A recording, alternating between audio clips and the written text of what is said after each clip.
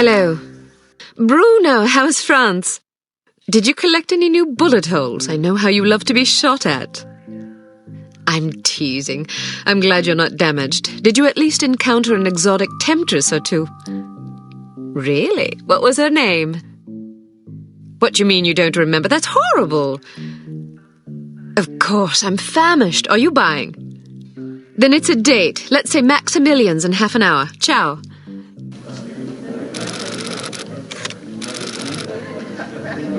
I'm not very happy, you know. It's not like I thought it would be. I never promised it would be as exhilarating as your former trade, only that it would keep you out of jail and make it easier to sleep at night. More wine?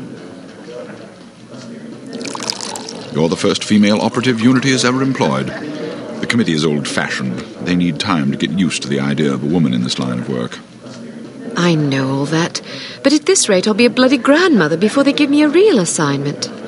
You can always go back to burglary and pickpocketing if you can't live without excitement. Damn it, that's not what I'm saying. I just want to be challenged. I'm sick of wiretaps. I'm sick of eavesdropping on boring strangers who may or may not pose some trivial threat to international security because they forgot to declare a ham sandwich at Heathrow. I don't have the patience for it. It's not what I'm good at. It's never fun paying one's dues, but we all have to endure a bit of frustration and tedium now and then. Builds character. I think I've paid my bloody dues. Is that what you think? God knows I loathe sermons, but I'll tell you right now that you'll never stop paying your dues. Not ever. I'm sorry you're not happy, but you might as well get used to it. Nobody owes you a damn thing. You make it sound like I'm some spoiled child. I'm not asking to be coddled. I just want a chance to prove myself. You're right. I know it's been hard for you, but I'm confident you'll get your chance. All the petty politics in the world won't hold you back. They've done an outstanding job so far, haven't they? You see? What did I tell you? Probably just one of the committee members needing a babysitter on short notice. Ye of little faith, I'll see you there. Why don't we go together? I've an errand to attend to first. You go on ahead. Agent Archer, how thoughtful of you to join us. I hope we aren't inconveniencing you too awfully with matters of international security. Not at all, Mr. Smith, but it's charming of you to mention it. It is not my ambition to be charming. Well, that's fortunate. I would advise you to watch your tongue. Well, if it isn't the inimitable Agent Lowry. Sorry I'm late, Smithy. You're looking dapper today. Spare me the disingenuous flattery, old boy. It doesn't suit you. I was being sincere. It was the one polite thing I could think to say. You're still upset with me, aren't you? I assure you I have nothing against you personally. You've served us well for many years, but perhaps too many. I firmly believe it is in Unity's best interest that you retire from field operations, and I will continue to campaign to that end until you accept an administrative position. I'm not upset with you, Smithy. I just don't like you. I do understand your concern, but just because you're too old for the field doesn't mean that I am. Until I'm declared unfit for duty, I will continue to prove it. I retired voluntarily. Of course you did. Perhaps we should dispense with the pleasantries and get down to brass tacks. Fine. Lights, please. We lost another agent this afternoon, bringing the total to 7 operatives in 10 days. It is our firm belief that someone is systematically eliminating our undercover agents, which leads us to believe that the clandestine operations section has been compromised. It seems we have a traitor in our midst. Do you suspect anyone? We suspect everyone. 7 operatives? That's over half the active list. Why weren't we informed sooner? You're being informed now. This situation has unfolded rather abruptly. The assassin left a lily, a regal finale, to be precise, on or near the corpse of each victim. Mean anything to either of you?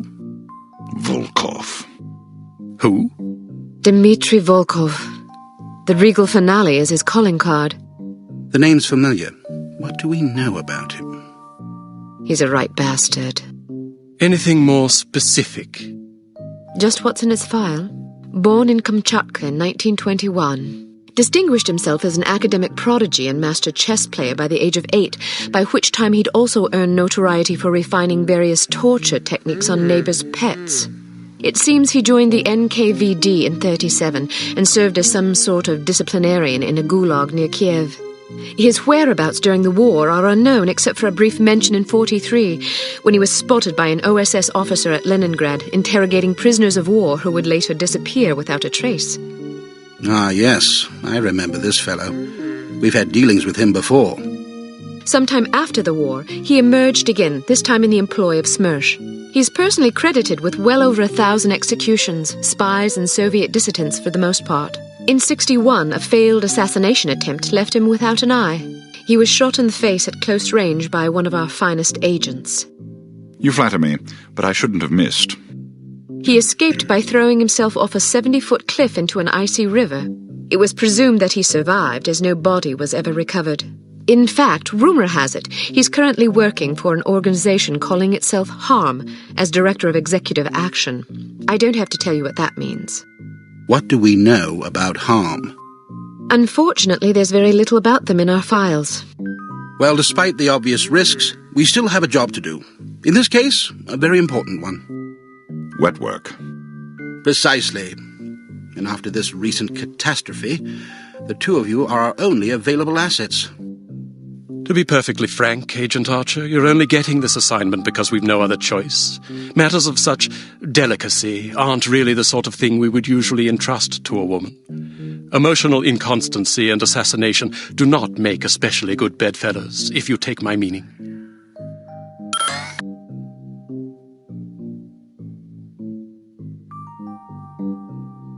Implicitly. But you shouldn't be ashamed. Administration is a perfectly noble career. I don't think I like your tone. I believe what Agent Archer means to say, Smithy, is that she appreciates the chance, however fortuitous, to demonstrate her abilities as an operative, and that she'll endeavour not to disappoint the committee. Isn't that so, Agent Archer? Aye. That's not what it sounded like to me. Enough of this. Time is of the essence. Stop by the toy shop before you go. They've some new gizmos you might find useful. Don't dally too long, though. Your flight leaves at 6 p.m. Where are we going? Morocco. Agent Archer, what does HARM stand for? I haven't figured that out yet. See if you can't find out. And be careful. Both of you.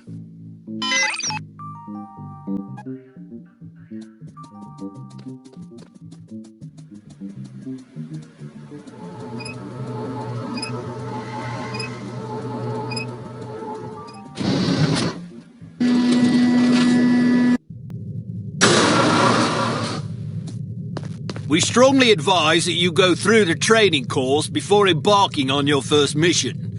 There are many nuances and features you may overlook otherwise. If you prefer to skip training, just head to the exit.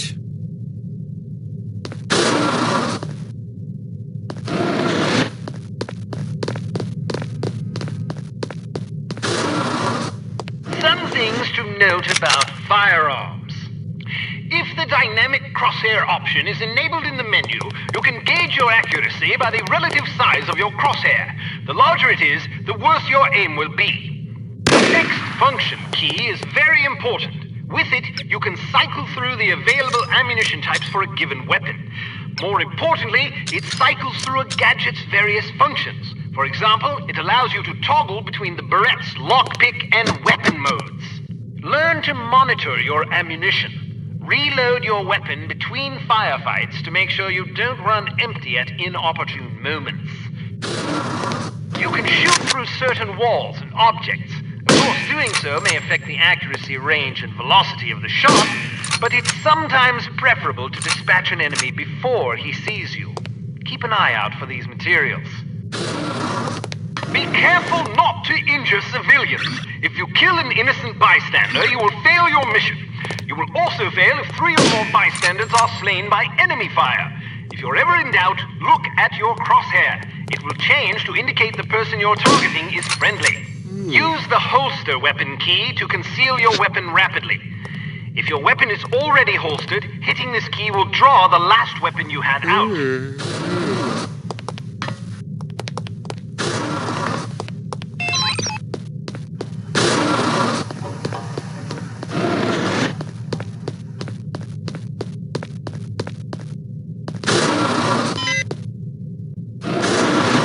Let's talk about your Berette.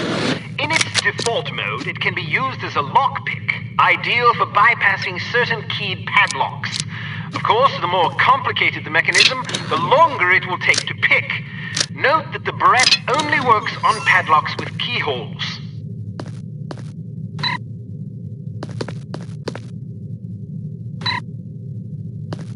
The Berette can also be used as a weapon by hitting the next function key. When you slash an adversary, the pressure on the blade releases a small amount of toxin into his bloodstream. Quite deadly.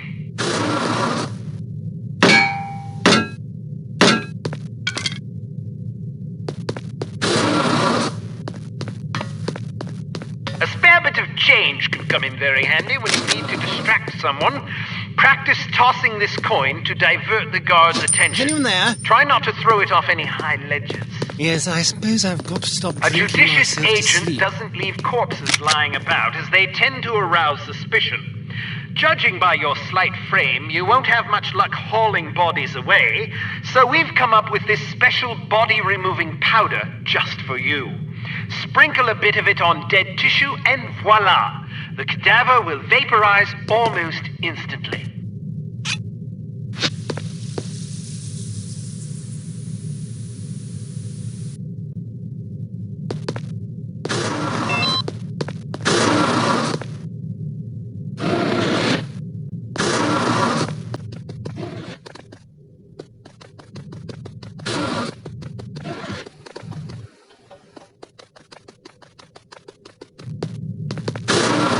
All ready to go, eh? Well, have a safe mission and come back in one piece. Intelligence has discovered that the American ambassador to West Germany, Morris Monroe, is marked for execution by an organization calling itself HARM, or HARM. The assassination attempt is expected to come on the last day of Monroe's upcoming holiday in Morocco as he is leaving his hotel. There will likely be multiple assailants. It is imperative that Monroe survive the attack. Be warned, though, that the ambassador is extremely nearsighted and almost deaf, so you won't be able to rely on him to realize that he's in danger. You will be positioned in a residential building across the street from the hotel. Your job is to pick off the assassins before they liquidate Monroe.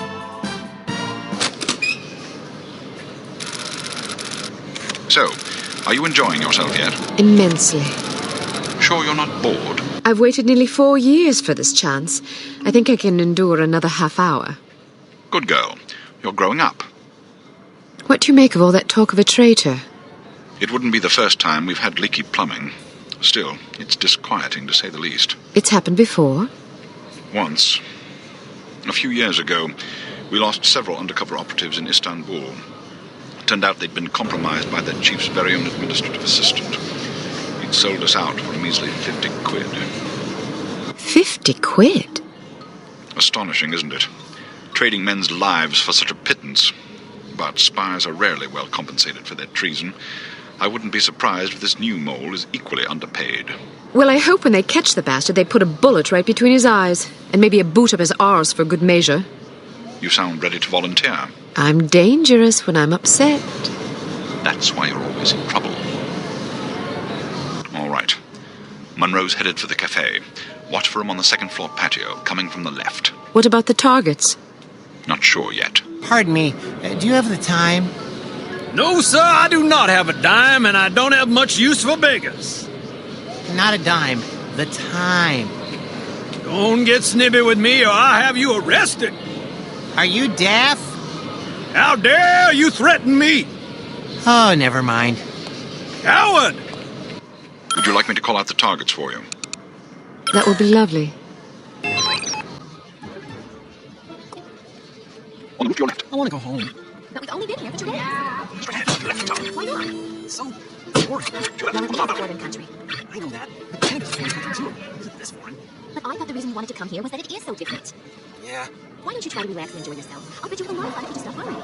Think so? Sure. Maybe you're right. Of course I'm right. Let's walk down to the Medina and see some sights. Okay. On your left, coming out the door on the nearest balcony. On your left, coming out the door on the far balcony. On your left, coming out the door on the far balcony. On the roof to your right. Straight ahead, to the right of the tower. To your left, on the far balcony.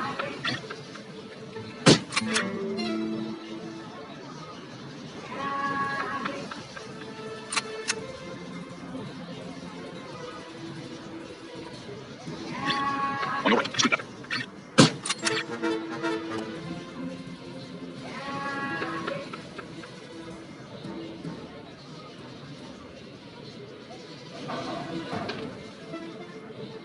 Go down the street on your left. Coming out the front door of the hotel.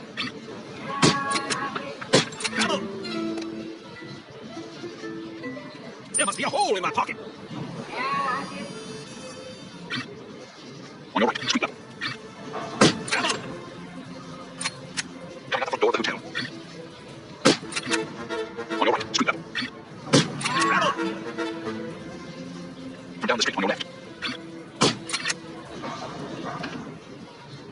On your left, street level. I'll cover him for the next stretch. Get to apartment 12 and wait for my signal. Oh, and make sure to conceal your weapon, or you'll cause a commotion.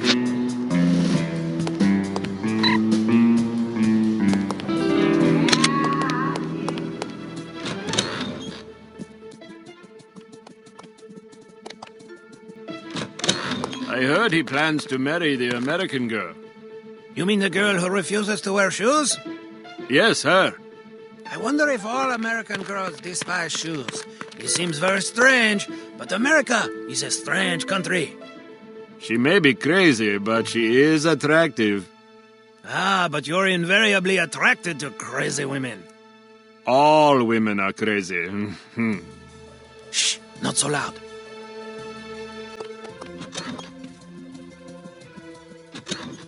I'm in position. Good. He's almost there.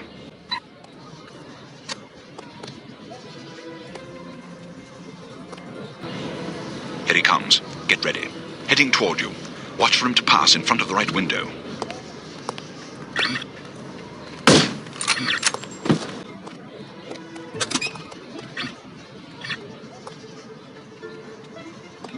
You just lost yourself a customer.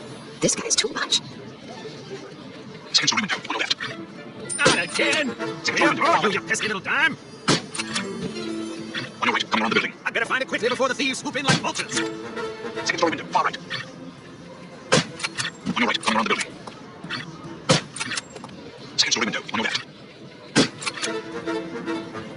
Second story window, on your left. Second story window, far right. Excellent shooting. You don't have to tell me that. I was standing right here. A little humility might suit you. I'm teasing. We make a pretty good team. Damn, they must have spotted you. There's a group of thugs heading your way. How many? Looks like 6 of them. Can you handle it? Of course I can. I'll meet you at the hotel in an hour. All right. Take care of yourself. First, I'm going to take care of some evildoers.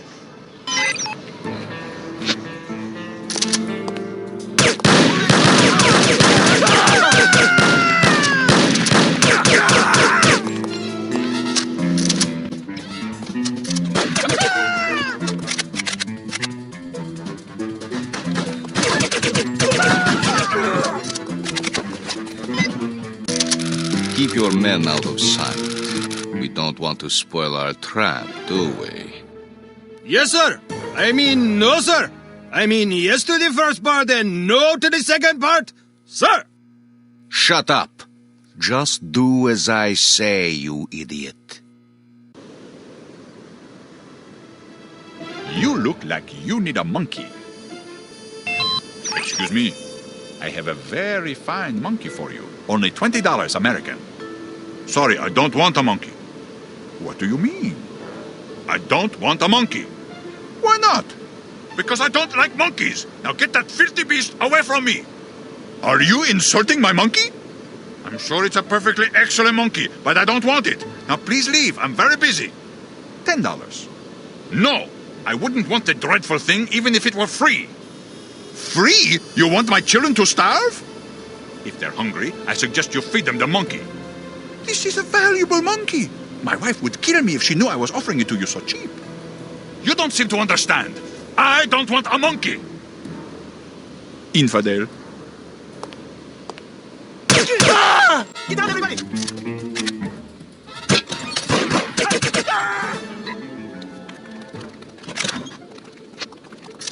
Who is it? Who is it? Who's there? Who's there? Who is it?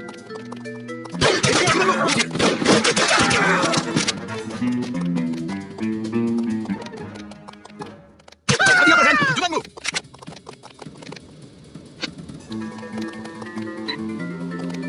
Just drop. Would you care for a frosty beverage? No thanks, perhaps later. Who is it? Ah.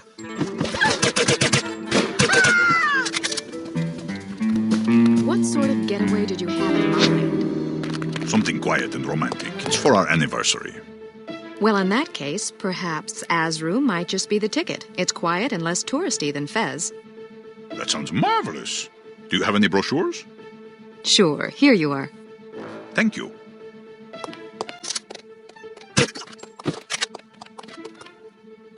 Who is there?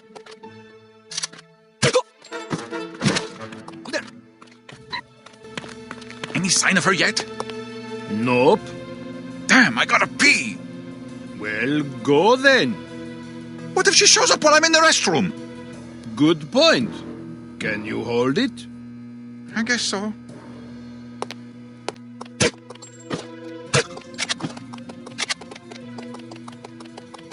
Is someone there?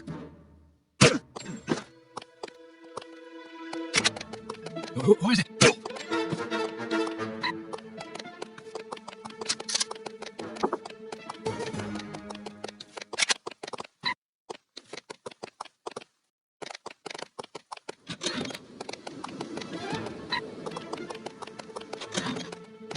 Freeze! I said freeze!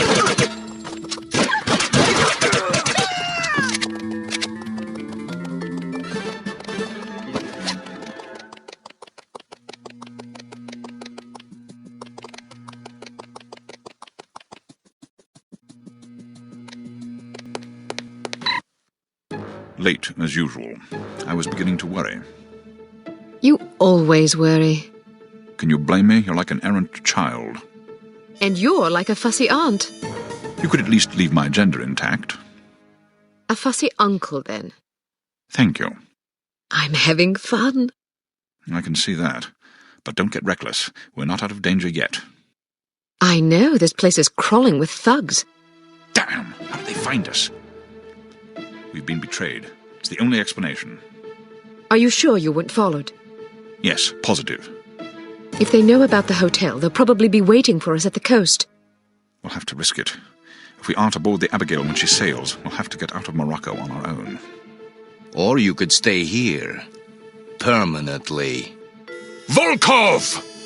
Get down, this girl! I have dreamed about this day for 6 years. Bruno! I only regret I do not have time to make your demise more eventful.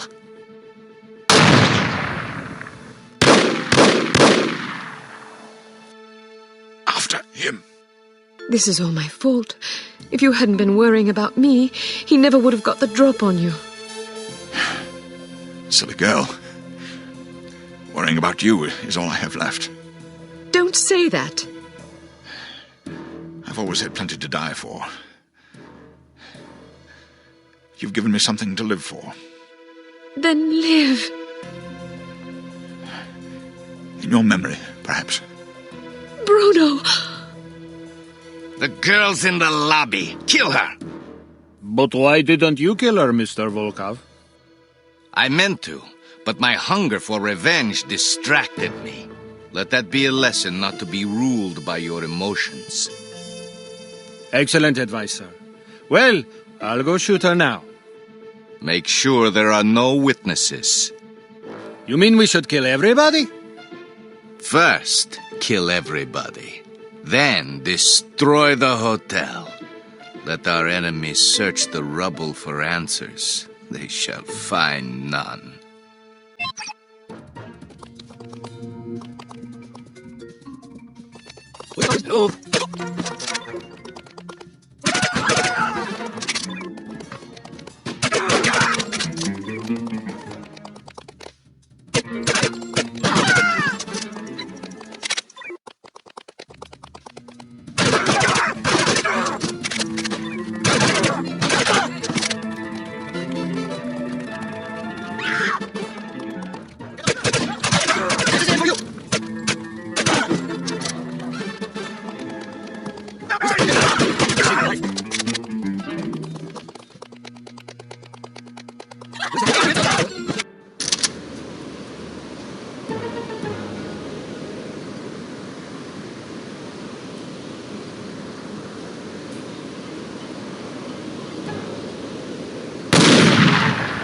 You can't hide from me, Volkov.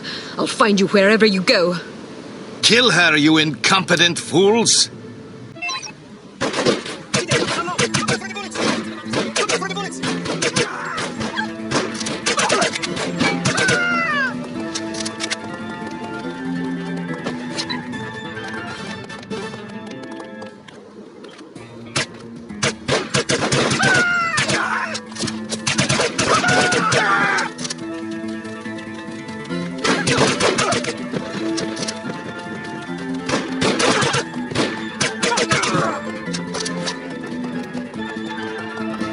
I wouldn't give you a rotten fig for that disgusting animal.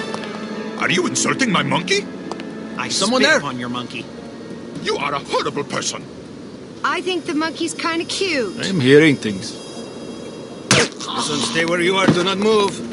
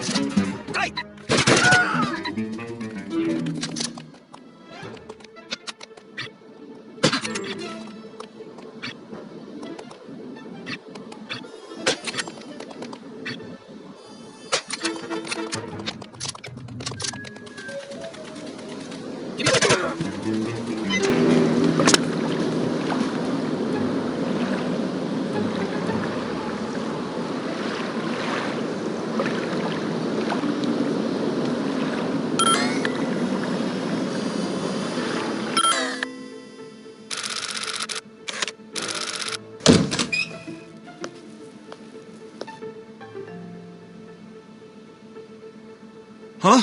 Who are you? Good afternoon. You're wasting your time.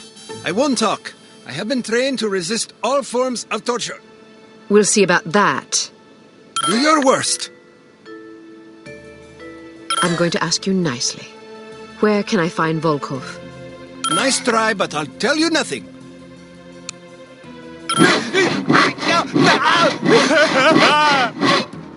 Ruthless woman. Have you had enough? Yes, thank you. But I still won't talk. This is your last chance, laddie. Tell me where I can find Volkov. I won't ask again. You won't find out from me. You don't even know where he is, do you? Yes, I do. What was I thinking? Why would Dmitri Volkov tell a lackey like you where he was going? Dmitri and I are very close. Very close. Mm-hmm. And I don't appreciate being called a lackey. I work very hard. It's not easy being a criminal, you know. There's a great deal of pressure. Goodbye. Wait, don't go. I don't know where Volkov is, but I do have something you may be interested in. It should only take about 15 minutes to get to the airport. You'd like that, wouldn't you? Excuse me? Not on your life, you scoundrel!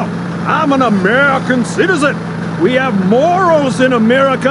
I don't understand what you're talking about. This is unbearable! Pull over this instant! I'd rather walk to the airport than listen to this filth! I thought this was supposed to be a civilized country!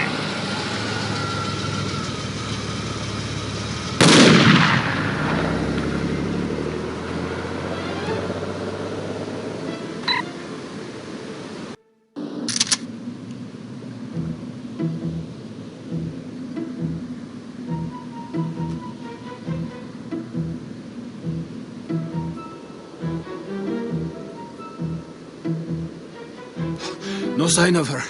Are you sure she's coming? She'll be here. If she gets away, I will kill any man she leaves alive. Am I understood? Explicitly.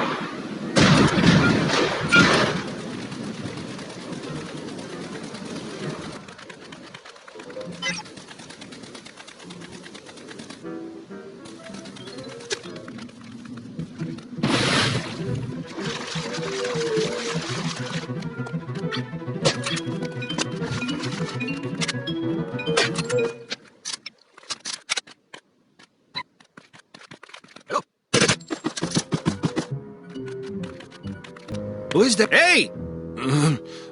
What? Nothing. Just making sure you were awake.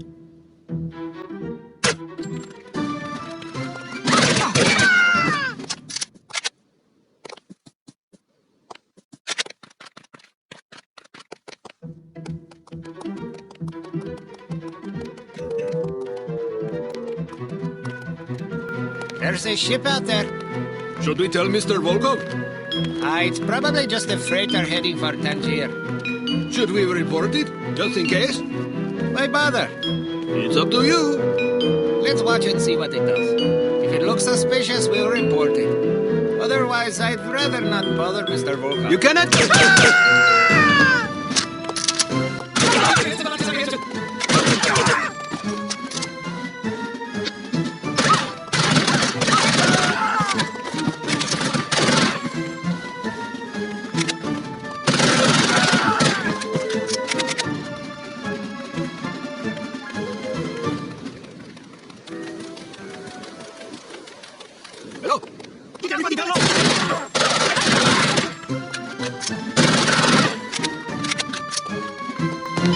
No, please!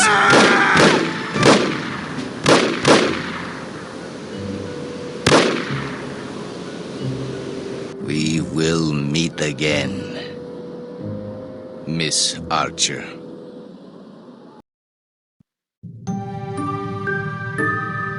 Well, I think we can classify Morocco as a complete disaster. I knew we were asking for trouble, sending a woman and a fossil like Lowry on an assignment like this. Let's not rush to judgment, shall we? Rush to judgment? I think the facts speak plainly enough. Ambassador Monroe is dead, and we lost another operative, albeit one who should have been put out to pasture long ago. And all we have to show for it are a belligerent, overeducated captive who knows nothing of use, and Ms. Archer here, who has demonstrated an alarming lack of competence in the field.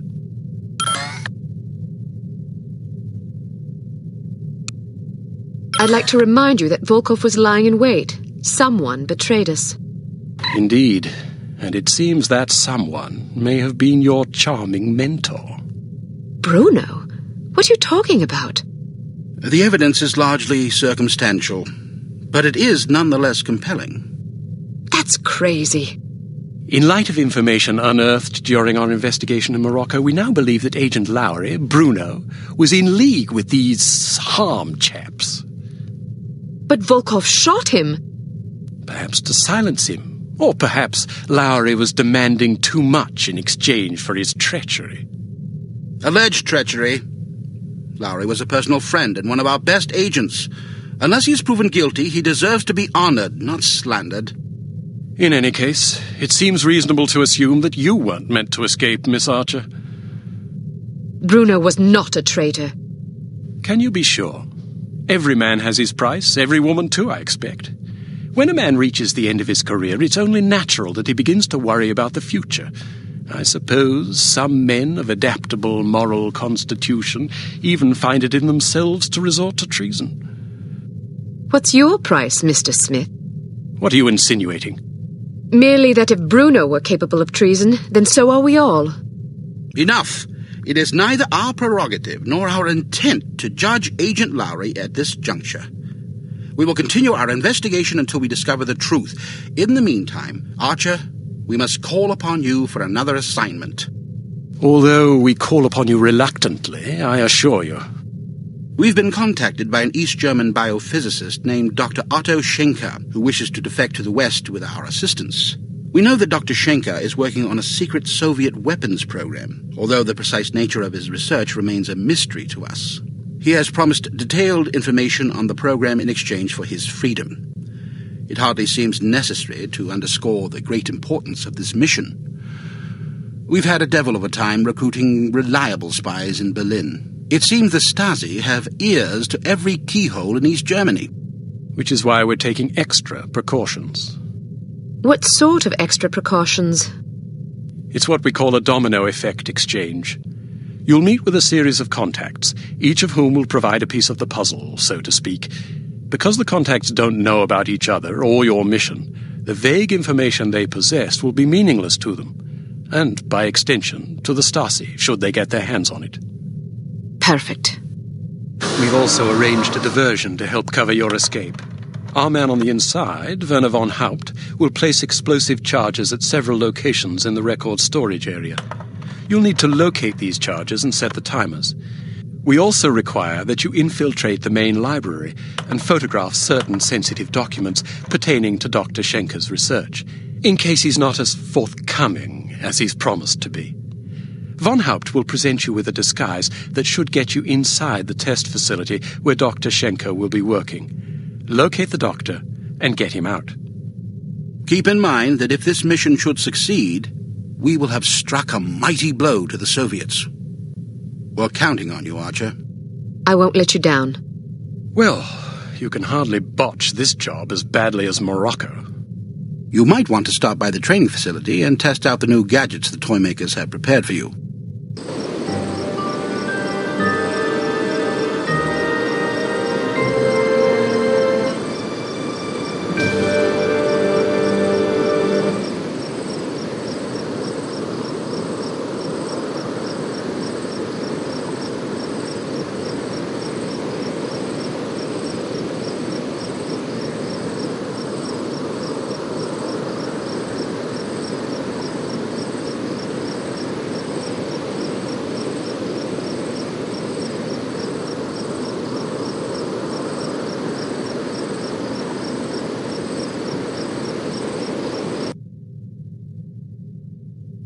Welcome to Advanced Field Tactics. What appears to be a stylish pair of women's sunglasses is actually a multiple exposure spy camera with an adjustable zoom. Simply put them on, orient the viewfinder, and snap a shot. Remember that you can zoom in for a closer look at a distant target. Take a picture of this intelligence item with your sunglasses. All right, now open the door to the next area. Unfortunately, this cigarette lighter is just an ordinary run-of-the-mill cigarette lighter. Still, it can be useful for providing light, starting fires, or lighting cigarettes. Use your cigarette lighter to light this piece of paper on fire. All right, now open the door to the next area. These relatively inconspicuous-looking lipsticks are actually powerful explosive devices that detonate on impact. Accustom yourself to the weight and explosion radius, and try not to blow yourself to smithereens.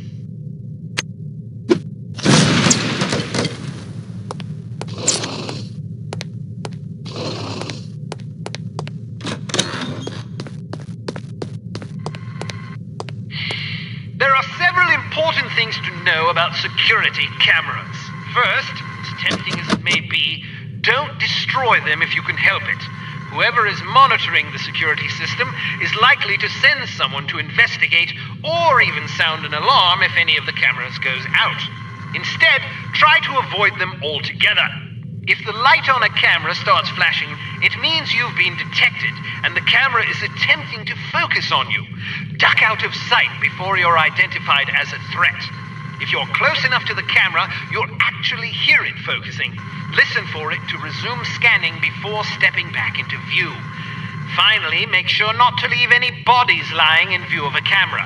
That's just as bad as being spotted. All right, now open the door to the next area.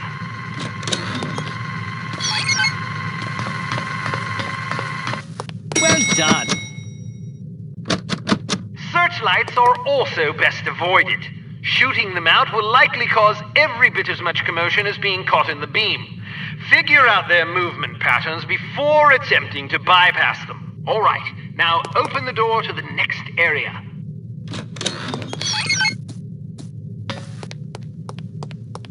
Excellent. Excellent.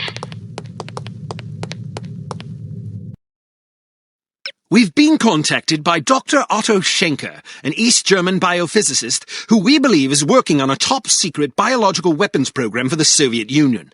Dr. Schenker has expressed a desire to defect. He has asked us to assist him in exchange for information on his research. This opportunity couldn't have arisen at a worse time. After that embarrassment in Morocco, you're hardly our first choice to handle this affair, but all our other surviving operatives are tied up on equally critical assignments. If we want a chance at Schenker, it has to be now, and it has to be you, on your own.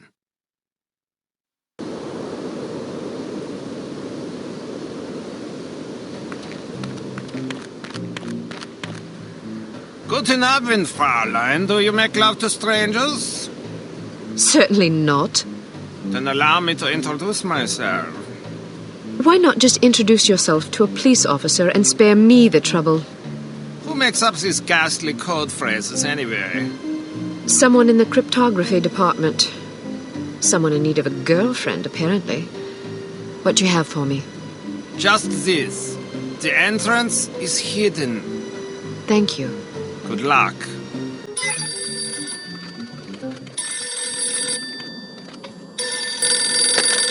Hello. Are you free tonight, or will it cost me? More than you can afford. Why must I be made to say such idiotic things? Never mind that. Just tell me what you have. I was told to say, in the basement. Thank you. Tell the person who wrote the code phrase to grow up.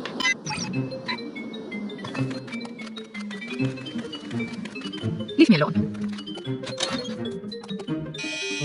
Get lost. Nobody's home.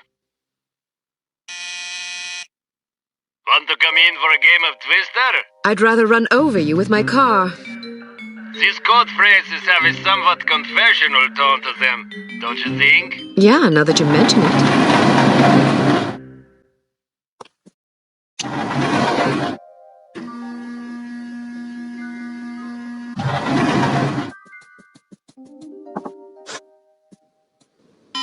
It says of the library.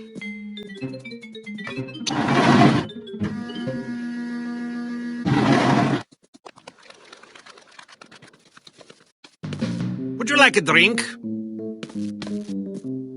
You are the most beautiful girl I have ever seen. Can you cook and clean too? No, but I can put you in the hospital if you want. Maybe you can find someone to take care of you there. Maybe. What sort of imbecile says things like this? I'm afraid to find out. By the way, I am supposed to tell you this. Behind the shelf. Thanks. Please don't think that I enjoyed saying those things to you. Even though the words were not mine, I am so disgusted with myself that I must return home and wash myself with soap.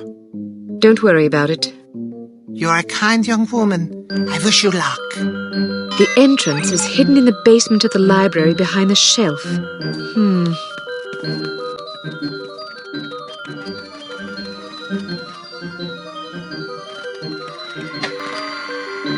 What are you doing here? Ausgezeichnet. Go quickly. Do not get caught.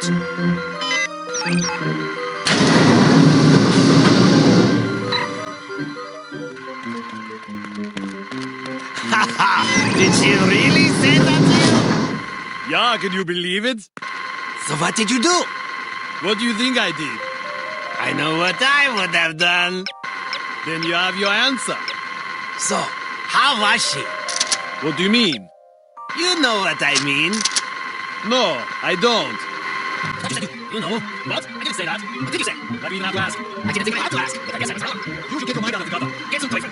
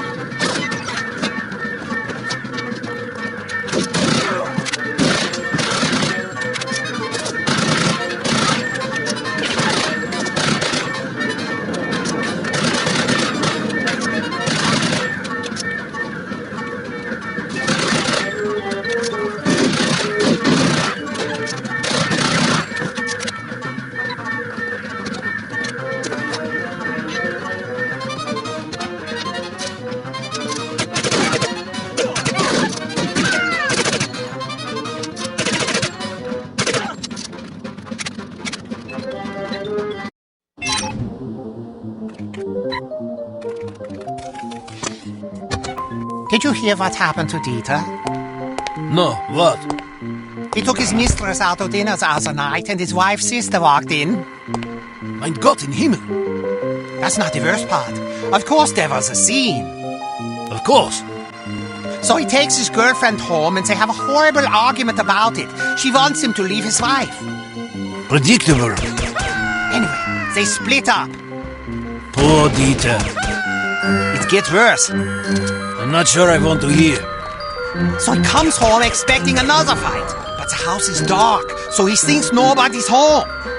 His wife already left? That's what he thought. But when he gets inside, he hears something. Oh, no. Exactly. His wife is in the bedroom with her lover. So what happened? Lots of shouting mostly. In the end, his wife left with her lover. She hasn't been back since. What about his girlfriend? She's still not speaking to him. Poor bastard.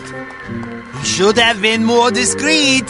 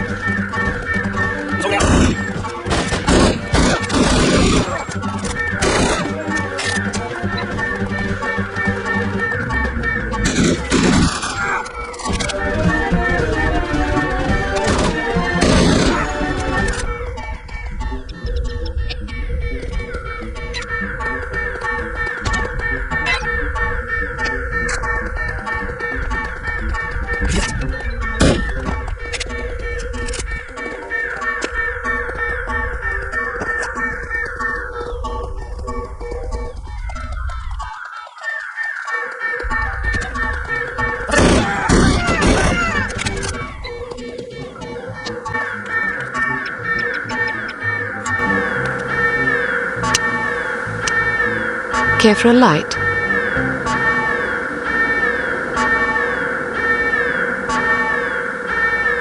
Duncan, I seem to have lost my phone number. Can I have yours? I'm in the book. Just look under Police Department. You're late. Sorry, I did my best. No matter. Here, take this visitor ID card. It identifies you as the Commandant's niece, Hannah. It will get you past the front desk, then you're on your own. The staff should ignore you, but watch out for guards and security cameras. They won't be fooled by your disguise. Thank you. Go now. If you're caught, I won't be able to help. I understand. I almost forgot. I thought you might like this.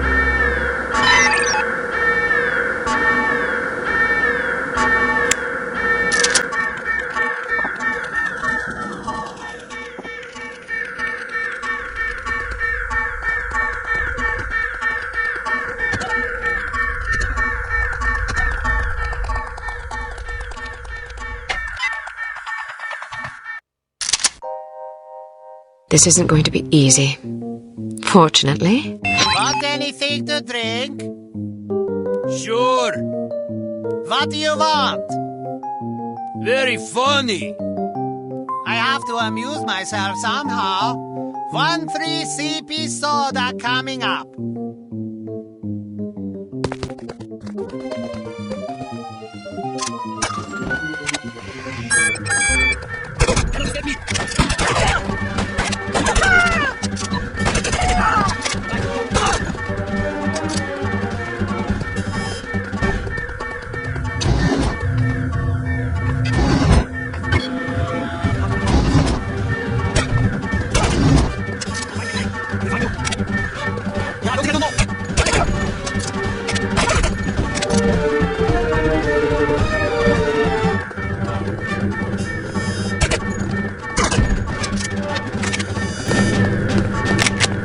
You must be Dr. Schenker. Who are you? We'll have time for introductions later. Our first priority is to get out of here. They sent a woman to liberate me? Mein Gott in Himmel. You can lodge a formal complaint the minute we set foot on Western soil.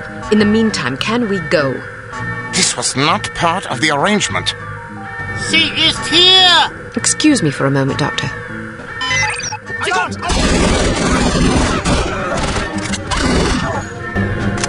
As I was saying, perhaps we should go. It seems I have no choice. Ein Moment, bitte, my wife.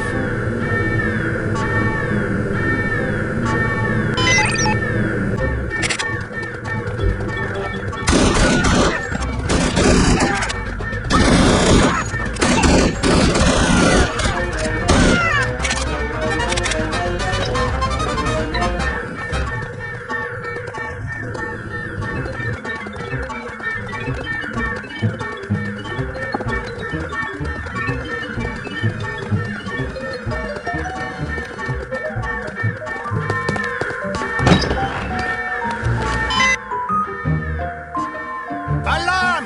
Alarm!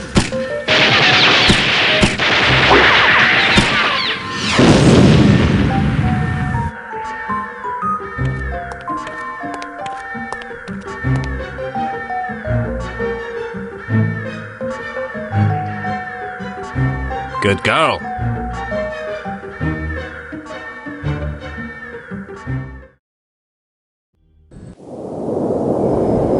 This is your captain speaking. We have reached a cruising altitude of 24,000 feet and will soon be leaving German airspace. I've turned off the seatbelt and no smoking signs. Feel free to move about the cabin. We'll be arriving in London at approximately 6:15 p.m. local time. The temperature is currently 25 degrees centigrade with clear skies. I think we can expect a lovely, relaxing flight.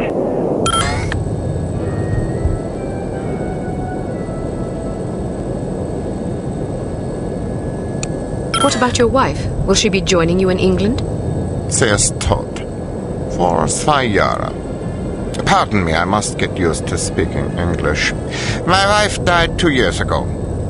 My condolences, Doctor. I wasn't aware. There's no mention of her demise in our files. It was not made public. There was an accident at the laboratory during an experiment. She was killed. You are familiar with my line of research? No, but it must be fascinating. Quite so. I was the head of the Biological Explosives Research Team. Biological explosives? Sounds rather outlandish, frankly. Perhaps, but also very real and very dangerous. Imagine an undetectable chemical reagent which can be injected into a living host. The reagent causes a reaction in the organism that culminates in a massive explosion that feeds on organic material. In other words, the effective range of the weapon is dictated by the amount of catalyst in the reagent and the population density at ground zero. In a city, the death toll could be tens of thousands. The speed of the reaction can be controlled with great accuracy by the chemical composition of the reagent. Human time bombs. Quite so.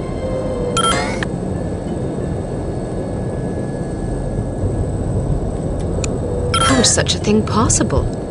I spent many years trying to answer that very question. Perhaps you'd care to read an article I've been preparing on the subject. It's rather fundamental, but it will give you a foundation for understanding the larger issues. I'm deeply honored. Don't mention it. I feel it is my duty to reward open-mindedness and imagination whenever the opportunity arises. You would make a fine pupil. By the way, I never thanked you. I'm sorry I doubted your competence. Apology accepted.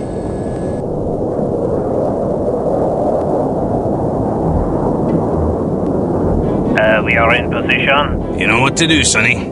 Yes, sir. Initiating docking procedure and jamming our communications. You're up, laddies. We're going aboard.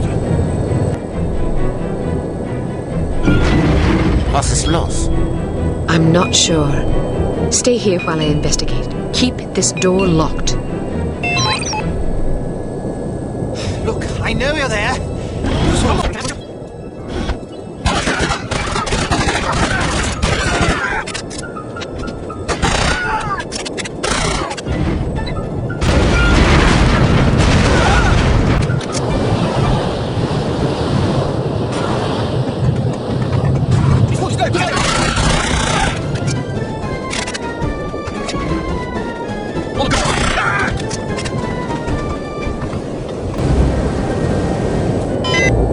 So much for a lovely, relaxing flight.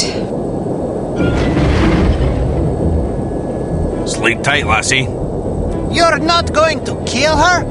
What if she wakes up? Now look here, you. I'm not going to butcher a fellow countryman without a specific grudge. If she wakes up, she can fend for herself. If she dies, then she ain't really a Scot, so I won't feel bad. Now, go get that doctor fella and do a final sweep. Take anything that looks important. Papers, files, whiskey, whatever. Yes, sir. Something's not right. All right, let's go. But some of our men are still aboard. Listen to you crying like a wee girl. They'll have to make do, won't they?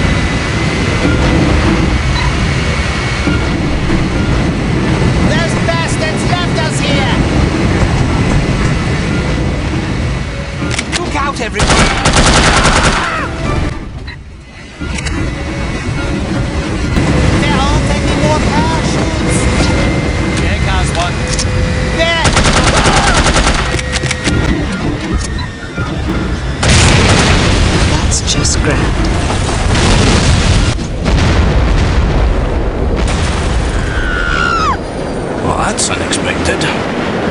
Make sure she doesn't land on her feet.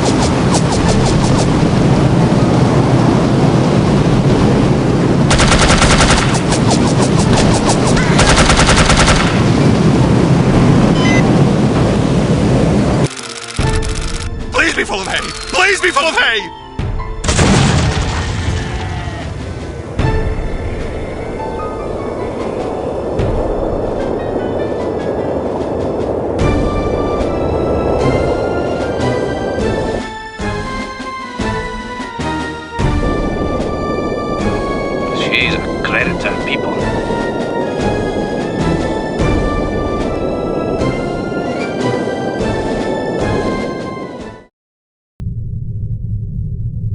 I'm impressed, Agent Archer. I expected that promoting you to field operations would be disastrous, but I never imagined a catastrophe of these proportions. You've now managed to botch 2 high-profile, high-stakes missions. Care to explain?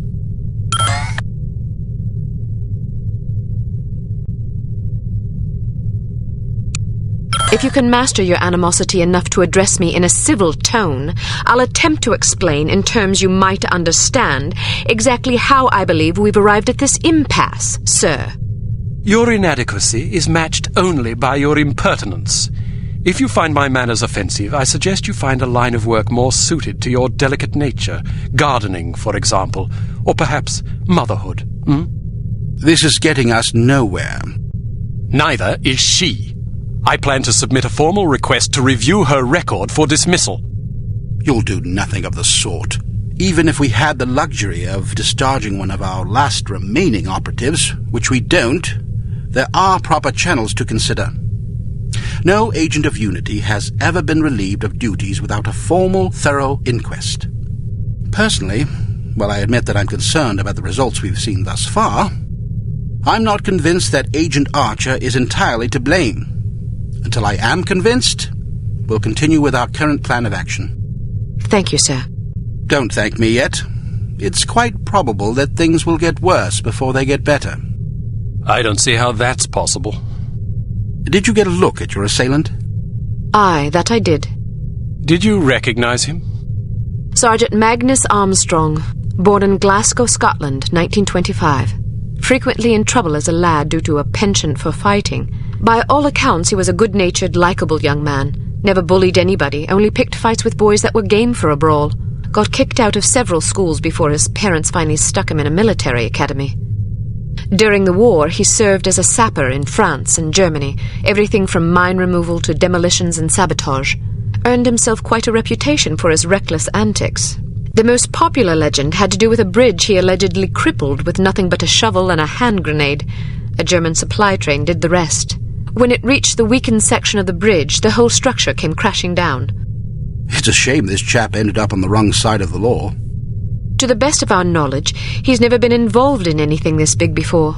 Most of his arrests since returning from the war have been related to public brawling. Any theories on why he didn't simply shoot you when he had the chance? I'll be sure to ask him when I bring him in. That's assuming you get the opportunity. She just might. We may have a lead. This morning, West German custom officials in Hamburg discovered several suspicious-looking chemical containers aboard a Finnish cargo freighter.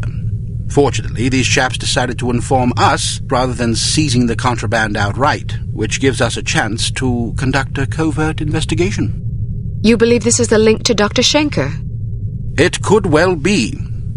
If so, given the specific chemicals found aboard the freighter, it's a fairly safe bet the kidnappers are not only aware of Dr. Schenker's research, but also determined to capitalize upon it.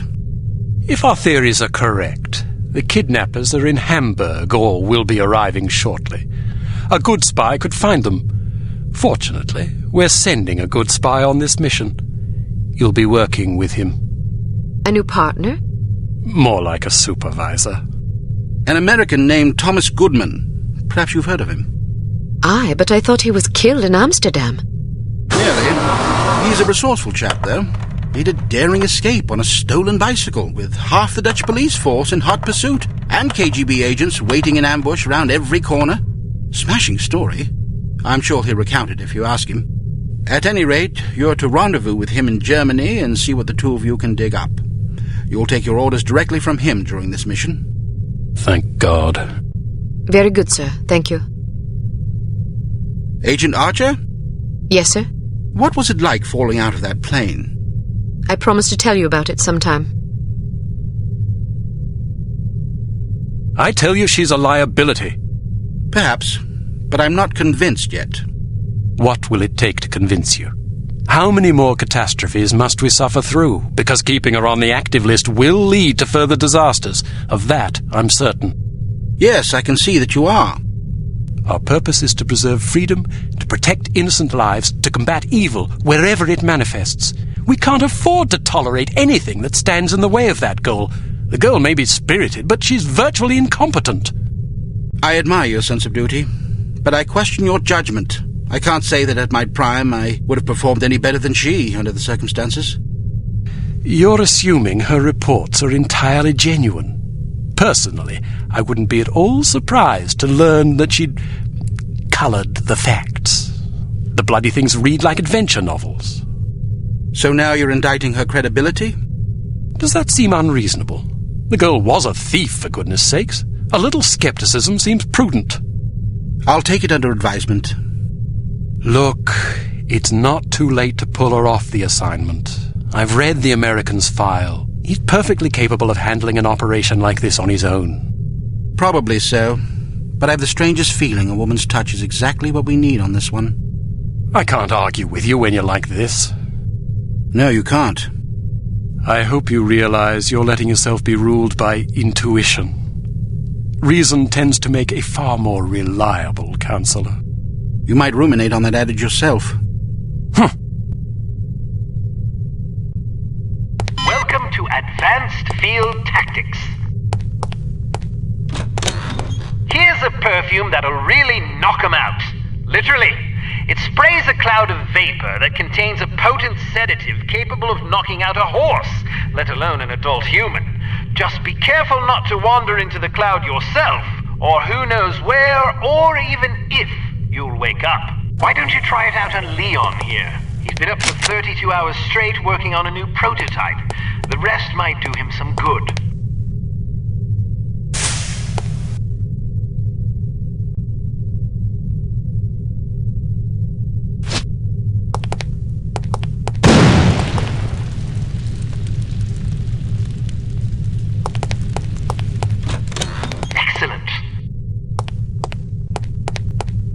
Proceed to Hamburg, West Germany, and rendezvous with Thomas Goodman, an operative from Unity's American branch. Goodman may have information concerning Dr. Schenker's whereabouts. The rendezvous will take place at Das Einsame Valkyrie, a popular beatnik nightclub in Hamburg. You will recognize Agent Goodman by his rugged good looks and the unlit cigarette he is holding in his left hand. Offer him a light. He will answer with, "Sorry, but I don't smoke." Once you have made contact, you will be under Agent Goodman's command. Follow his orders implicitly.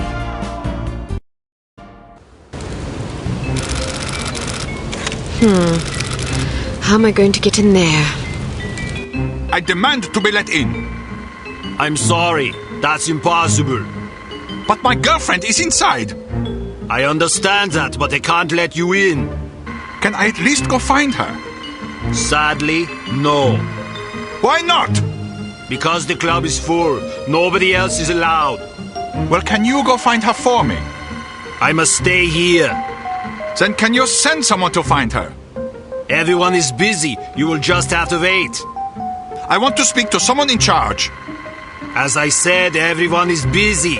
If you come back tomorrow after 10 a.m., perhaps you can speak with someone then. But my girlfriend is in there now. Perhaps you should have come together. Then you would not be in this situation, and I would not have to listen to you shouting at me. I'm just getting warmed up. It's not my fault that you're out here and she is in there. It is your fault. She is your girlfriend. You should have known better than to ask her to wait for you inside a club that is known to fill up every single night. Can I please just go and find her? I said no, and I meant it. Now go away or I will call the police. Schweinhund. Scheißkopf. Is it always this crowded? Yeah, the place fills up every night. People come for the music. Do you think they'll let us in? I doubt it. I have to get in there. Really? Well, let me help you. I'll distract the bouncer so you can climb in through that window. Watch out for the camera, though. Thanks. My pleasure. Have fun.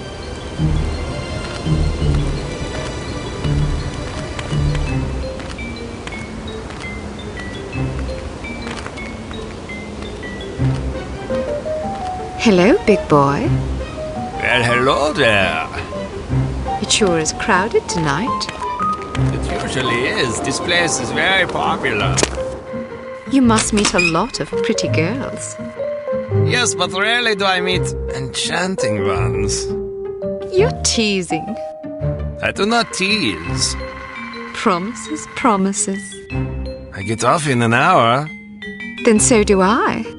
Your place or mine? Let's...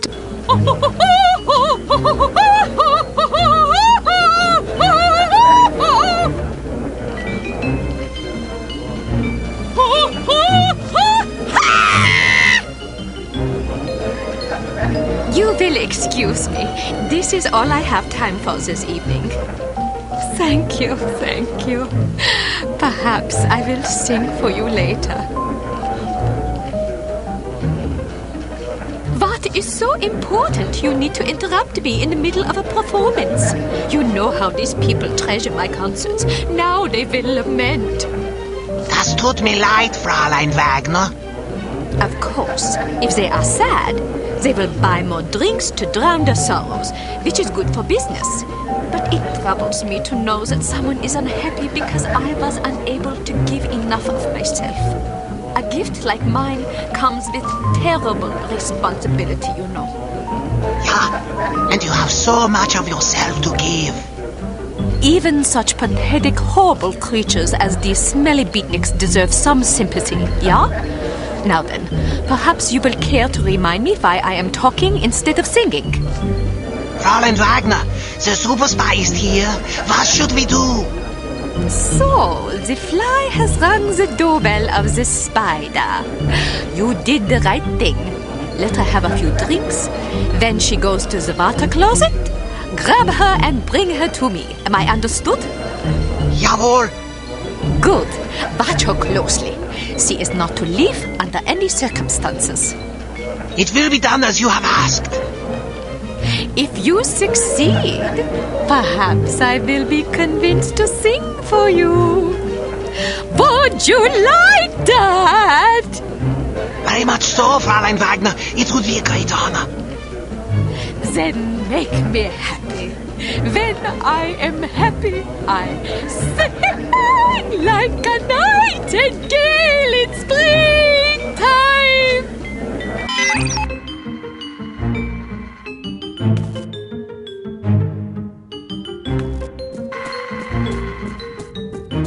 I love your outfit. I do too. Can I talk you out of it?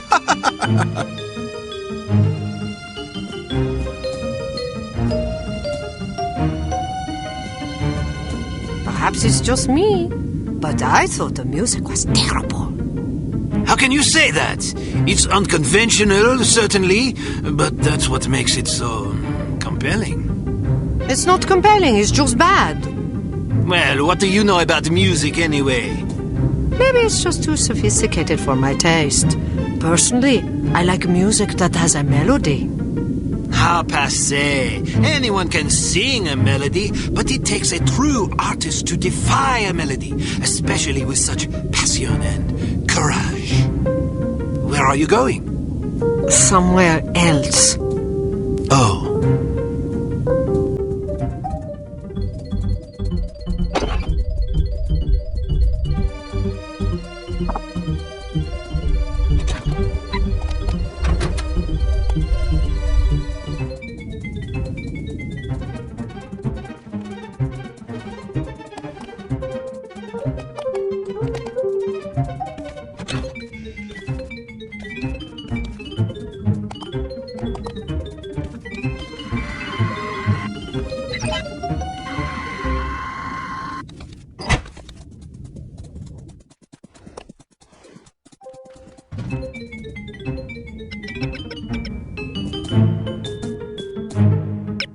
Would you care for a light? Thanks, but I don't smoke. You're holding a cigarette. Am I? Well, what do you know? I guess old habits die hard. Say, can I borrow a dime? I want to call my mom and tell her I just met the girl of my dreams. I gave my last dime to a worthwhile charity. Ouch.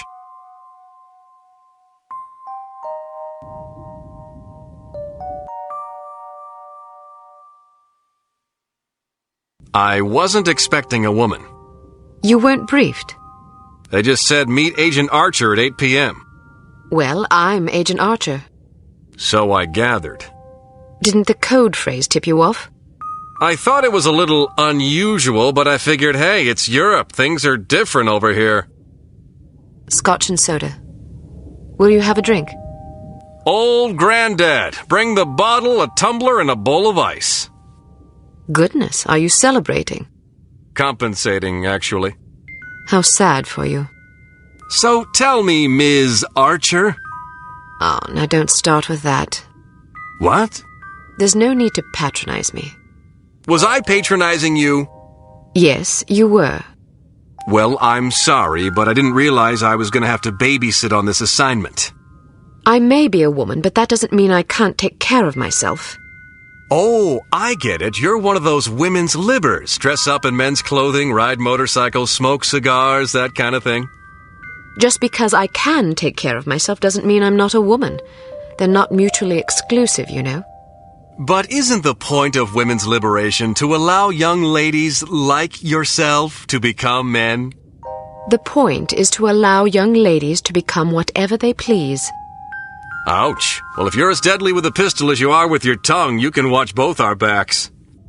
All right, I will. So what's the plan?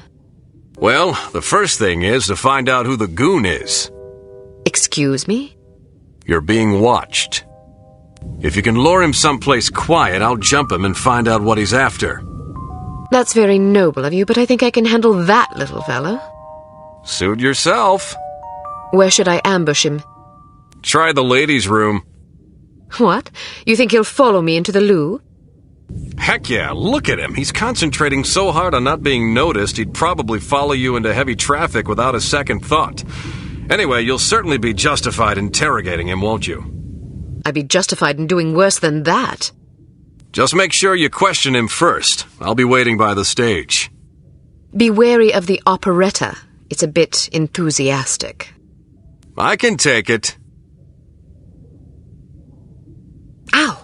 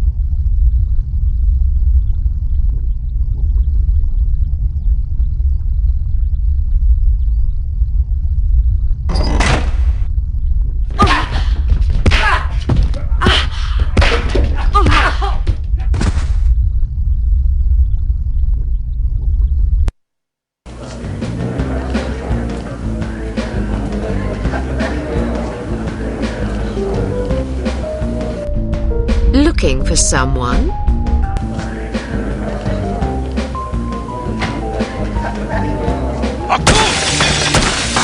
Mach schnell! What now? About time things livened up.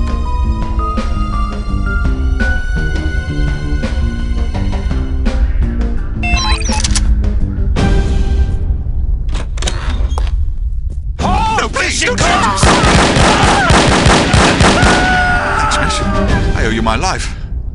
Just keep your head down till this is over. Put your on.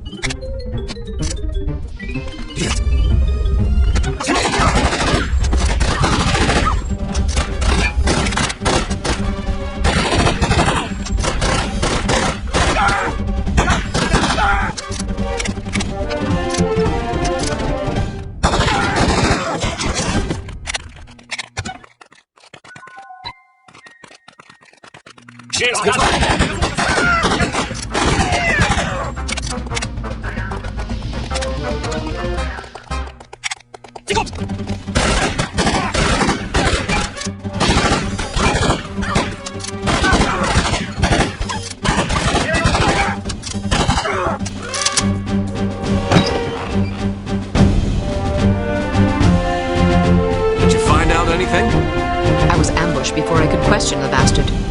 You okay? I suppose, although I think someone might have tried to drug me. Something stung the back of my neck as I was heading for the ladies' room. Might have been a dart. How do you feel now? Not bad. Meet me at this address in 1 hour. Why not go together? I want to poke around and see who these people are. They may be linked to harm. Are you sure it's safe? Hell no, it's reckless and dumb, but that's not going to stop me. Well, good luck then. What should I do if you don't make it? Don't worry, doll. I'll make it. If you say so. Head backstage. A friend of mine's waiting in the alley. He'll get you out of here. Just tell him you're with me. You think he'll believe me? He will if you tell him my code name. I don't know your code name. Bold Eagle. Good God. What's so funny? Nothing. See you later, Bold Eagle. Not if I see you first. Okay.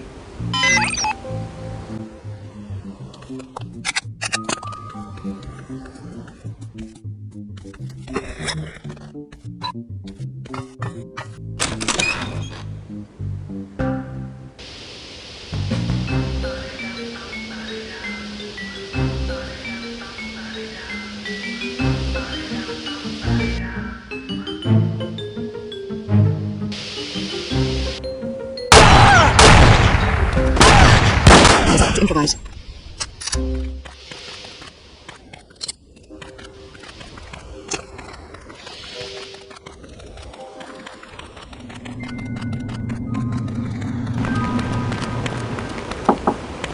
What's in all those kegs anyway? Beer. We supply Harm's entire staff with the finest Deutsch brews. Really? That must be a lot of beer. Indeed.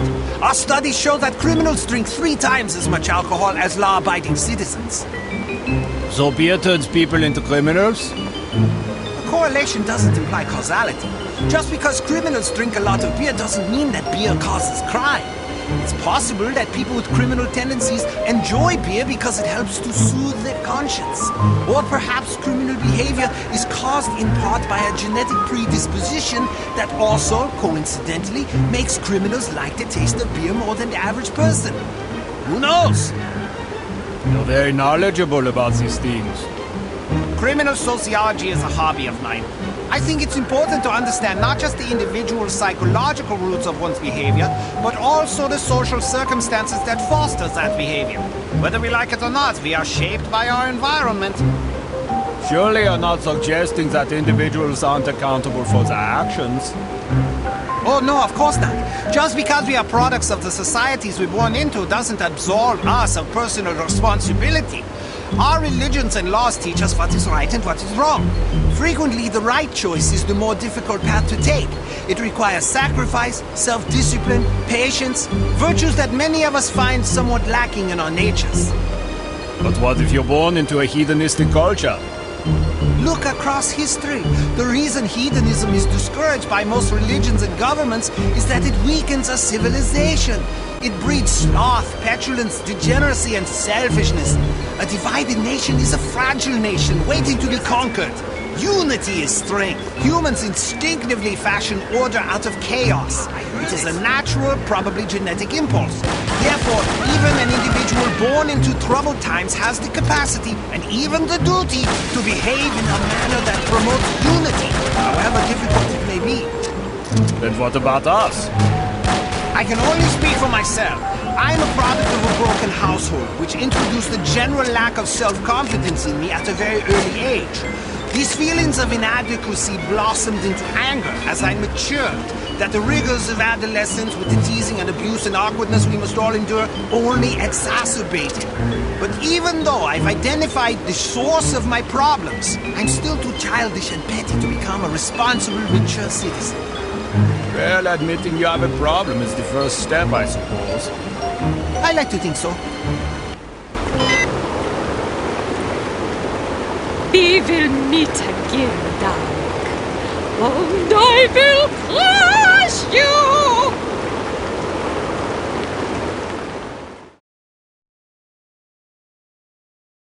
What was the name of that nightclub again? Das Einsame Valkyrie. Ah, yes, here it is. The proprietor's name is Wagner. Inga Wagner. Ring any bells? We've got a file on her. She's supposedly a distant relation of Richard Wagner's, although I don't believe that connection has ever been adequately established. Nonetheless, as a child, she was constantly pressured by her parents to become an opera singer, presumably in order to continue the family legacy. The only problem was that she was completely tone-deaf. The combination of her parents' unyielding devotion and the inevitable series of rejections she encountered once she began to audition seems to have warped her mind in unhealthy ways. As a young woman, she had several run-ins with the West German authorities, initially involving complaints about her impromptu public concerts, but eventually blossoming into allegations of smuggling, extortion, money laundering, and even murder. It's entirely possible she's fallen in with harm. Find out what you can. Very good, sir. Be careful, Archer. I'll be fine. Welcome to Advanced Field Tactics. We've modified your cigarette lighter. It now features a built-in miniature welder. The flame should be just hot enough to cut through padlocks that can't be picked or shot off. Look for locks with dials instead of keyholes. Try welding these locks off.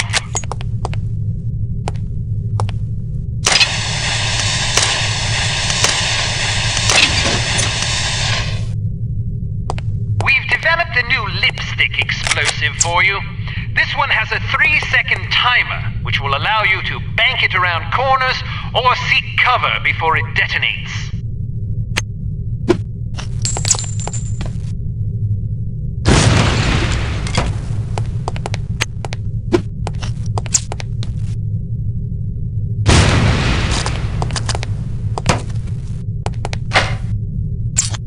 Excellent.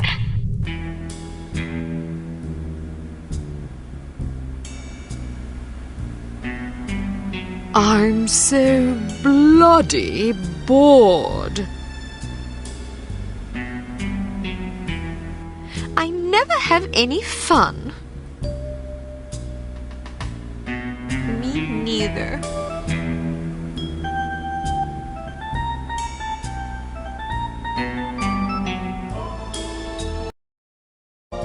Meet Agent Goodman at the Bremen docks.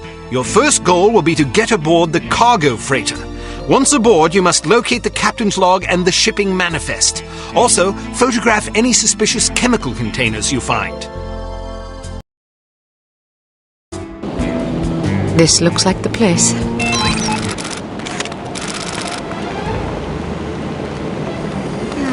Hey, Brady, I want you to meet somebody. This is Keith Miner. He's the new hire I was telling you about. Nice to meet you, Keith. This is an impressive operation you guys got going here. Oh, I hear you used to work over at Misery. Were you involved in that giant blazing scheme? You heard about that? Heck yeah. We had a betting pool. I was so sure you guys were going to terrorize the Empire State Building. Oops, guess I owe you some money then. What happened anyway? We hired some non-union technicians to put in cooling systems.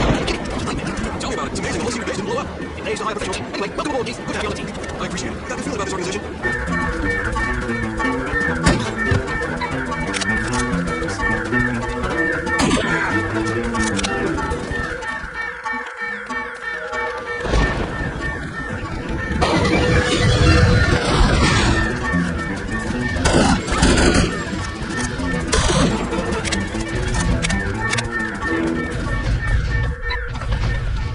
What happened?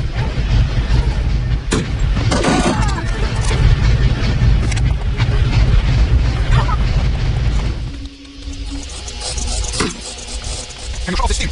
Not this out about, Andrew. Where's the handle? Why isn't here? You took it. Why? As a joke. Where did you put it? I don't know. Where is it? I don't know. Hey, where am I getting this? It doesn't mean any harm.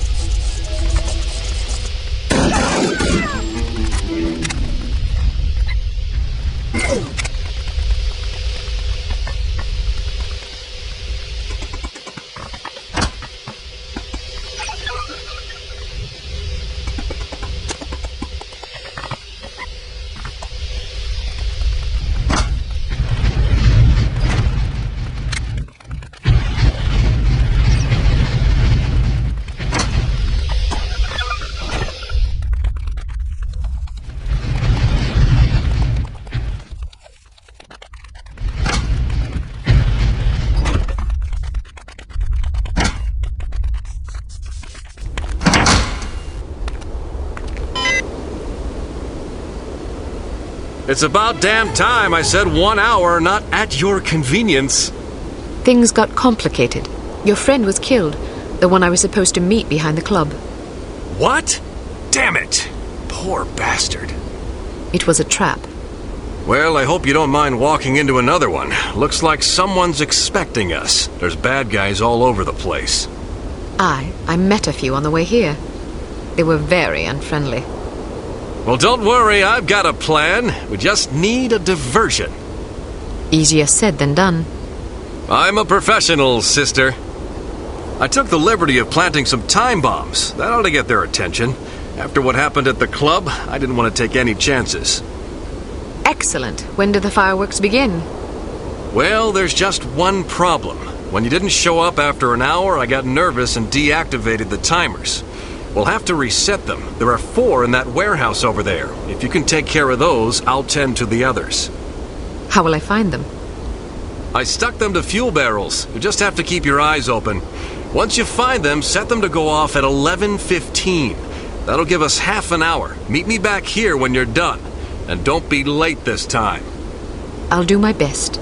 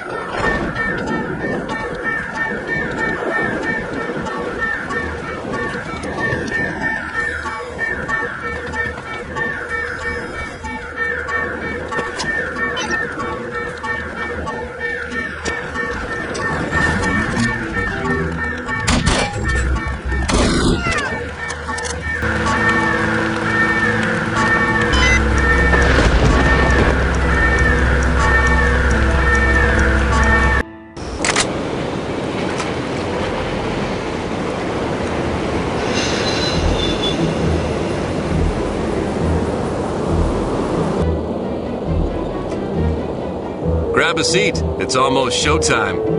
I hope this works. It'll work.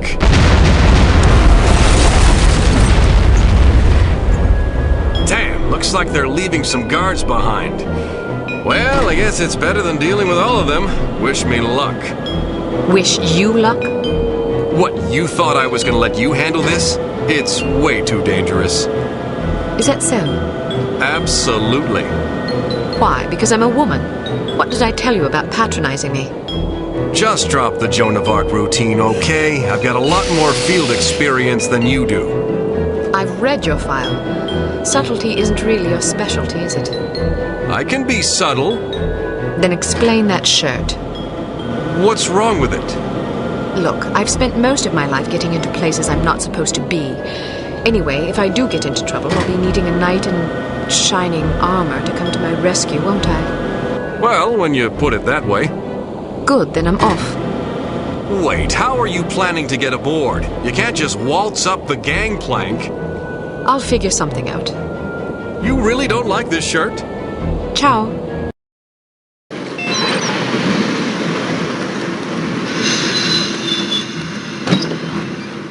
You play drums, right?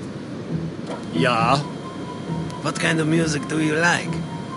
Exotica mostly. Les Baxter, Sonny Sadasi, people like that. Playing with anybody? Not right now. I haven't had a lot of free time since we started this operation. Yeah, no kidding. Why, you starting something up? Well, me and a couple of guys from security have been playing once a week at this little club downtown. Real informal. Improvisation mostly. Sounds fun. Wanna sit in this coming week? Yeah, sure. Why not? Groovy. You know where Cabaret is? Down on Hofenstrasse? Sure.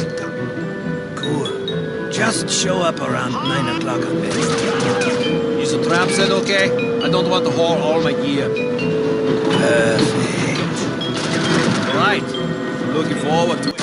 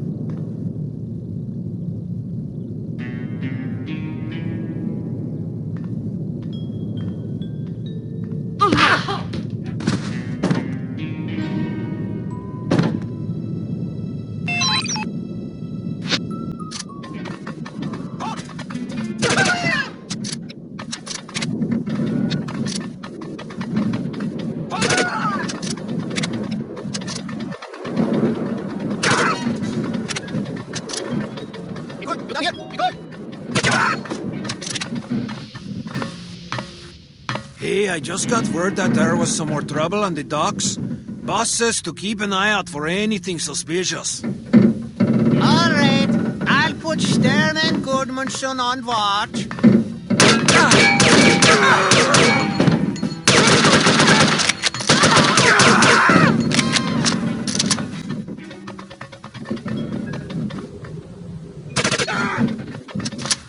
Popular, eh?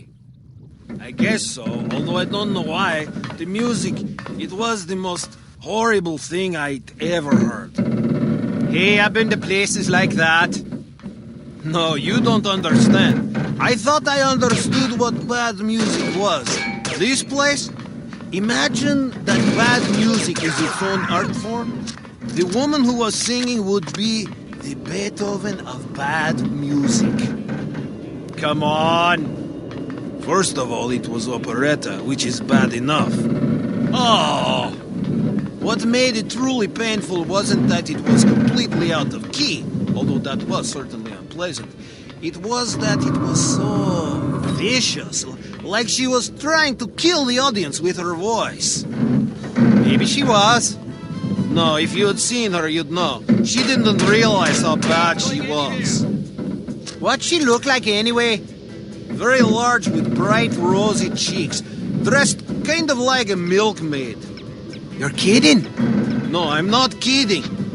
What's her name? Inge Wagner. How did you know? She came aboard an hour ago. What? It's true. Didn't you read the memo in the galley?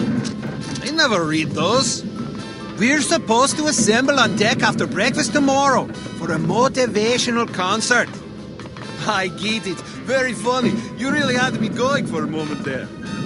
I'm not joking. Please tell me that you are. I have to get off the ship. Don't let her get away. Maybe I can hide somewhere? Do you think they'll notice if I'm not there? I doubt it. Hell, I'll join ya.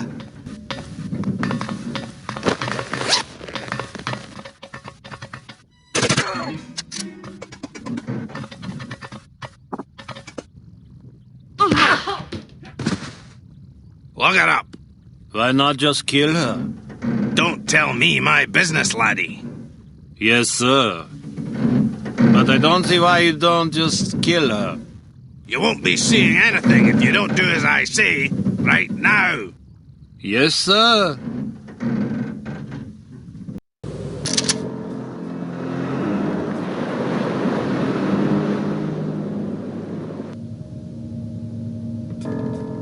Armstrong! There are you! I demand an explanation. Explanation for what? Heinrich tells me the girl is still alive. Perhaps you did not understand my orders. Your orders? Ha! You don't give me orders. She was to be liquidated. Why did you spare her? I'll not slay a countryman without a fair fight. The girl's just doing her job. She's a threat to our operation. I'm sure the director would agree with me. Then you kill her. Coward. Fatty. Drunk. Fatty. You disgust me. What was that? That's an explosion. Find out what's going on. Jawohl, Frau Wagner. Abandon ship! Abandon ship! Did he say ship or sheep? Ship, I think. Why? No reason.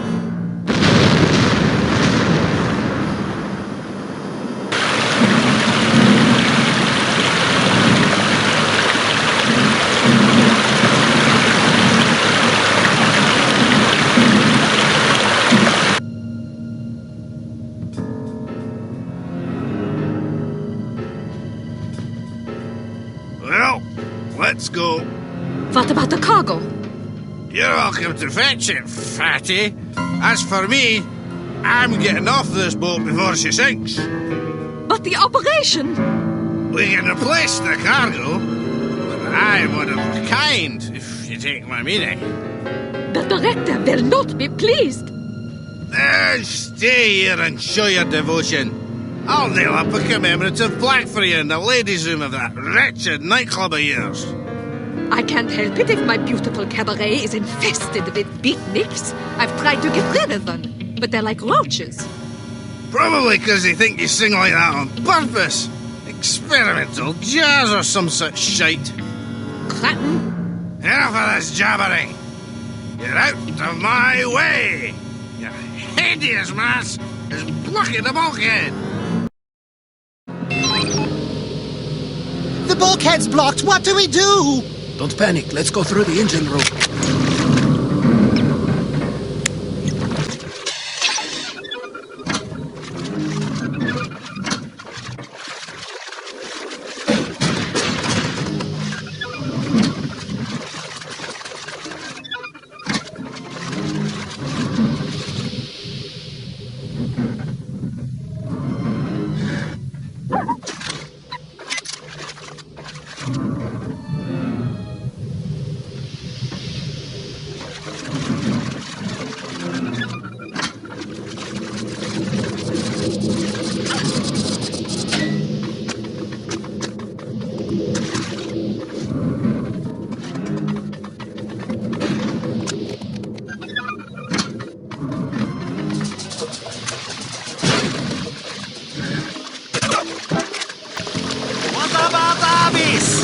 Dead!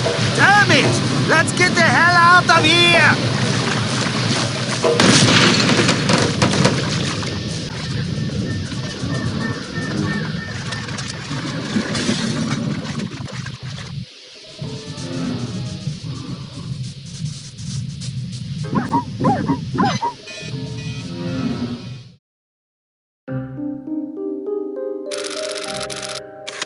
Fabulous cigars, Carlyle. Absolutely fabulous. Aren't they? A close personal acquaintance of mine is in the import-export business. Gets them direct from Havana. Care for another? Don't mind if I do.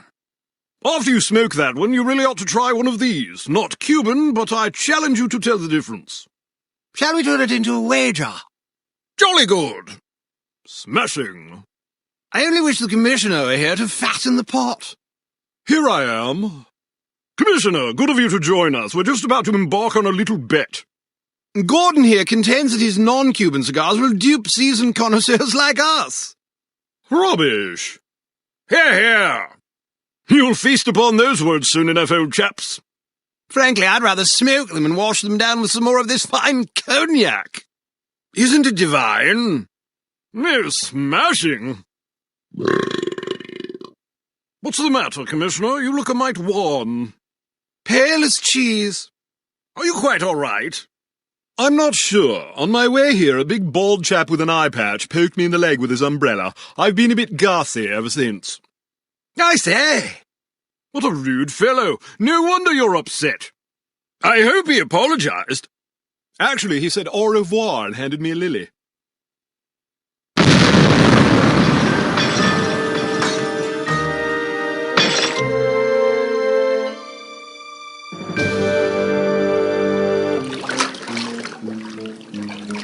Welcome to Advanced Field Tactics. Take some time to acclimate yourself to scuba diving. When you're done, return here.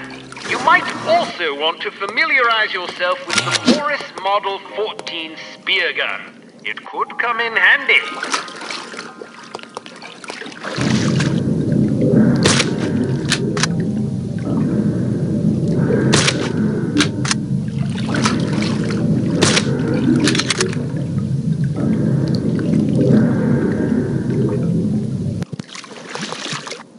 This belt buckle is actually a cleverly disguised zip cord that shoots out a thin, tensile line capable of supporting the weight of an adult human of average size. When the line is fastened to certain suitable clasps or hooks, the device's miniature motor will lift you automatically.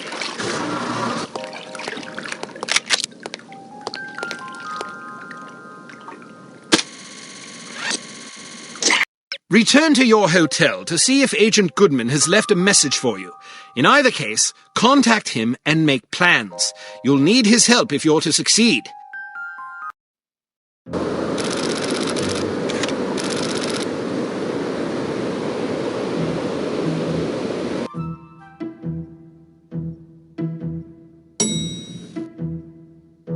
Room 201. Any messages for me? No, ma'am.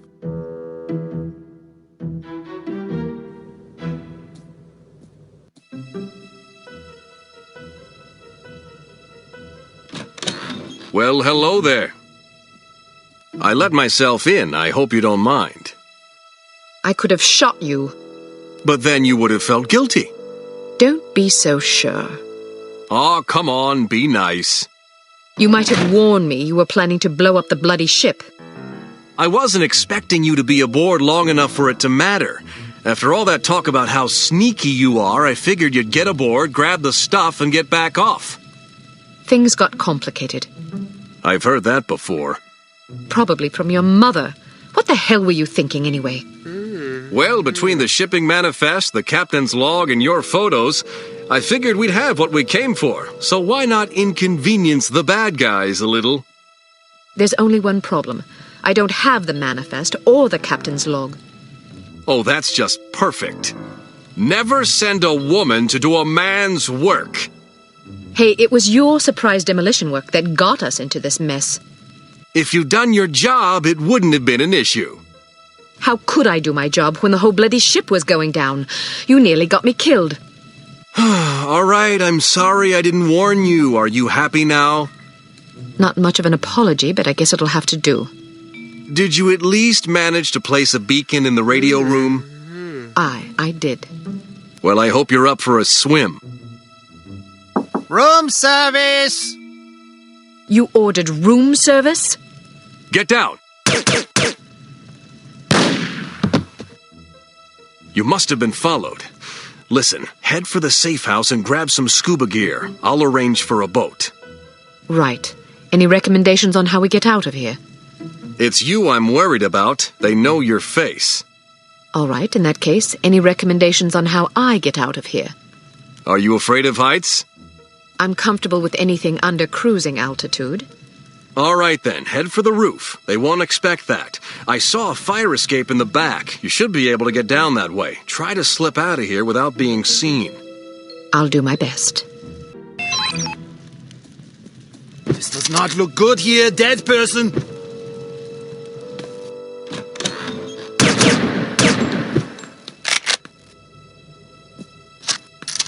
This is supposed to be a respectable hotel.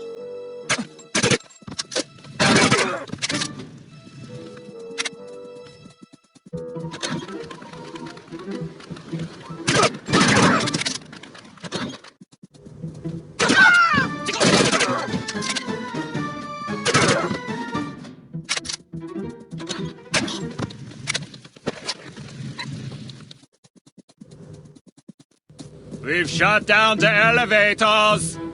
Good. Stay here in case she comes this way.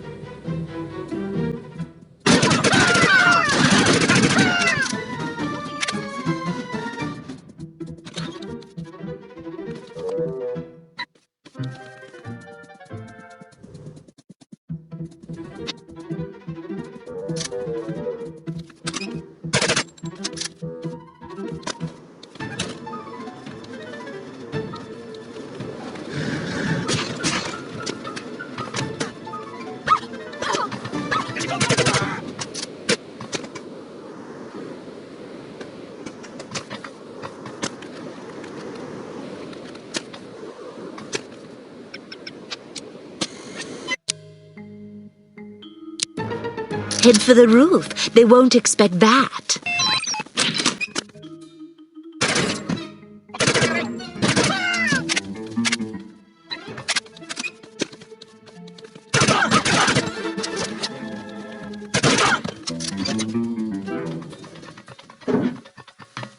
She's in the air duct.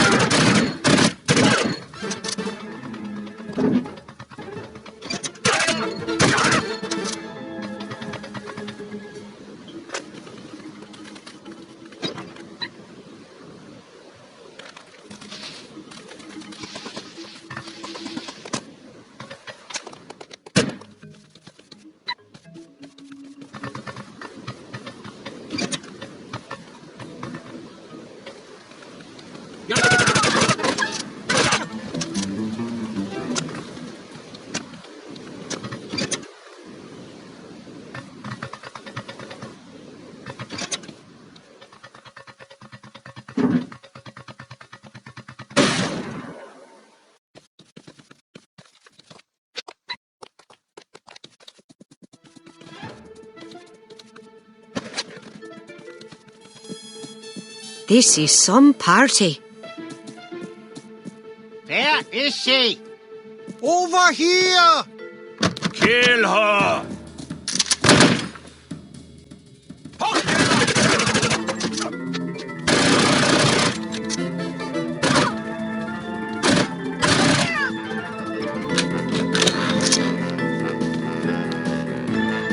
I need more beer.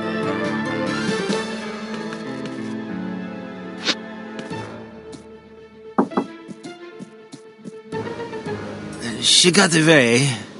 What did you say? I don't think I heard you. She, Say it! She got away. How is that possible? Perhaps you feel the odds were in her favor. Nein, Fräulein Wagner. Then you're admitting that you failed? Jawohl, Fräulein Wagner. I should be punished. My thoughts exactly. But how shall I punish you? Electrocution would be painful, or perhaps a good beating. But I beg of you, please do not deprive me of the chance to hear you sing. I do not think I could take the pain. Is that so? Then you have just decided your punishment. You will be prohibited from attending my motivational concerts for 1 week. For 2 weeks. Please, be merciful. I do not find pleasure in hurting you this way. But without proper discipline, this organization would fall to ruin. Kaput. I understand. No singing for 2 weeks! Waha! On second thought, perhaps that punishment is too inhumane. Let's go with electrocution instead, Jawohl, Fräulein Wagner.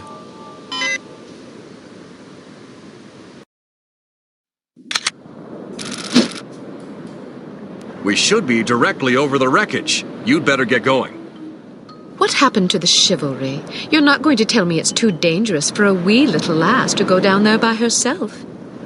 I'm not the one that left the manifest and the captain's log aboard the ship.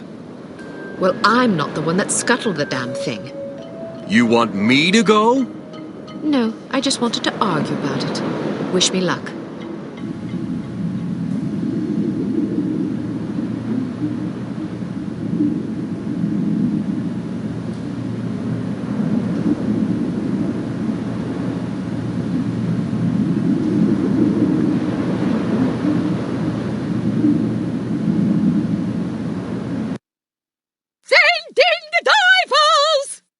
Make sure you get the shipping manifest and the captain's log. Oh, and if you see a half-empty bottle of Lafroig floating about in my quarters, I'd be much obliged if you'd retrieve it for me. Yes, sir! You disgust me. So? You are a drunk and a coward. You can say what you please about my hobbies and my hygiene, but I swear if you ever cast aspersions on my manhood again, I'll pound you. I'm not a coward. Your threats don't frighten me. A good beating might knock some of that ugly out of you. Care to find out? I will be in my quarters rehearsing. I am not to be disturbed. That's right. It's the rest of us who'll be disturbed, you bloody great banshee. I heard cats in heat that sing prettier than you. Criticism is the refuge of those without the talent or discipline for the pursuit of art. I pity you. And well you should. You call that belling of yours art. Fart is more like it. Imbecile. Fatty, fatty, fatty, fatty, fat, fatty, fatty.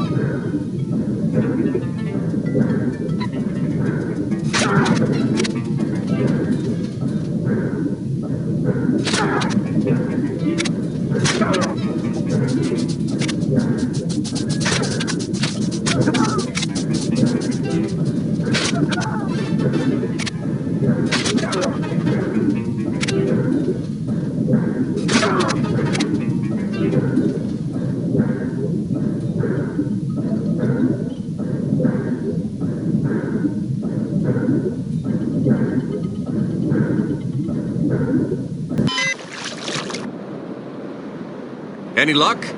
Aye, mostly bad. I was ambushed. Ambushed? Yeah, by divers. They came out of nowhere. Did you see anything up here? Not a damn thing. Well, I got what we came for. Let's head for shore. I can't believe this. She's late again. Where is that blasted girl? Give her a break, Smithy. About damn time. There's been a new development. I heard about the Monte Carlo incident. Was it harm? Indeed, they've just issued their demands. What you know is that at precisely 1700 hours Greenwich Mean Time on September 19th, 1967, an explosion destroyed Club Metropole in Monte Carlo, Monaco, killing 47 people and injuring more than 100. What you do not know is that the source of the blast was not a mechanical device, but rather a man, Commissioner Maurice Albert. Because you are at least somewhat familiar with the research of Dr. Otto Schenker, you are therefore capable of comprehending both the plausibility of this claim as well as its implications. As we have demonstrated, our organization, HARM, possesses the recipe for a biological weapon of such insidious potential and singular destructive power that no one on the planet is safe. Unless our demands are met. This is outlandish. By now, I'm sure you have received the itemized list of our requirements. You have exactly 1 week to fulfill these requirements. If our demands are not met, we will be forced to discipline you. Already, we have infected prominent individuals in 36 major metropolitan areas around the world. The first of our unsuspecting victims will detonate at exactly 0600 hours on September 26th. The estimated death toll is 1 million people! They're mad! The remaining victims will detonate at 6-hour intervals thereafter. Once our terms have been met, we will deliver a list of infected persons as well as a quantity of antidote sufficient to curtail this catastrophe. However, because the deadline we have imposed is dictated by the chemical fuse inherent in the reagent itself, the sooner you comply with our wishes, the more time you will have available in which to administer the antidote. I assure you that you do not possess the medical means necessary to diagnose the infection, nor the technical means necessary to diffuse it. Therefore, it would be in your best interest not to squander valuable time on such useless endeavors. Furthermore, any attempts by your secret service organizations to interfere with harm shall be severely punished. That is all. A puppet? Don't be fooled by the messenger. This situation is extremely grave. They certainly expect us to swallow a lot of maybes. Maybe they're telling the truth about Monte Carlo. Maybe the consequences would be as dire as they predict. Maybe there's an antidote. Maybe they'll fulfill their end of the bargain. I tend to agree with you, Agent Archer. But for the time being, I suggest we take them at their word. The word of a puppet? What are their demands? Mr. Smith? £50 million sterling, the continent of Australia, and an internationally recognized holiday to be known as Praise Be to Harm Day. I don't see the point. Presumably it is to praise harm. Not in the holiday. In their demands. It's obvious we aren't capable of fulfilling them. Harm must want us to forfeit. Nonsense. They may be madmen, but we have to presume they aren't completely irrational. Why even issue demands if their sole purpose were to cause destruction and chaos? Perhaps they expect a partial capitulation. That way they can get what they really want, the £50 million sterling. But they can also justify punishing us when we come up short on their other demands. It's obvious from the way they go on about their secret weapon that they're just itching to use it again. You hardly have the experience necessary to support such speculations. Archer may be onto something. In any case, Harm's motives are irrelevant. Our goal is to stop them, completely. No capitulation, no compromise. What about their warning? Once again, we must take them at their word. It is therefore imperative that we act swiftly and decisively. Our objectives are clear. We must obtain the list of infected individuals. We must get our hands on the antidote, and we must recover Dr. Schenker. And Volkov? He's only a threat if he knows what we're up to. If our theories are correct about Agent Lowry, Volkov shouldn't be much of a concern. What if your theories aren't correct? Then may God help us all. I hope we can come up with a better plan than that. What about the information we got off the ship? Well, The containers you photographed weren't accounted for on the shipping manifest, which comes as little surprise. However, much of the cargo aboard the freighter was on its way to a chemical plant in southern England. Not much to go on. Be that as it may, it's better than sitting on our hands waiting to find out if Archer's correct about Harm's intentions. And the captain's log? Useless. Shite. Tell us about this chemical plant. It's owned by Dumas Industrial Enterprises. Dumas? As in Baron Archibald Dumas? What do you know about him? Only what I've read in the papers. Apparently, he's a reclusive chap who spends much of his time hunting big game in Africa and Southeast Asia. No one knows much about him except that he inherited the company from his father about 10 years ago. We're counting on you to discover whether or not he's connected to Harm. And if he is? First things first. For now, try to get an audience with the man. Size him up. We need to know what sort of fellow we're dealing with. Your best bet is to see if you can catch him at the chemical plant. There's also a corporate office up north, but apparently he doesn't spend much time there. Whatever you do, don't jeopardize your cover. It's imperative that we take Harm by surprise. Understood. I have a hunch we're getting close. If this lead pays off, we'll be one important step closer to victory. Welcome to Advanced Field Tactics. We've cooked up a stunning new perfume for you. It temporarily blinds and dazes anyone caught in its influence. Do be careful not to spray it upwind.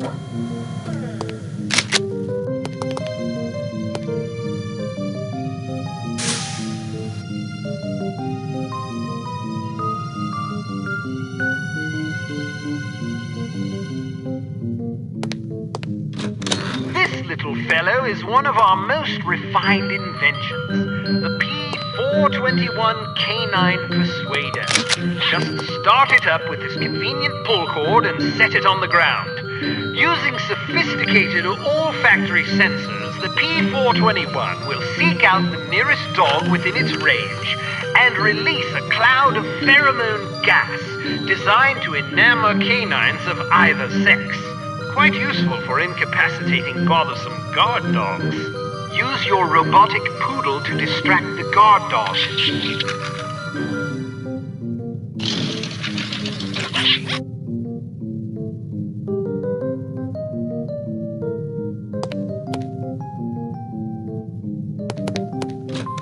Excellent. It is possible that the reclusive Baron Archibald Dumas is somehow connected to the disappearance of Dr. Schenker.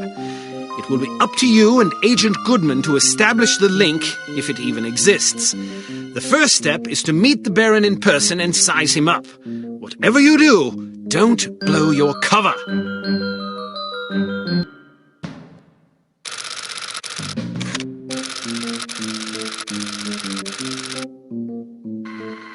Good morning. How may I help you? We've an appointment with Baron Dumas. I'm sorry, but are you sure it was today? The Baron usually reserves Mondays for golf. Tuesdays and Thursdays are for skeet shooting, Wednesdays for fishing, and Friday afternoons for backgammon. Sounds like a busy schedule. How does he find time for appointments? His lordship reserves Friday mornings between 11 and 11:15 a.m. for business matters. Well, I'm positive today was the day. Could you take another look at the appointment book?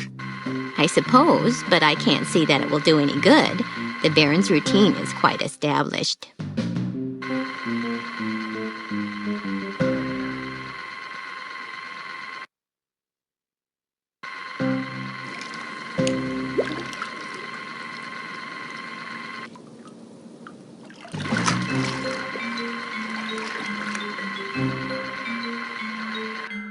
Would you excuse me for a moment? That should keep her busy for about 10 minutes, poor lass. All right, wait here just in case. I'll find the Baron's office and see if I can dig up some incriminating evidence. I've got a better idea. You wait here and I'll snoop around. No way, Sugar Pie. Remember what happened last time? Heads or tails? Tails. Heads. You lose. Sugar Pie. 2 out of 3? Don't be a sore loser. Fine, but stay sharp. If you're seen, the mission's blown. If the Baron figures out you were in his office, the mission's blown. If you hurt anybody... The mission's blown, I know. Just remember what I said.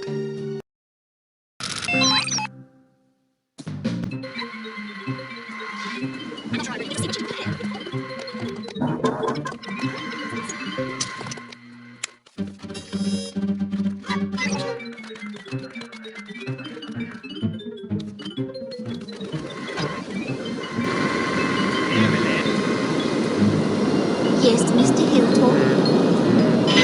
Type down, Mrs. Hilltop. Certainly, Mr. Hilltop.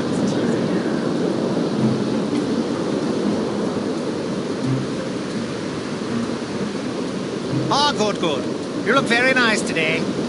Thank you, Mr. Hilltop. I'll be in my office if anybody calls for me.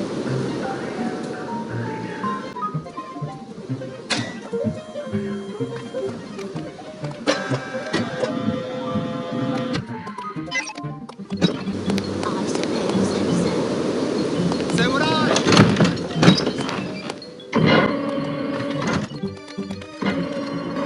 Sure. I wish they'd go on tour again. Don't hold your breath. There, as long as they keep making records, I'm Annie, happy. Mrs. Hilltop, listen. I just hope they I'm don't just break looking up. over the latest accident report and... Hello?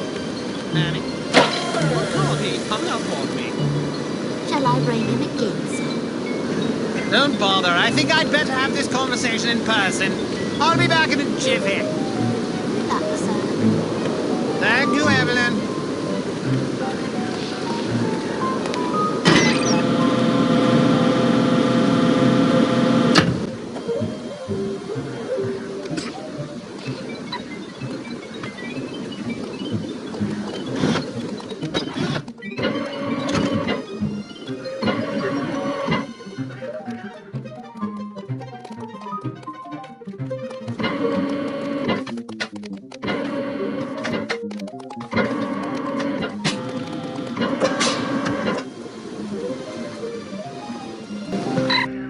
Any luck?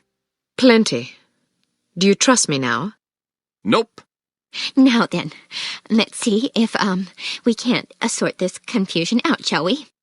That's all right. Perhaps we can reschedule at a more convenient time. Certainly. How about Friday at 11 a.m.? Perfect. See you then.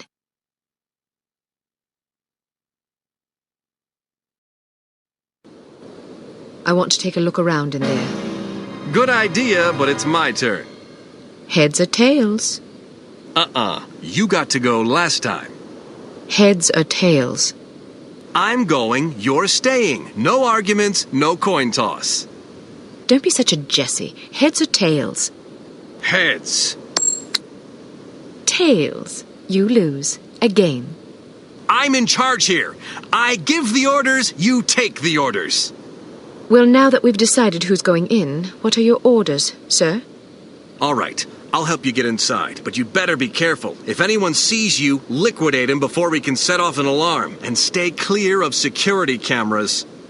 Don't worry. Photograph anything that looks suspicious and collect as much intelligence as you can. Files, correspondence, dossiers, anything. Aye, aye, sir. Excellent orders, sir. I look forward to following them. Give me a few seconds head start.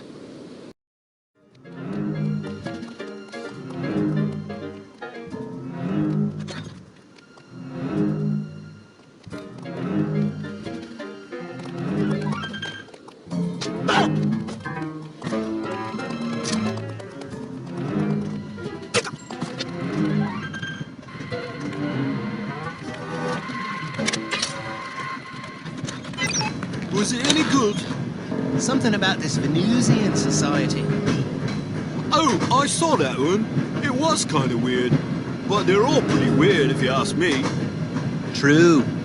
That Diana Rigg is one fine specimen. She sure is. I wouldn't mind getting roughed up by her.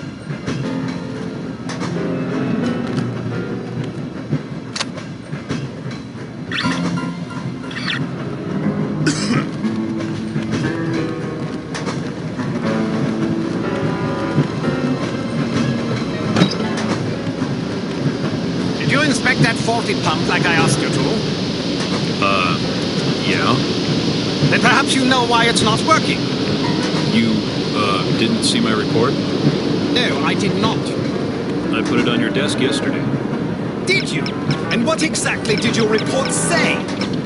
That the pump needed to be replaced. Why didn't you replace it?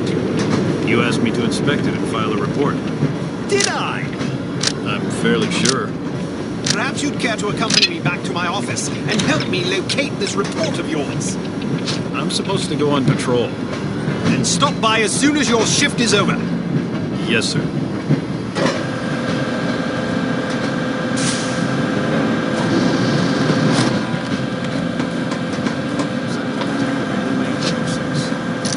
Shut it down before the other half of the cylinder goes up in flames, will you?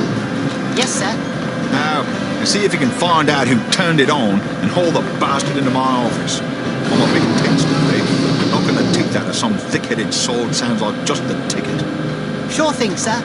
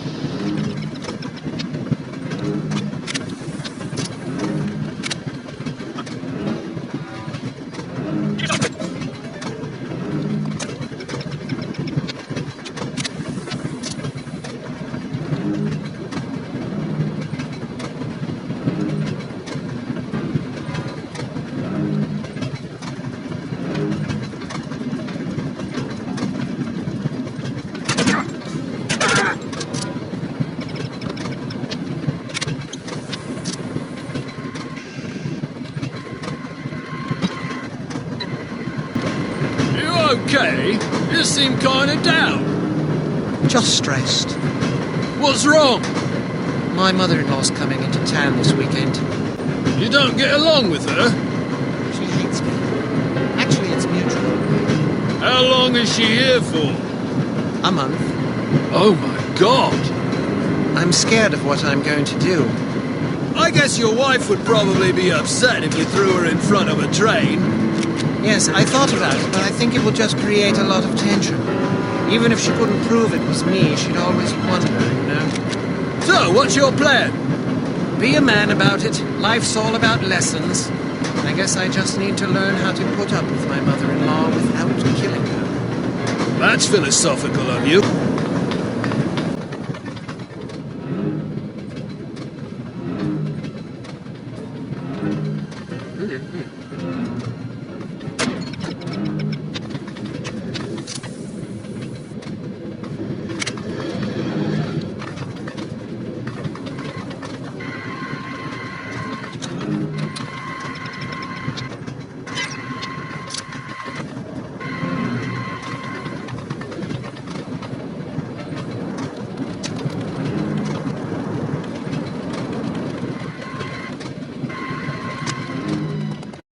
Hello, what have we here? Sergeant Magnus Armstrong. Well, well. It was Armstrong, all right. I'm sure of it. Excellent work, Archer. What do you want us to do now? Try to interview the Baron at his estate. We need to know if he's involved. You think it might be someone within the organization? I'm hoping that you and Goodman can answer that question. Aye, sir. We'll do our best. Let's go.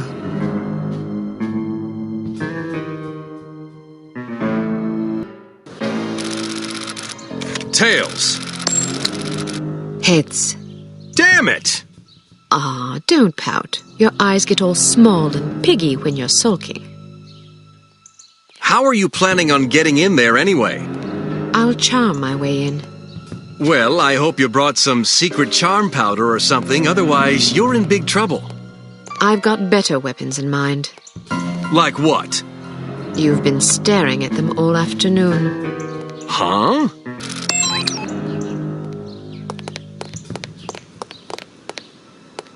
How'd you like to be swept off your feet?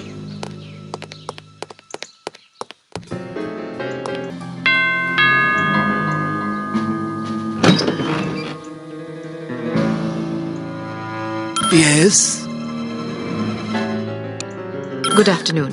My name is Mia Haig. I'm from Men of Influence magazine. Men of Influence? What on earth are you doing here? This is the residence of Baron Archibald Dumas, is it not? Yes?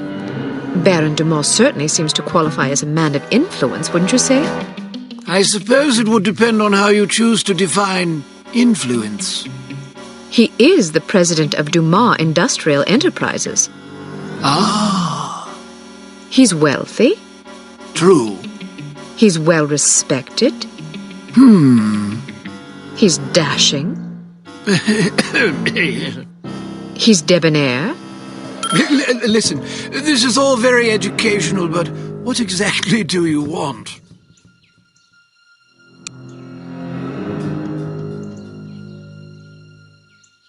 I was hoping to profile Baron Dumas for our Perfect Lives series. Each month we cover a different person whose lifestyle and disposition exemplify perfect living. And you wish to include his lordship in this series? Yes, the idea is to penetrate the myth and get to know the man, his pastimes, his ambitions, his accomplishments, the things that make him tick. I see. He's a model aristocrat. Ah. Someone our readers can look up to. Of course. Will you excuse me for a moment, Miss Haig? I don't think I could forgive myself if I were to let this sublime opportunity pass by. I will discuss your request with his lordship and return presently with his answer. Thank you. Please, wait here. I shan't be a moment.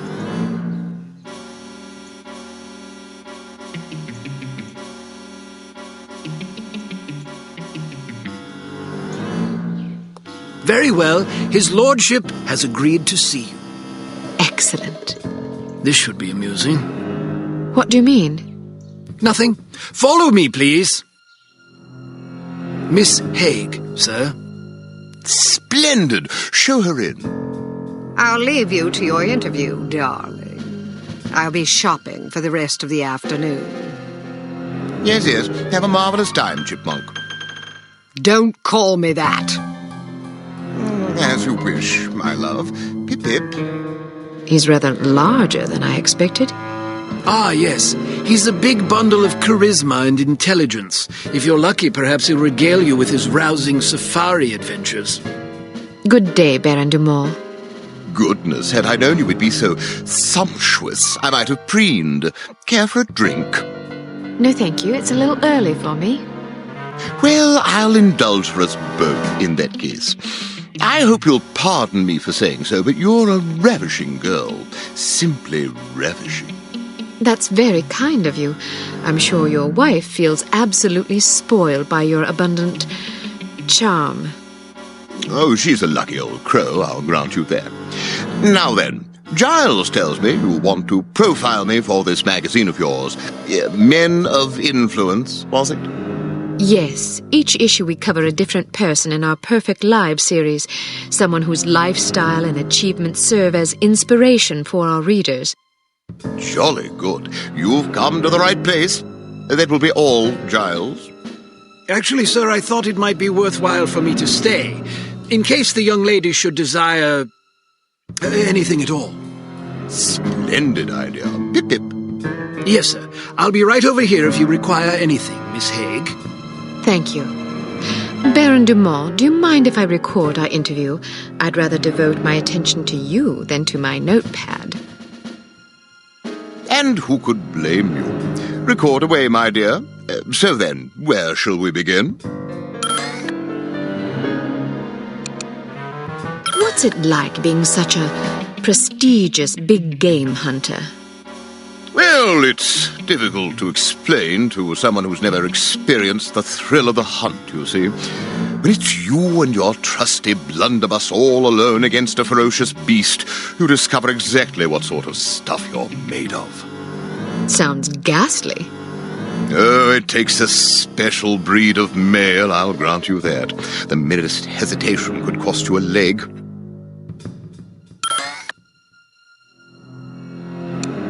What's the most heroic thing you ever did on safari? Ah, yeah, splendid question. Well, I once wrestled a lion to the ground and strangled it to death with my bare hands. Yes, I remember now. My porter had injured his leg and was about to be mauled. Dear Lord!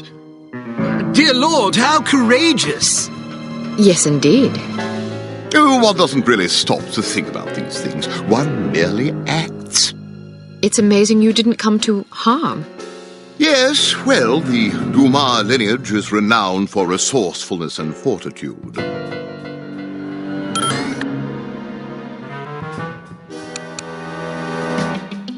I'm sure a man of your education is as broadly read as he is charming. What works of literature have you found most influential? Ah, yes, literature, one of my favorite subjects. I've always said that to read is to experience the literary wisdom of wise men. Very well said. And who are some of your favorite authors? Hemingway, Melville, Dostoevsky? Precisely. Good guess. Shall we proceed to the next question?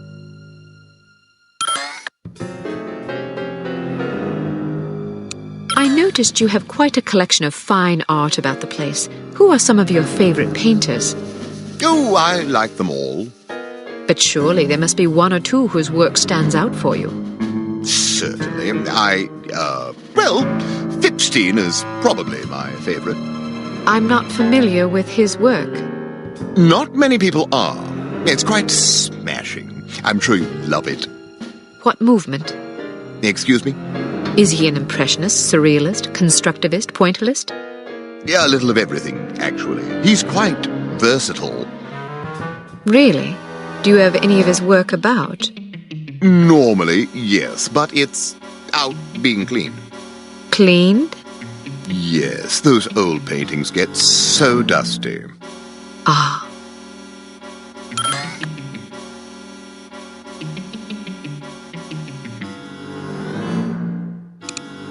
If you were stranded on a desert island, what piece of music would you most want to have with you? Music?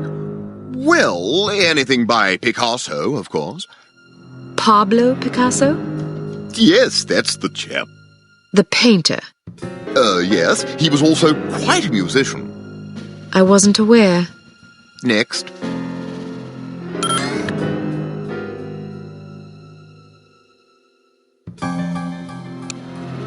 I imagine you've traveled to many exotic locales across the globe in your many daring adventures. Is there any place you favor above all others for hunting? Ah, most certainly. Let me guess. Kenya. Oh, goodness, no. I don't speak a word of Chinese. But Kenya's in Africa. Oh, I thought you were referring to the one in China. All right, then. How about Bengal? Cold weather doesn't agree with me. Rhodesia? Heavens. Madagascar? Not on your life. Where then? Well, to be perfectly honest, I'm quite fond of Bristol. Partridge? Pandas. Giant pandas. Bristol, England? Yes, indeed. I wasn't aware of any giant pandas in Bristol. Well, they're important. I see.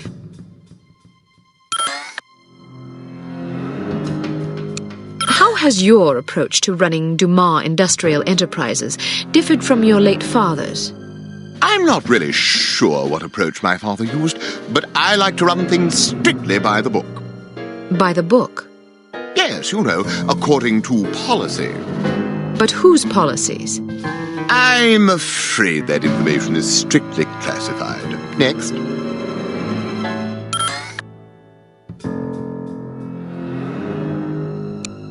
Is there a message you'd like to share with your many admirers? Good hunting, my humble devotees. Well, that's all the questions I prepared. I must confess, I'm positive this will be our most popular Perfect Lives installment yet. Oh, you think so? Absolutely. Rarely does nature combine so many excellent qualities in one man. Our readers will be fascinated, and maybe even a bit envious. One can hardly blame them. What I don't understand is where such a busy man finds the time to be a successful business tycoon, loving husband, daring hunter, astute philosopher, cultivated humorist, etc. Aren't you overwhelmed? Well, one learns to delegate. For example, although you wouldn't guess it, I'm only peripherally involved with Dumas Enterprises these days. Strictly in an advisory capacity, you see, to keep the company on track. How ingenious. Oh, well, I have my moments. But isn't it an awful risk to hand over operations to someone less accomplished in the subtleties of enterprise than yourself? Actually, it's safer that way. Really? Yes, you see, in my experience, the less one knows about running a business, the less he can screw up. I make all the important decisions. The rest is just, paperwork. Still, you wouldn't want your competitors getting their hands on that paperwork. Oh, quite true. But we have a very large safe in which to store it. Safes can be cracked. It's not a concern. Why not? I'm afraid I'm not at liberty to discuss such matters, even with a young lady as charming as yourself. Thank you for your time, Baron Dumas. It's been an eye-opening experience. I'm happy to oblige. Never turn your back on a worthy cause, I always say. A worthy meal is more like it. Is it possible he was putting on an act? I don't think so, sir. I'm fairly confident the man is an imbecile. I heard the tape and I gotta agree. Still, it's clear that Dumas Industrial Enterprises is somehow linked to harm. Well, didn't the Baron say that he wasn't really running the show anyway? Who's the vice president of the company? According to our research, his name is Damascus Valentine. D.V. What? His initials, Damascus Valentine, Dmitry Volkov. Coincidence? Seems rather tenuous. But nonetheless intriguing. In any case, we need to know what's in the safe the Baron mentioned to you. It won't be easy, naturally, but it could be the key to this investigation. I'm looking forward to the challenge, sir. That's the spirit. Mr. Smith, what did intelligence find out about the building? It's a veritable fortress. Not only is there a suspiciously large and well-trained security staff, but they've also invested heavily in high-tech surveillance equipment, cameras, infrared alarm systems, the works. They must really have something to hide. Our thoughts exactly. So what's the plan? Who is going inside?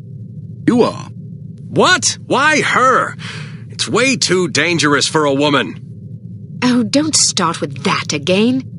Before joining Unity, Agent Archer was something of an expert in, covert infiltration, one might say. Breaking and entering, others might say. Whatever the case, this assignment calls for stealth and subtlety. Yeah, I know. Subtlety isn't my specialty. I still think it's too dangerous for her to go in alone. Which is why you'll be providing a distraction for her downstairs. I like the sound of that. How do I get inside? Attempting entry on the ground floor would be suicide, even for an expert like Miss Archer. The only way in is through the roof access. What did you have in mind? Am I going to have to parachute in? Too imprecise. Fortunately, there's an alternative. Dumas Enterprises is erecting a second skyscraper right next to its corporate headquarters. Our surveillance photos suggest that if you can get to the top of the new building, you can use a crane to cross over to the roof of the old one. The surveillance photos suggest that this is possible? It will be close. You'll have a zip cord to cut the difference. I see. Once you're inside the building, you'll need to locate the president's office and find the safe. Photograph anything remotely suspicious.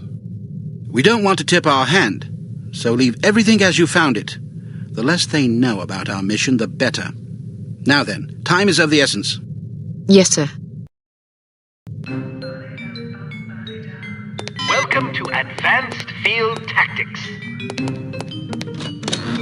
Here we have the Sphinx Series M Code Breaker.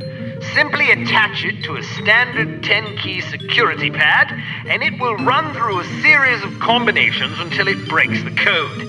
The duration of this process is determined by the complexity of the code, so it may be advisable to hide until the procedure is complete. Try out your code breaker on this keypad.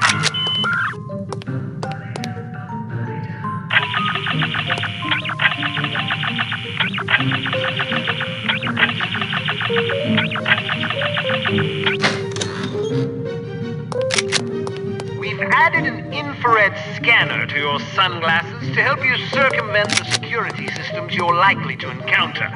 If you see suspicious-looking fixtures like these mounted on a wall, be sure to switch on your scanner lest you announce your presence unintentionally.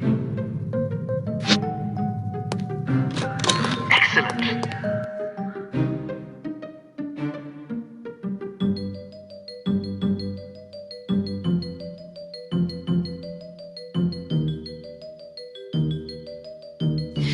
I'm bored. I never have any fun. Neither do I.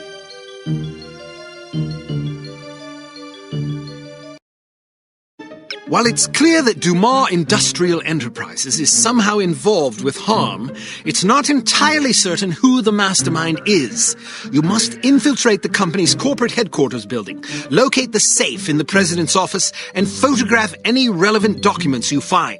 Agent Goodman will provide a distraction that should draw attention away from you, but you should still expect resistance.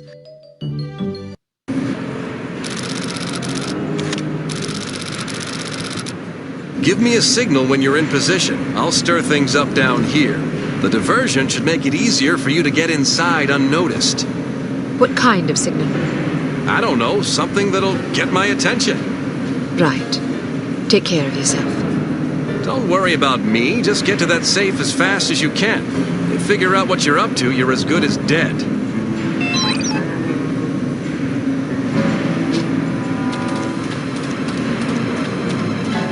With the extra security? I don't know. There ain't much in the way of valuables lying about. I don't give the orders, I'm just doing my job. Me and Fritzy's been alone on night shift for 3 months. Not so much as a kitten's come in here. Who's Fritzy? Me dog. Oh. It's true what they say, you know, about dogs being man's best friend and all that. Mm-hmm. Not that I'd turn down a pony, mind ya. What do you think about sheep? Listen, I'd better make my rounds. Righto then. Or a parakeet. Righto then.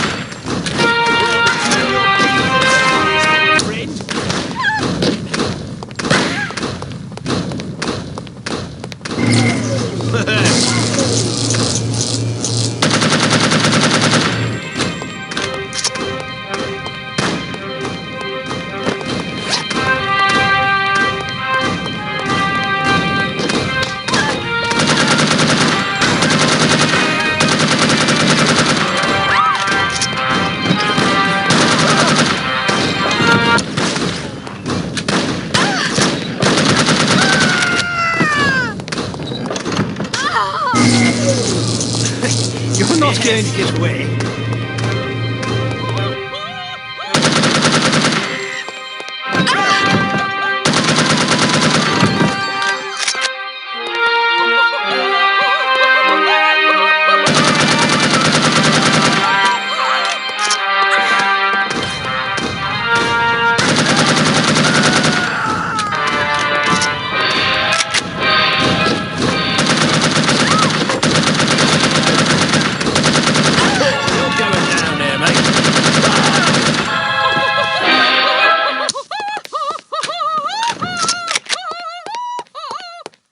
Yes, we're quite not so so strong now, are we?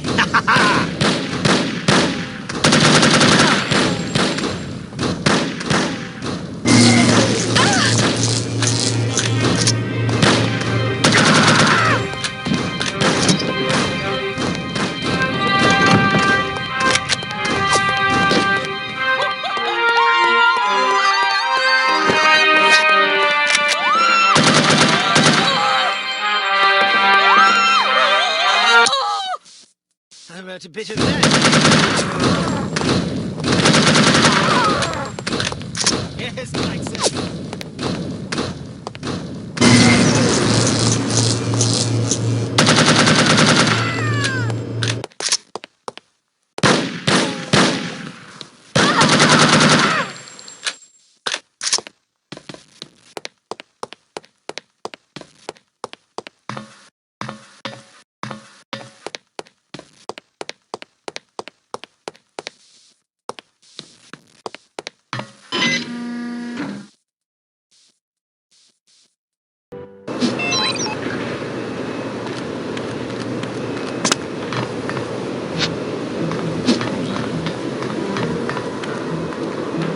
I think something's going on down there. Well, radio and find out. What the hell are we doing up here, anyway? If there's really supposed to be trouble tonight, we should be down there where the action is. What have we came up with this plan? Regulation 471.2. Huh? What's Regulation 471.2? Don't question orders. Got that one memorised, Dad? Been studying, maybe? Never mind that. Radio downstairs and find out what's going on. Sure thing, tough guy. Regulation 471.2. Do you want me to report you? Is that it? I'm going.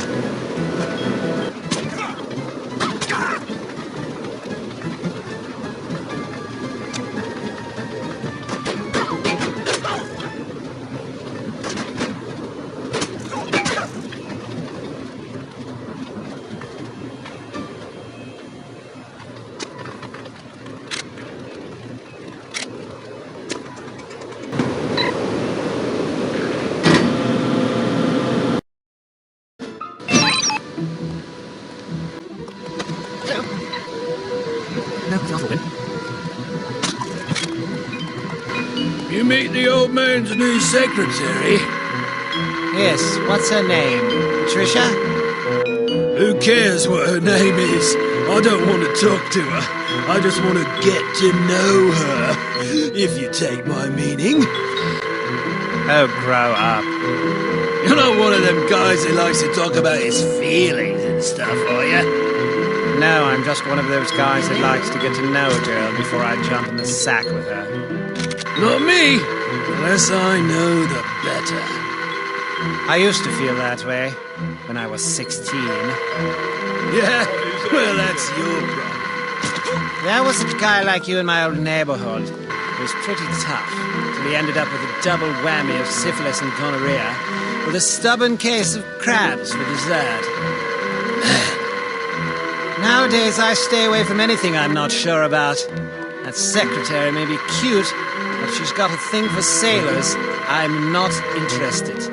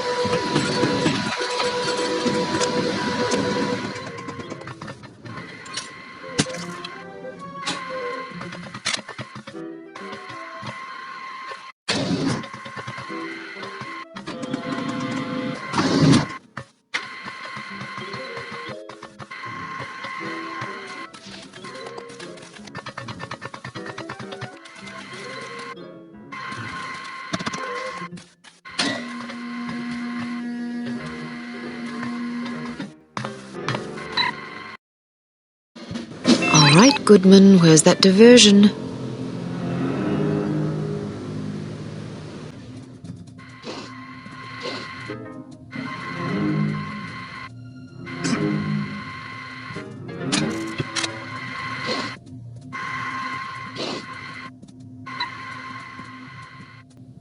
Damn, I'm missing Man from U.N.C.L.E. That's a great show. Did you catch the final episode of The Fugitive last month? Yeah, I sure did. That's the way to wrap up a series. You like The Saint? Yeah, it's pretty good. Avengers is good too. I think my favorite is Get Smart though. I love Get Smart. What about Mission Impossible? Good show, great theme song. I'm looking forward to The Prisoner. I guess that's starting next Friday.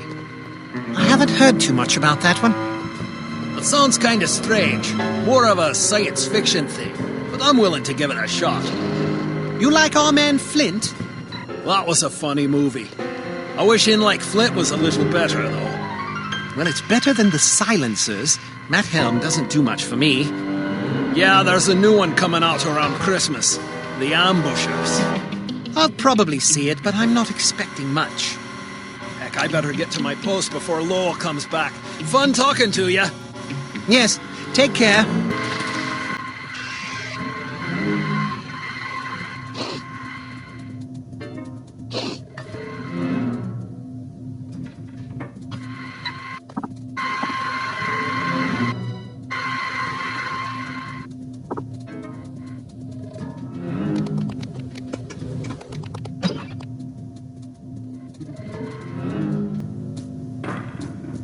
Are you sure she's in the building? Positive. We have confirmation from Site 2. Damn, we'd better double up on security. Probably won't make it to this floor, but I guess it's better to be careful, eh? I'll go wake up Chansey. He's asleep in the break room.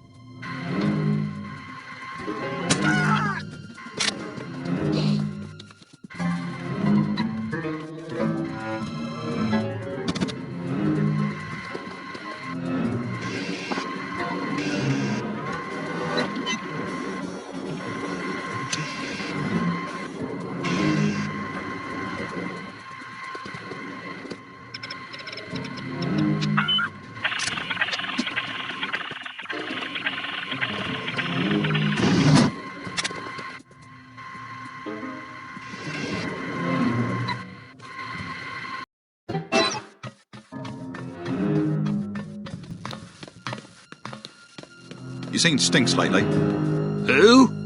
Phillips, you seen him? Not in the past 20 minutes or so. Damn, where the hell is he? What did you call him? Stinks. You never heard that? No, that's hilarious. Yeah, everybody calls him that. He does stink. Anybody who smokes that many cigarettes a day definitely needs to bathe more than once a week. I'd hate to see the bathwater when he gets out. Probably looks like an oil slick. Stinks. That's just so perfect. Hello?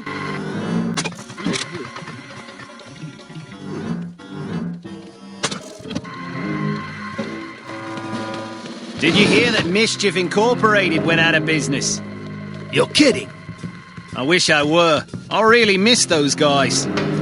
They sure were innovative. Generated some of the best headlines I've ever read. You got that right. I'll never forget that whole penguin suit debacle. That was a work of art. What did Troy have to say? Oh dear, that careless bastard. I was talking to Simon and we were agreeing what a sad day it was. When in struts Troy. As you might expect, he immediately starts sermonizing. It's not sad, says he. It's a natural progression of events. He goes on about how niche-oriented they were, and all that stuff about how you gotta pull off big capers if you want to make it in this business. Typical. What did you say? I says, Troy, just because death is a biological necessity doesn't make it hurt any less when our loved ones pass on, does it? If me and Simon want to grieve the loss of a great organization, you could at least show a little respect, eh? I'm sure that line of reasoning went right over his head. Well, it might have. But by that time, Simon had him on the ground and was beating the crap out of him. You're kidding. No, he knocked out one of the bastard's teeth. Serves him right. I'll say.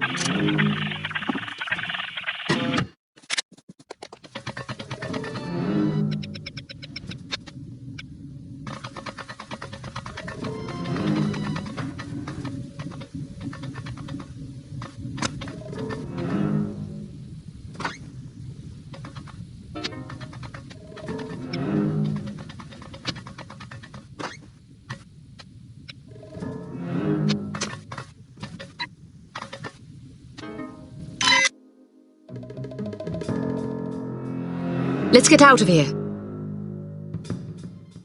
What's wrong? Volkov. Once again, I find myself aiming a pistol at someone you care about. Drop your gun. How do I know you won't shoot him? You don't. But you can be sure that I will shoot him, unless you do as I say. Don't listen to him, Archer. I realize you are American, and therefore feel entitled to speak your mind whenever you please. But you are also at gunpoint, and very likely to be shot if you don't shut up! Go to hell. What did you say? Nothing. I heard you. Tell me what you said. I thought you wanted me to shut up. Now you want me to talk? Make up your damn mind. You are testing my patience. Miss Archer, I suggest you drop your weapon before your obnoxious American friend forces me to silence him, once and for all. Don't do it! Get out of here now! Tom! Go! Go!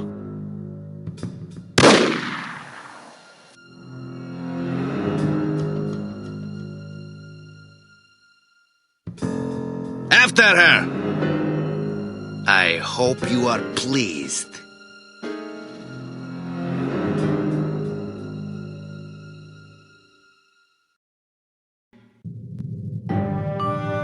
Go! Tom! Get out of here now!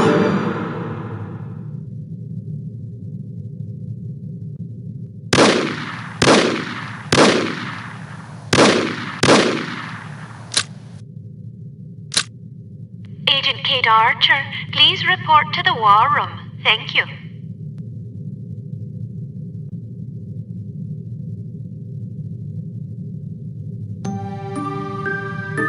Agent Goodman's death is a terrible blow, no question about it. But although this mission was costly, it may well prove to have been worth the price. I wish I could believe that. You mustn't lose sight of our objectives.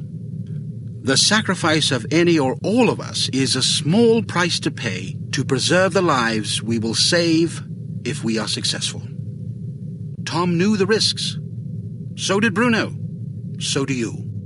Knowing the risks doesn't really prepare you for losing a partner. It certainly doesn't prepare you for losing two. Nothing can prepare you. The loss of an operative is never expected and is always tragic. But as horrible as it sounds, it's also inevitable. It's a dangerous job. Perhaps Mr. Smith is right. Perhaps I'm not up to the task. Rubbish. You've performed remarkably well under extraordinarily difficult circumstances. I confess I was somewhat skeptical at first, but that was before I grasped the magnitude of the situation. In my entire tenure as a field operative, I never once faced a crisis this formidable, and certainly can't say I would have done so with the aplomb and competence you've demonstrated thus far.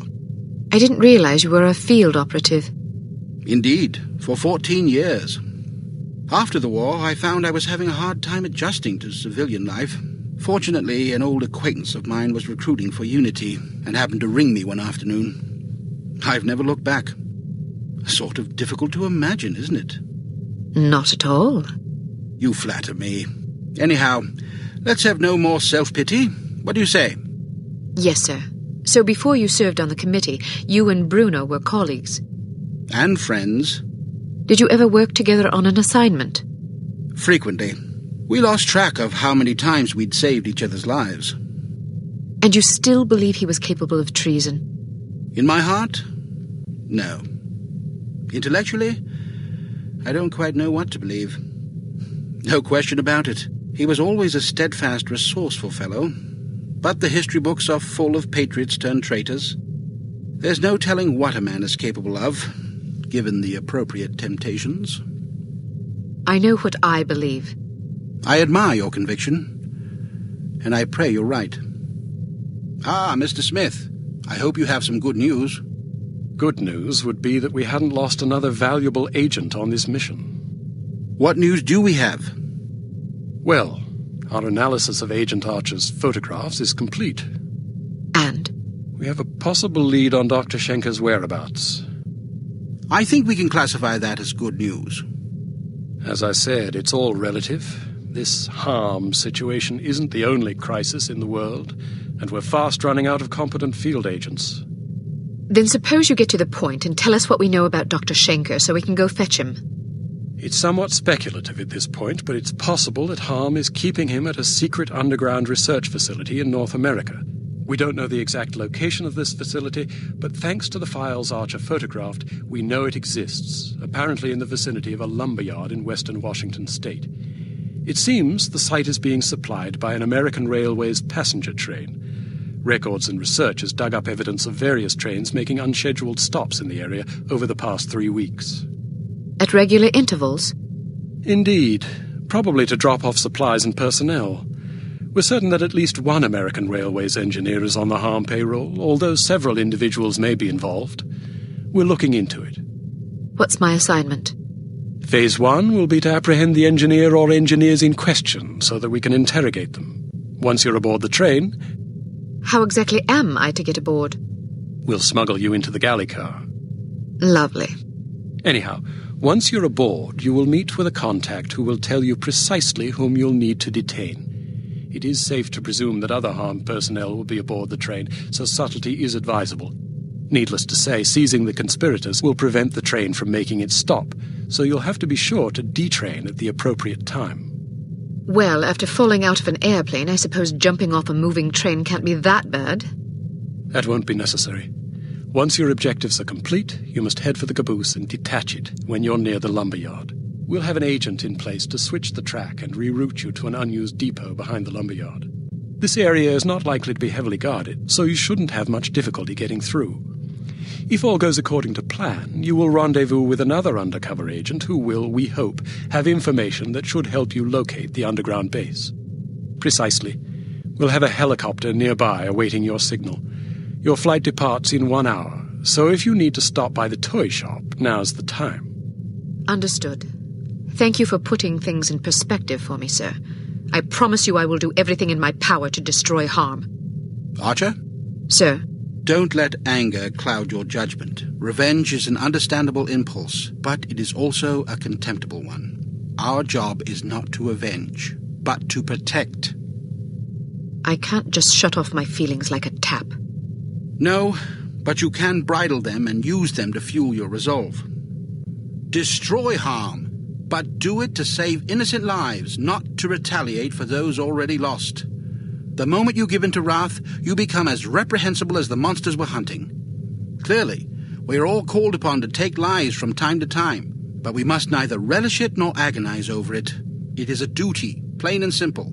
Not a pleasant one, but often a necessary one. I'll do my best, sir. I have absolute confidence that you will. There was one more thing, although I'm not sure how important it is. According to one of the documents Archer photographed, it seems the Baron's wife changed her surname some time ago. Really? So her maiden name isn't McLean? It's Farnsworth. Felicity Farnsworth? Are you quite sure? Positive. Do you know of her? Aye, that I do.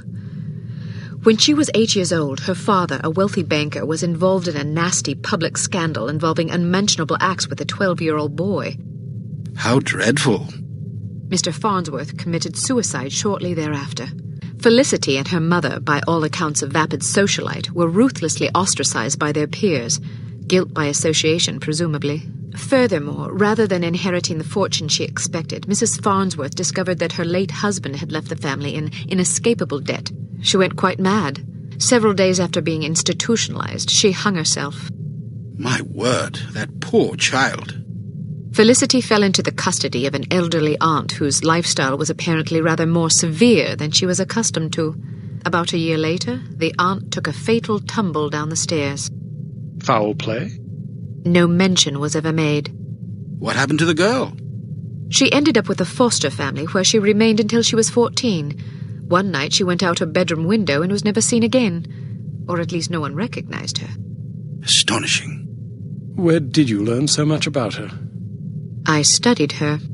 Come again? I believe I first read about her in a gossip column. I was intrigued by the similarities in our background, so I dug deeper. What similarities? Well, we both came from wealthy families. We were both orphaned at a relatively early age. Our fathers both killed themselves, although for very different reasons. We were both plunged into undesirable circumstances and resorted to rather desperate measures to survive. I found it quite uncanny at the time, although in retrospect I think we had less in common than I once believed. Adversity is the truest test of character. The strong are strengthened by it, the weak made weaker. It sounds like this Baroness didn't have the wherewithal to cope with her misfortunes. It's a common trend among terrorists and bullies that they imagine themselves persecuted by fate and therefore feel justified in harming others. You're frothing. Sorry, I get carried away. She's involved somehow. The Baroness? Upon what unimpeachable evidence are you basing that supposition? I just have a feeling. Ah, then the case is as good as closed. I don't expect you to believe me, but I'll count on you to say something smug if I'm right. It's virtually guaranteed. I'm not smug. Acerbic, perhaps, maybe even sardonic, but not smug. Okay, sure. Whatever you need to tell yourself. I have to agree with her, Smith. Don't either of you have work to do? Aye, sir. Off I go. Good luck. Welcome to Advanced Field Tactics. We've a new perfume for you. This one's a real scorcher. It's a concentrated acid gas with a jellied base to make it sticky. You definitely don't want to get it on you. Here's a spiffy new device that should make dealing with security cameras less of an ordeal. When fastened to a camera, it generates a still image from the camera's viewpoint that should convince a casual watcher that he's seeing an empty room. Attach a camera disabler to this security camera.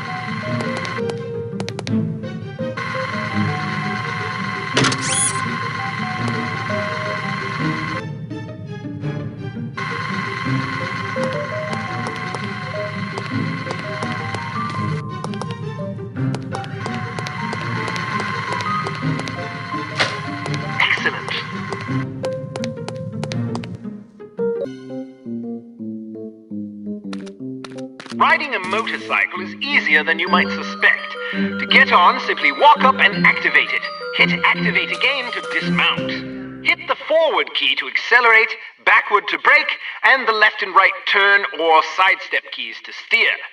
You can also steer with the mouse if you prefer. You will decelerate automatically if you release the forward key. Traction will generally be better on harder surfaces. Although you cannot use weapons while riding a motorcycle, you're not completely vulnerable. Ramming an enemy at speed is an effective way to clear a path.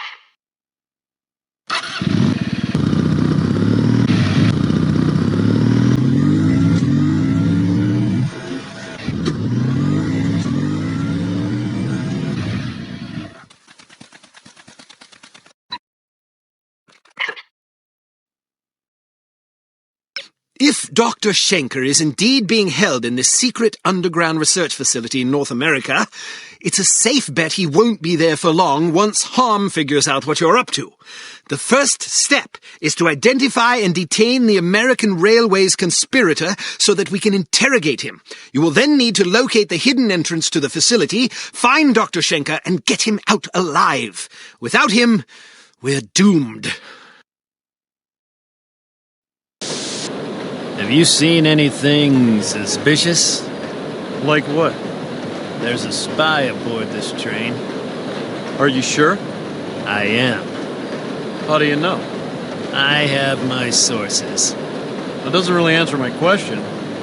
Let's just say I heard it from a little birdie that someone's been poking around, nosing for information about our obliging engineer friend. Oh. We don't want that information falling into the wrong hands, do we? Well, I haven't seen any spies. If you do, let me know. We don't tolerate spies. I'll keep an eye out. See that you do. Moron. Did you say something? What? I could have sworn I just heard you call me a Mormon. Why would I call you a Mormon? I have no idea. Do you have something against Mormons? No.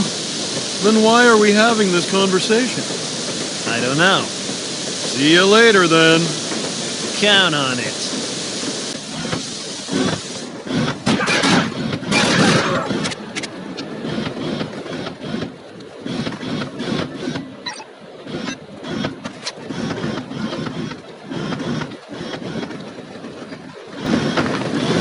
You're happy.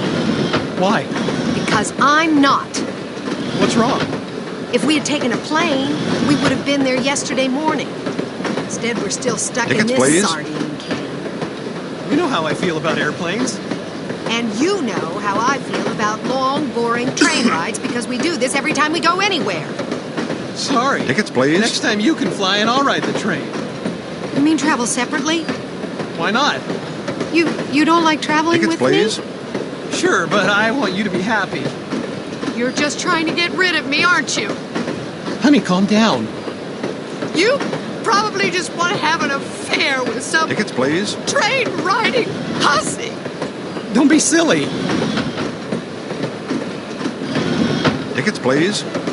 That was a great supper. Did you have the chicken or the fish? Tickets, please.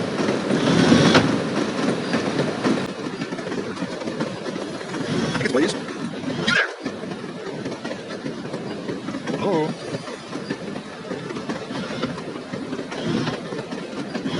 Tickets, please. I'm on my way to visit my mother in Portland.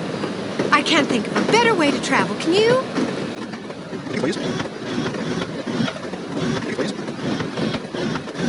Tickets, please. Tickets, please.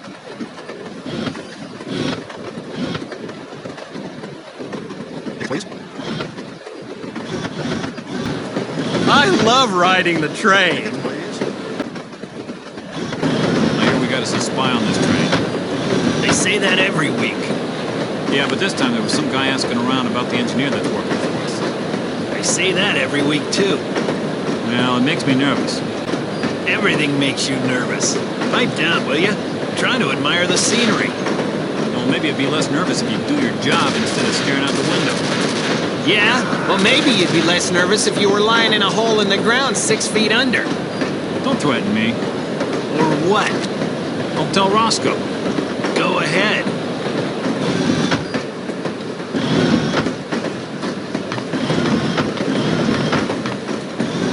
Is it just you, or is it hot in here? Either way, I think you need a cold shower. Tickets, please. What kind of half-wit comes up with these code phrases anyway? I know what you mean.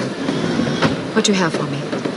Looks like the assistant engineer has been acting alone. The Tickets, crew please. compartments are all the way at the front of the train. You should be able to find him there, since his shift doesn't start for another half hour. Tickets, please. Perfect.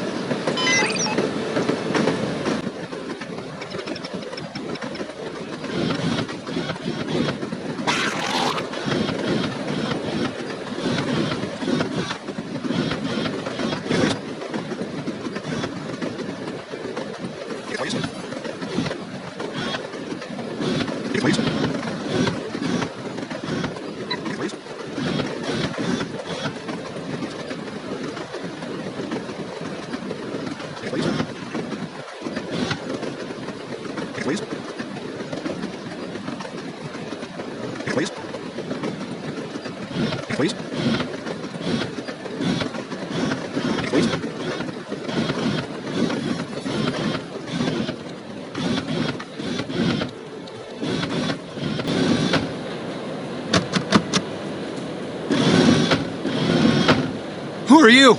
No, please, don't hurt me! That should keep you out of trouble for a spell.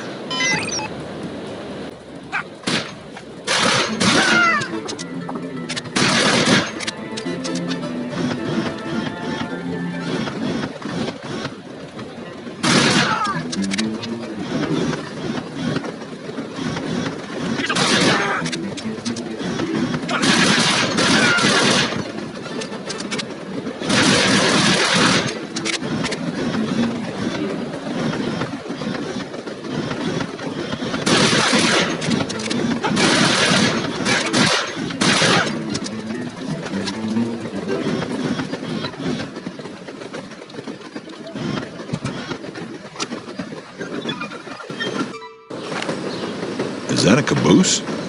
Yup. What do you think it's doing out here? Not sure. Should we report it? Probably. Maybe we should check it out first. Okay.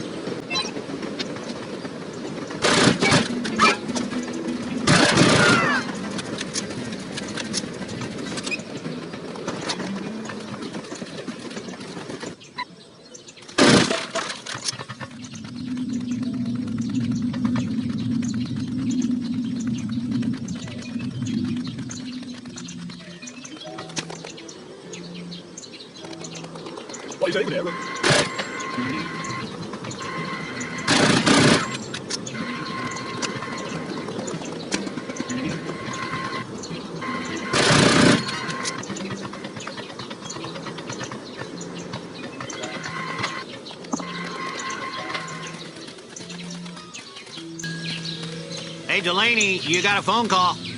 Who is it? Sounds like your girlfriend. Tell her I'm out on patrol. You sure? Yeah, I'm sure. I got better things to do than talk to her. Like what? Like stand here looking at my shoes.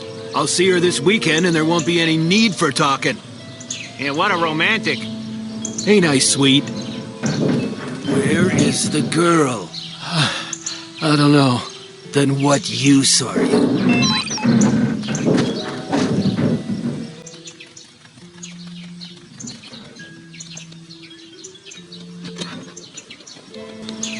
I hate that guy.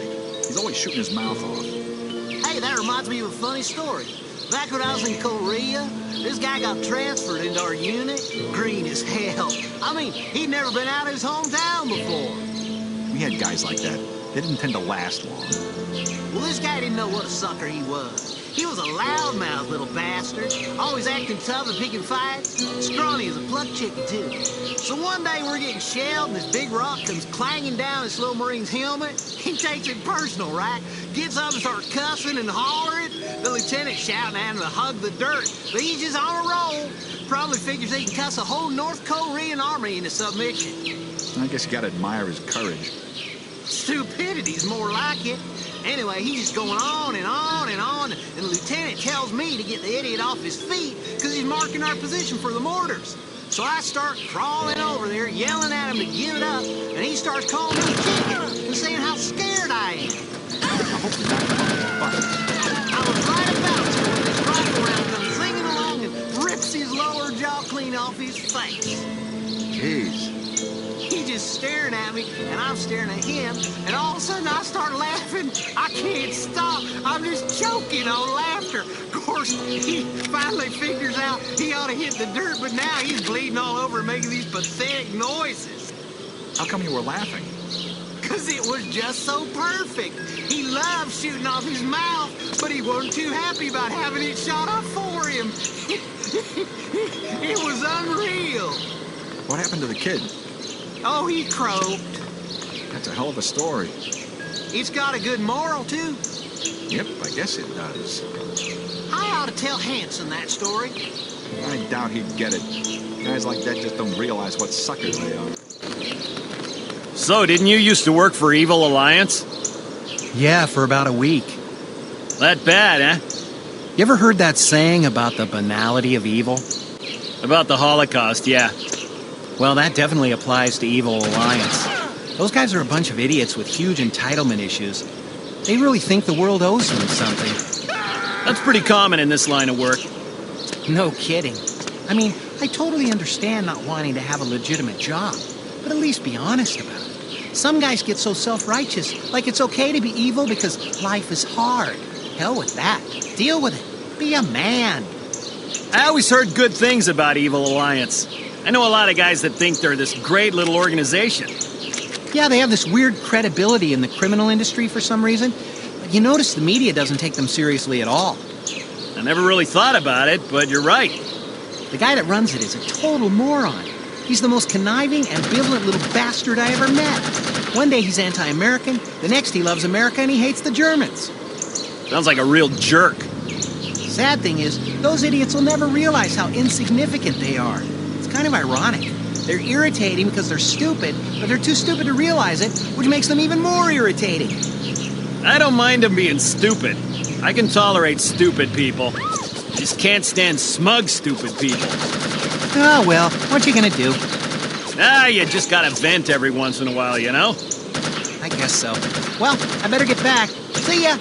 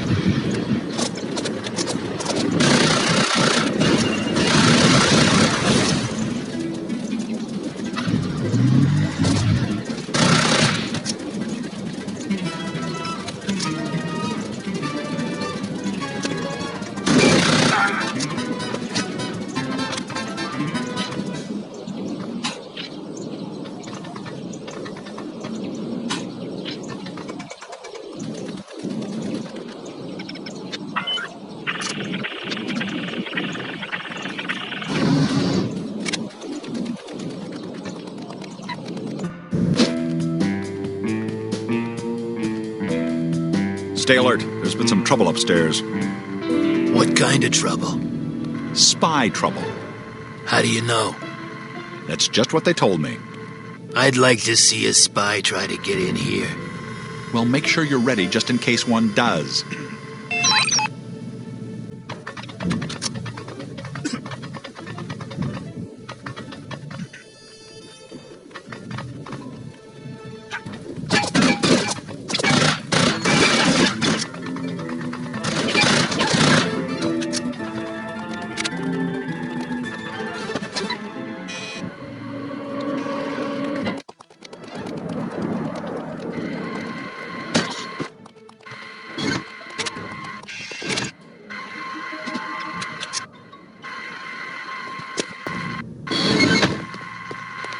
When's this stuff shipping out?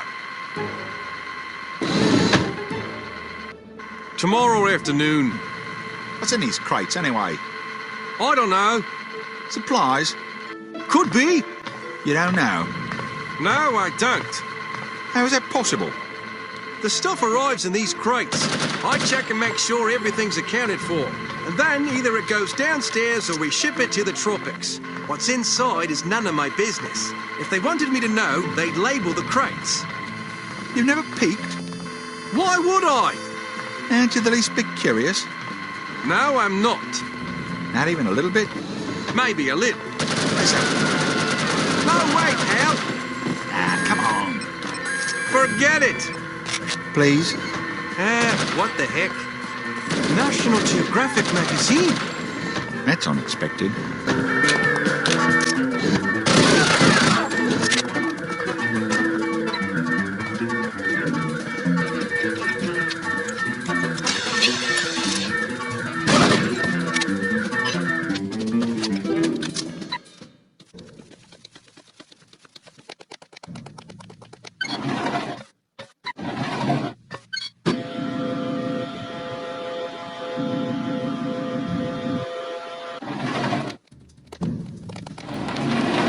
It is not. It is too. It is not. It is too. It is not. It is too. It is not. It is too. It is not. It is...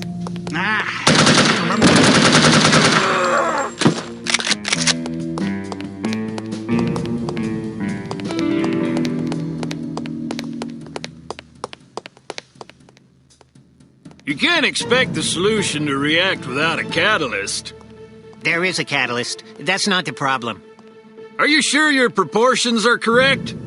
Positive. I measured everything twice. You included all the ingredients? Yes, yes! Even the sodium nitrate? Oh, damn. I forgot about that.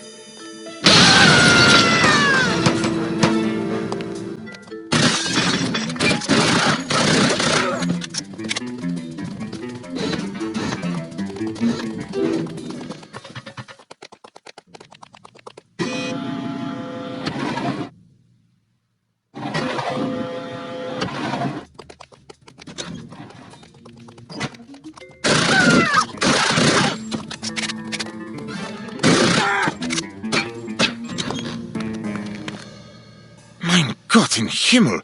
You're alive? More or less. But I saw you fall out of the plane without a parachute. Oh, that.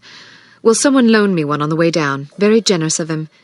Anyway, I thought I'd drop by and see if you'd like to get out of here. I would indeed. If I had known I'd end up in a place like this, I never would have left Berlin. But I suppose that was part of the plan. What do you mean? It seems we have been carefully manipulated by harm all along. My decision to defect and your organization's decision to aid me were part of an intricate scheme. I have overheard my captors discussing the matter. Harm wanted my research, but they didn't want to draw attention to themselves in order to get it. So they let us do the dirty work. Precisely. I was approached by one of their agents, who filled my head with tantalizing stories of the West and the freedom I would find there should I defect. He took care of the arrangements, knowing full well that I would end up here. Ingenious. Their only mistake was to underestimate us.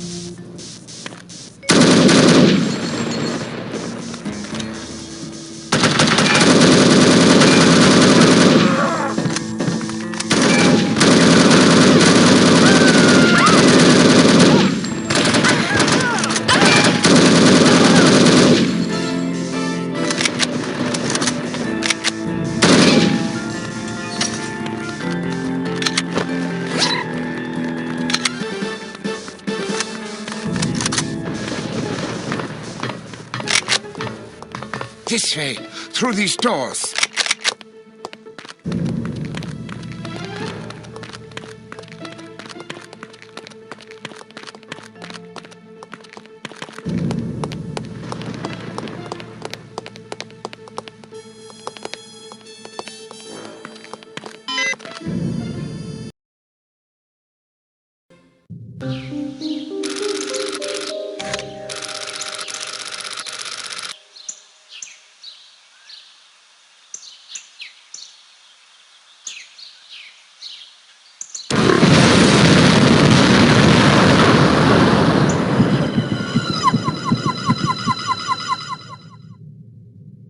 This morning at exactly 9:02 a.m., there was an explosion of unknown origin in the town of Shilling, England. That's where the Baroness grew up. Well, case closed. Arrest her immediately. Scoff all you please. The source of this blast was a banker by the name of Lester Cheems. Casualties are estimated at over 1,300 innocent people. Their blood is on the hands of the agency responsible for kidnapping Dr. Otto Schenker from us. Until he is returned to the facility from which he was abducted, we shall continue to mete out similar punishments every 48 hours. That is all. Those figures are correct, by the way. 1,300 people. I suppose we can assume Harm is capable of delivering on its threats. Indeed, which means we have exactly 2 days to complete our objectives. Can we have records and research find out if this Lester Cheems ever knew Felicity Farnsworth? I suppose, although I can't see that it will prove anything. You never know. Well, I, for one, am reticent to implicate a respected public figure on the basis of mere coincidence. You call it coincidence. I call it circumstantial evidence. Knowing the victim of a crime hardly qualifies as circumstantial evidence. That depends on the victim, the crime, and the circumstances, doesn't it? Enough of this bickering. Send in Dr. Schenker, if you please. Ah, here you are. Thank you for joining us, Doctor. I hope your accommodations are adequate. Exceptional, thank you. Hello again, Miss Archer. Hello, Doctor. I'm sorry there wasn't time to brief you sooner, but I imagine you've already heard about this morning's disaster. I have.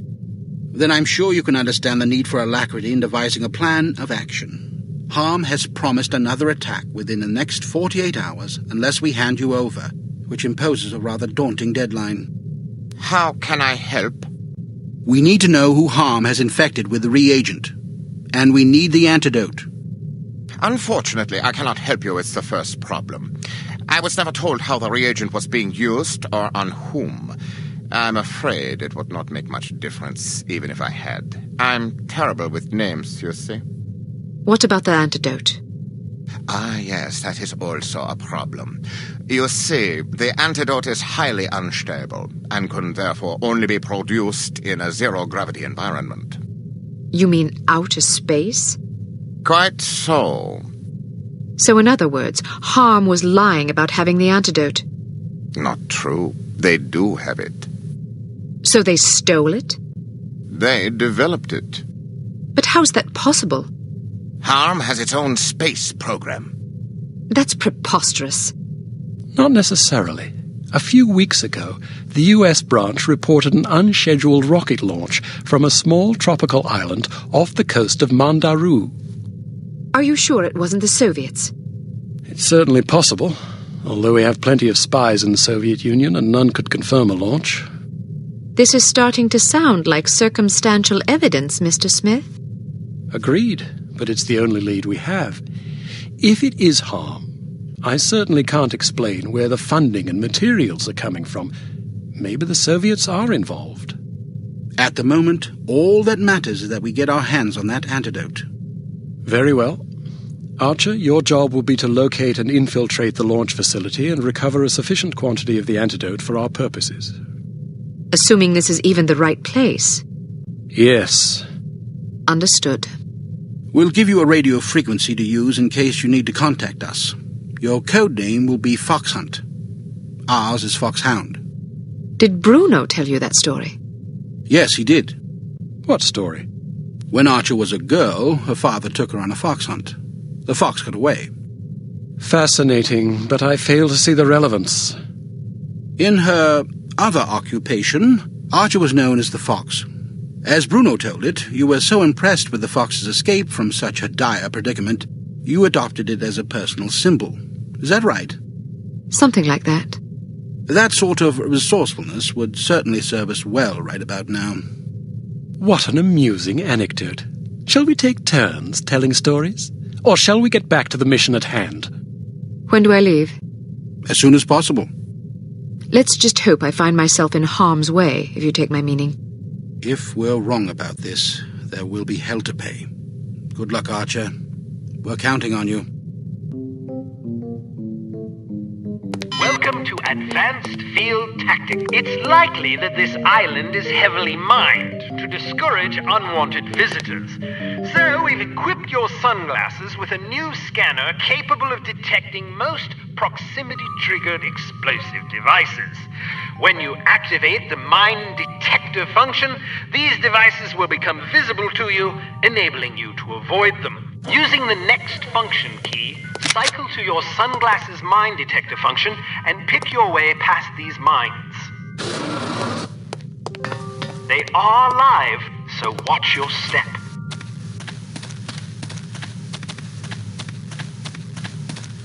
Excellent.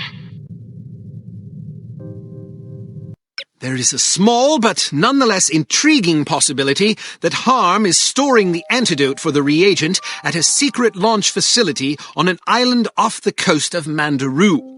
Your first objective will be to establish whether or not such a facility even exists. If it does, you must infiltrate it and retrieve a container of the antidote.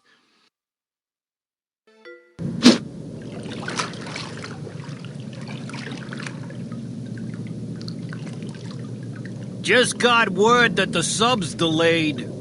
Good. We still haven't finished clearing out the last shipment. What's the ETA? Probably around 9 p.m., maybe later. I could use some overtime pay.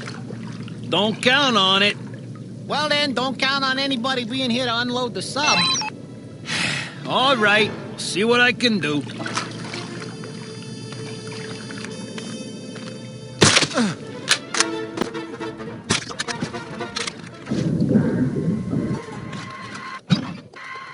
When do you go back on shift? 5 minutes ago. Me too.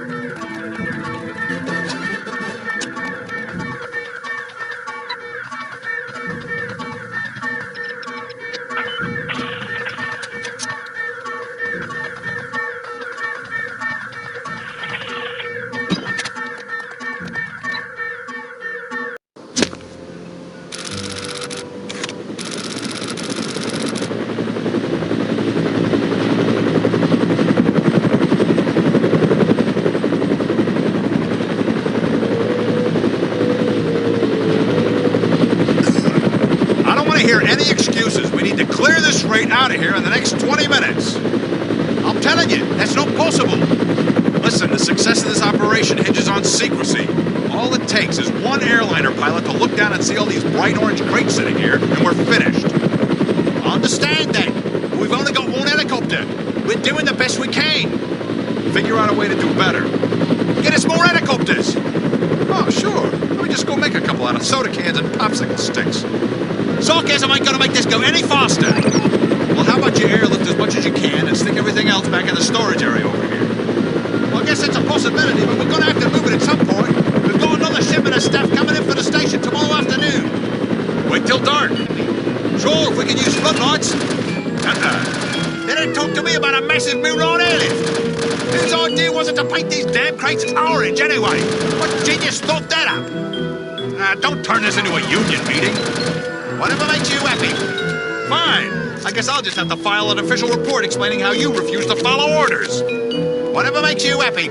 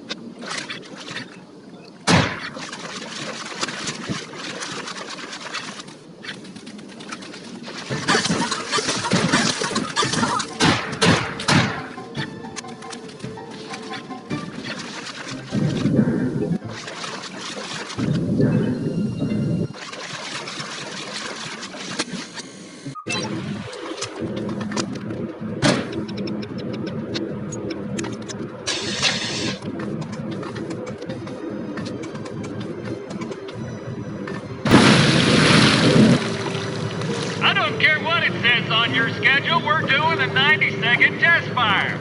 We did a 90-second test last week. The results were inconclusive. Besides, we've adjusted the fuel-oxidant ratio since then. You can't just change the schedule at the drop of a hat. We need results. If that means modifying the schedule, then that's what we're gonna do. This schedule is based on your estimates. Our budget is based on the schedule. If you deviate from the schedule, you'll put us over budget. That's not my problem. My job is to deliver a more efficient rocket engine. It is your problem because you signed off on the schedule. Maybe so, but if I stick to the schedule, I'm definitely gonna face the axe because there's no way I'm gonna be able to deliver what I promised. I'd rather take my chances. Suit yourself, but I'm reporting this situation to the director. Be my guest. I have to find a way to sabotage this test fire, or I'm in big trouble. Test fire will commence inside of 1 minute. All personnel evacuate last bit immediately.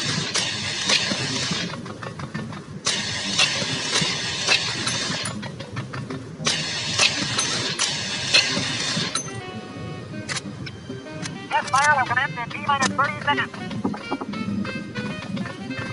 Test fire will commence in T-minus 20 seconds.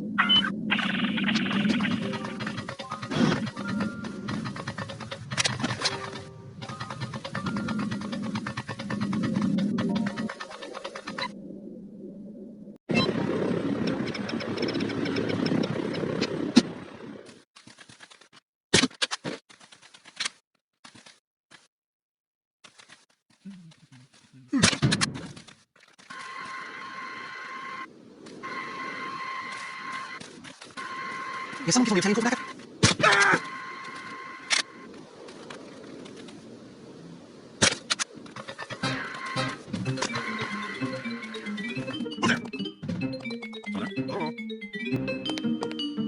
Marcus was telling me that Calamity's planning an official follow-up to the Paris Caper. Do you blame them? That was their seminal achievement. They pulled off some interesting heists since then, but nothing compared to Paris. I agree. I'm really curious to see how they top themselves. I'm surprised Big Bad Mama agreed to do it. She's supposed to have a thing about always moving forward instead of rehashing old gigs. According to Marcus, she put up quite a fight. Ended up shooting Forrest in the back of the head. You've got to be kidding me. It's true. I'm still kind of in shock. Forrest is dead? Yeah, they're looking for a new safecracker. Why'd she shoot him? I guess he was mouthing off too much or something. You know how she feels about hired help mouthing off. How did Big Bad Daddy take it? I'm sure he was upset, but what's he gonna do? Everybody knows she wears the pants. Good point.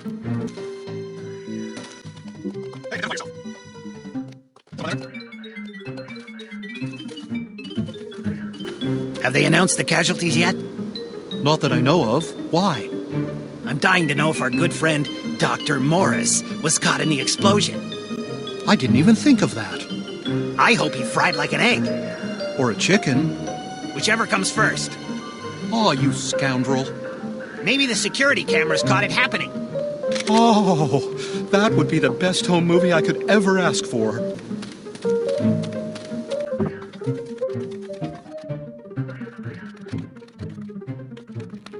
So what the hell's all the commotion about? Didn't you hear? There was an explosion over at the test area. I guess that prototype rocket engine they're working on came unmoored. Did anybody get hurt? I don't know the details, but I'd be amazed if nobody got fricasseed. Man.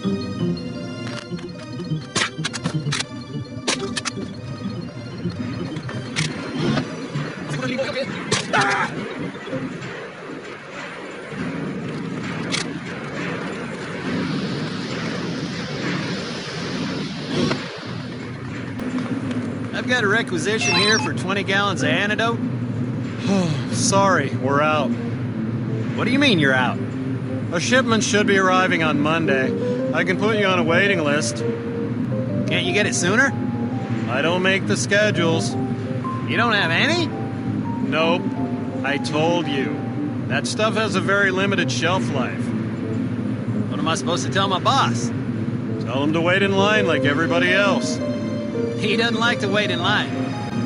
Is that supposed to scare me? I get threatened by guys like your boss all day long. What it basically boils down to is that they want a commodity that is only produced in one place. That place just happens to be outer space, which means the distribution channel is very narrow. We send a rocket up every other week and it brings back as much antidote as it can carry. When's the next rocket? This afternoon. Not coming back till Monday? Correct. Who can I talk to about that? Whoever you want, because it's not going to do a damn bit of good.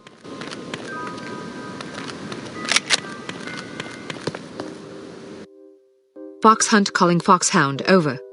Go ahead, Fox Hunt. There are no antidote samples on the island. Repeat, no antidote samples. Damn. However, I think I may know where I can find one. Where? Outer space. Please repeat. Over. I could have sworn you said outer space. Aye, that's what I said. There's a rocket going up in half an hour. I plan to be aboard. Negative. It's too risky. You forgot to add, for a woman. Don't worry, I'll be fine. I'm not about to let thousands of people die because I was afraid to risk my neck. Very well. Proceed as planned. Just be sure to come back in one piece. Count on it.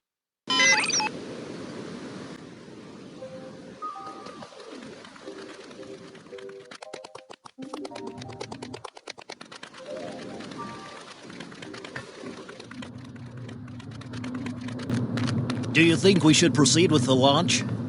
Of course we should. After what just happened? It has no bearing on this launch. I hope you're right. Just relax. I wish I could. I'm all wound up. How about a nice massage? That would be divine. Perhaps later? Must say they might too much last night if I dreamed it up. Well, I'm a good shot.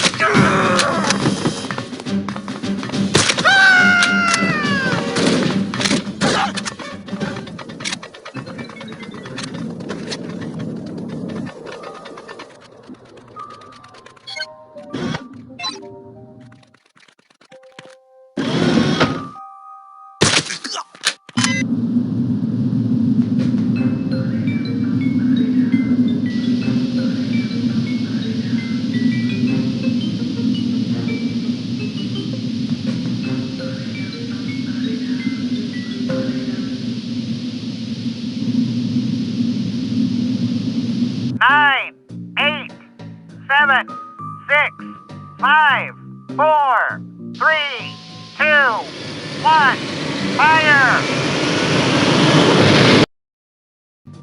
Once aboard the Harm space station, you must ascertain where the antidote is stored. Your spacesuit should mask your identity to some degree, but don't expect guards to be fooled. If you see anyone carrying a weapon, either avoid him or dispatch him. When you've retrieved the antidote, you can start thinking about how to get back to Earth. First things first. Fiscal. Yes, sir? Hey, can you go check up on the crew of that rocket that just came in? They haven't disembarked yet, and they're not responding on the radio. Great. Probably another short circuit. That's what I'm thinking. I'd like to get my hands on the contractor that built this hunk of junk. Too late. We shot him out the airlock last month. What? How come I didn't know? It was a private ceremony. That's just plain selfish. Sorry. All right, I'll check out the rocket. Guess it isn't a short circuit. Hello? You guys okay in here?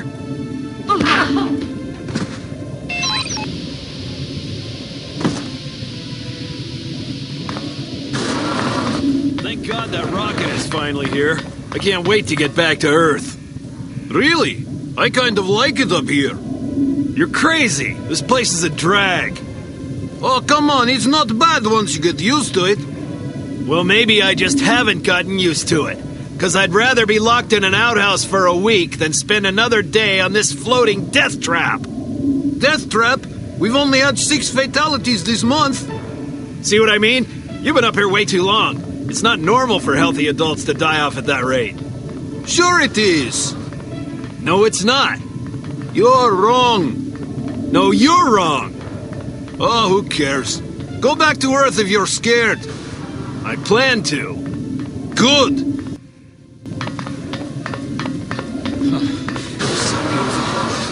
You drive me mad with lust. I'm like jelly in your arms. How can I resist you? I want you now. Yes, please ravage me.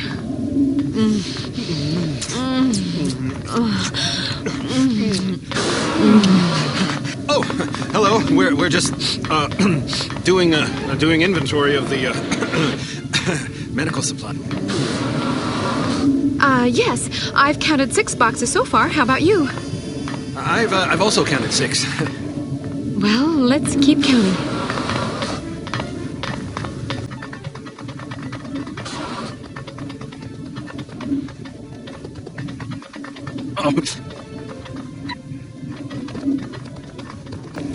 I need another drink. I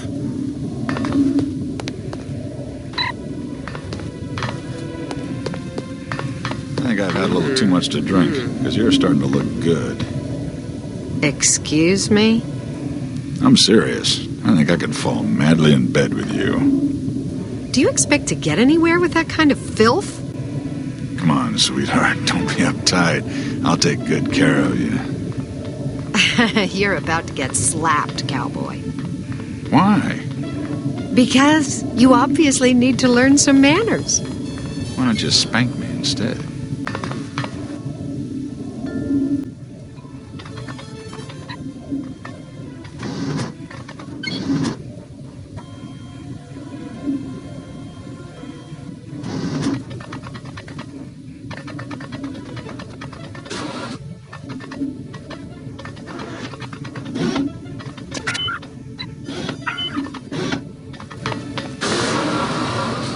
This is a restricted area, you goon.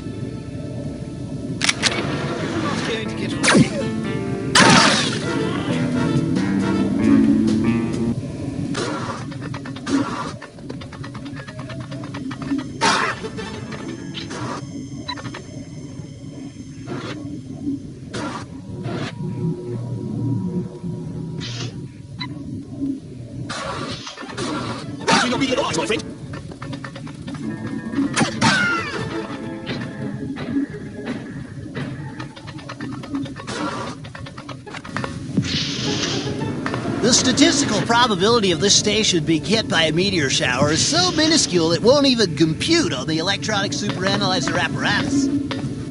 Maybe, but it sure looks like a collision course on my chart. The human eye is no match for the raw computational power of the electronic superanalyzer. I should know. I built it myself. Yes, I know you built it. You remind me several times a day.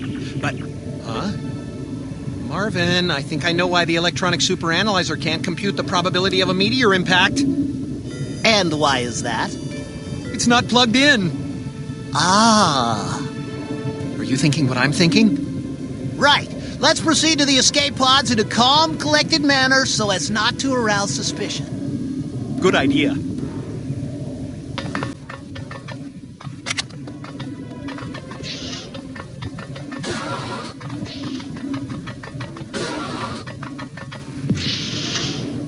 Meteor shower? Roger that. Headed right this way. We should probably let everyone know. You really want to start a panic? Remember, there's more than 70 people aboard this station, but only enough escape pods for 20. Good point. I'll meet you on Chartreuse. See you there. Hello. Oh, don't mind me, just going for a little stroll. Ah, what a relaxing day it is so far, eh?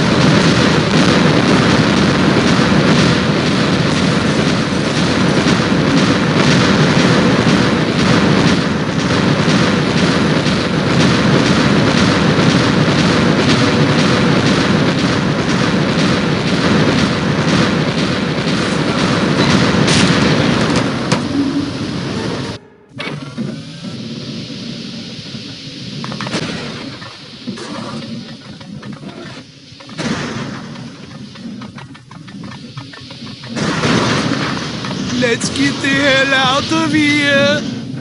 Wait for me!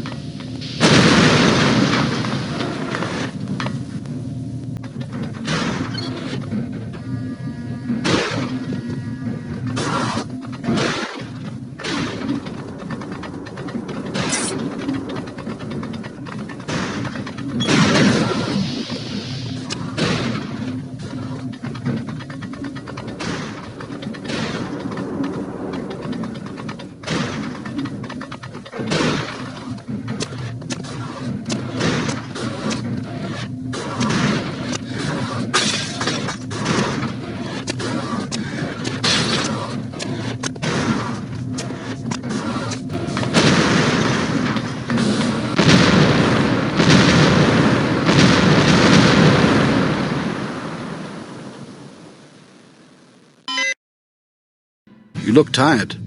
I'm all right, sir. We've asked a great deal of you on this assignment.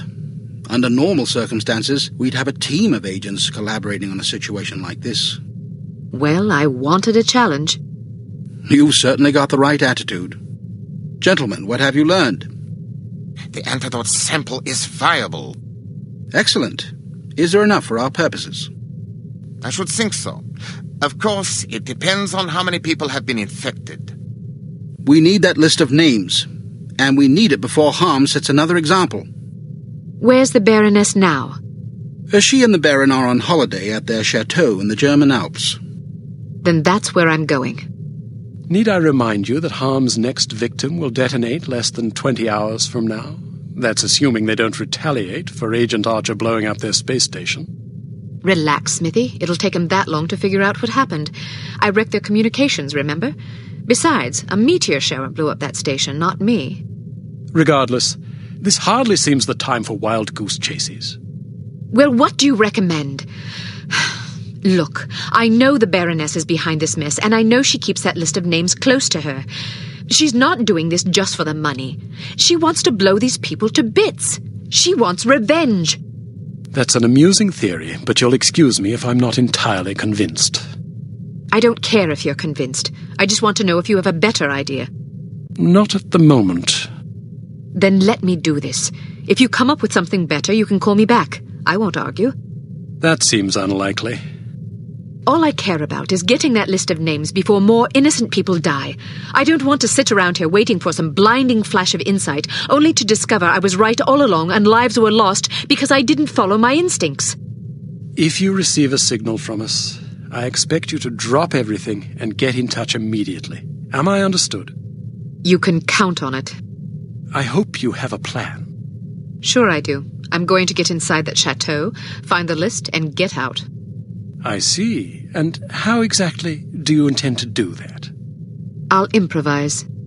Brilliant. Why didn't I think of that? What about the fellow that's been keeping an eye on the Baroness for us? He's just a spy. Some poor chap willing to risk his neck for a pittance and a bit of adventure. Perfect. Have him meet me at my hotel when I arrive. Are we really going to go through with this? Yes, we are. God save us all.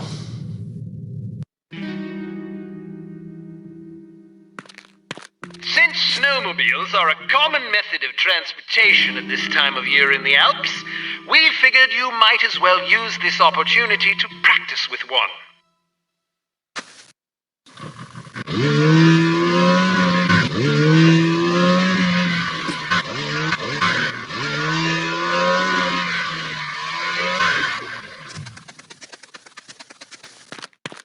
Excellent.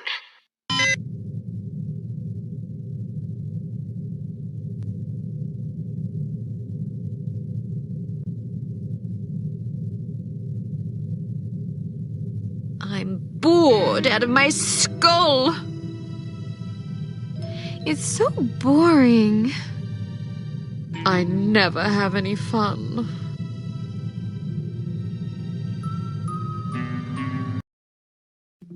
If your theories are correct, the Baroness will lead you right to the list of Harm's intended victims. You must retrieve that list and put an end to Harm before more innocent people die. Time is short, Archer. You must succeed. What can you tell me?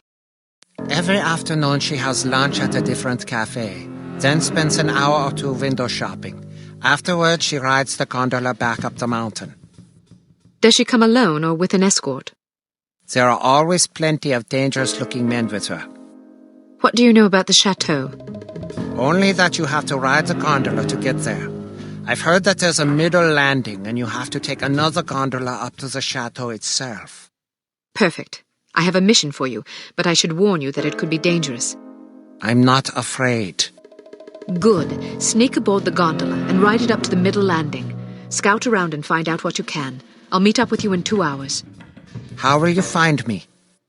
Leave a sign. Marks in the snow should suffice. Where are you going now? I want to do some window shopping.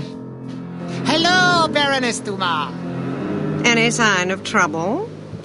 Well, McCoy got into a snowball fight with some kids and somebody hit him in the face. He got a bloody nose. What's your name? Hans Kirchner, at your service. You're fired. Huh? Why? Because if I were to shoot you, it would cause a scene. You take over here. If anybody slips by you, I swear to God, I'll have you frappéed.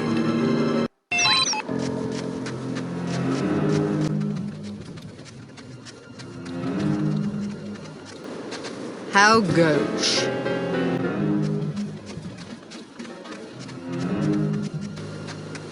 Dreadful.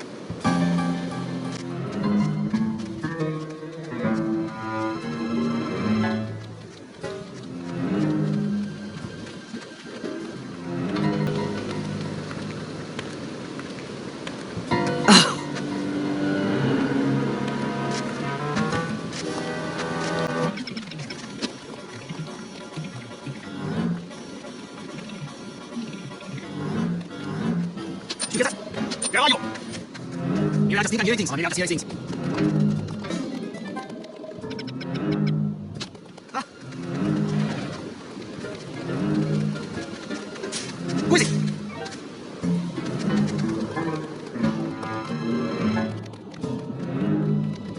it? Well, isn't that provincial?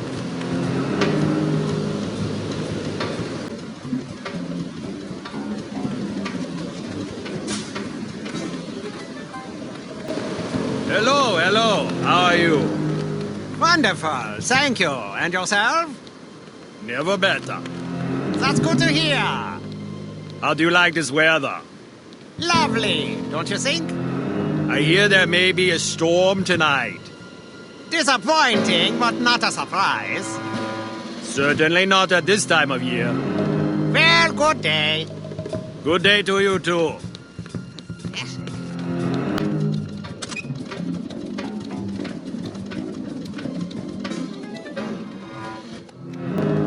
You're late. Sorry, I was shopping for my son and I lost track of time. It's his birthday next Sunday. By the way, we're having a party on Sunday afternoon. If you and Hilde are free, why don't you bring Johann over? We'll have plenty of schnitzel and birthday cake. Sure, sounds like fun.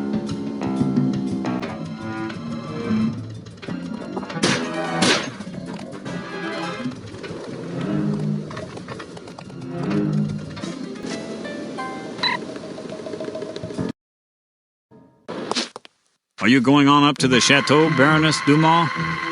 Of course I am. You simpering oaf! Did you think I was planning to sit around and play pinochle with you idiots?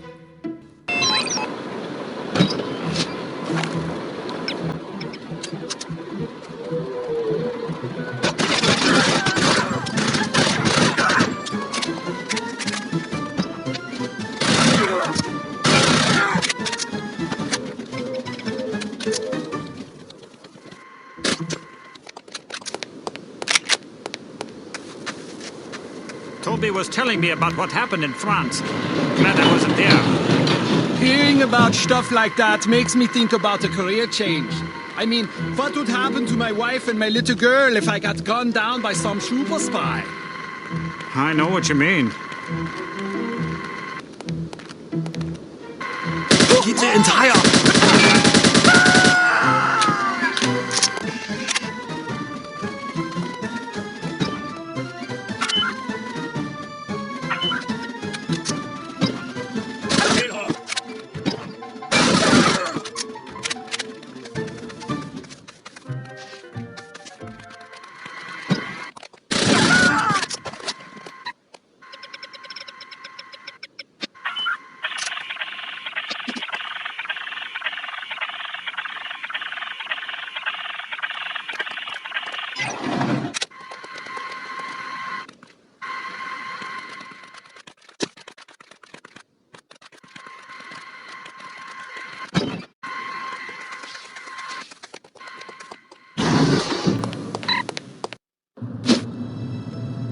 What did you find out?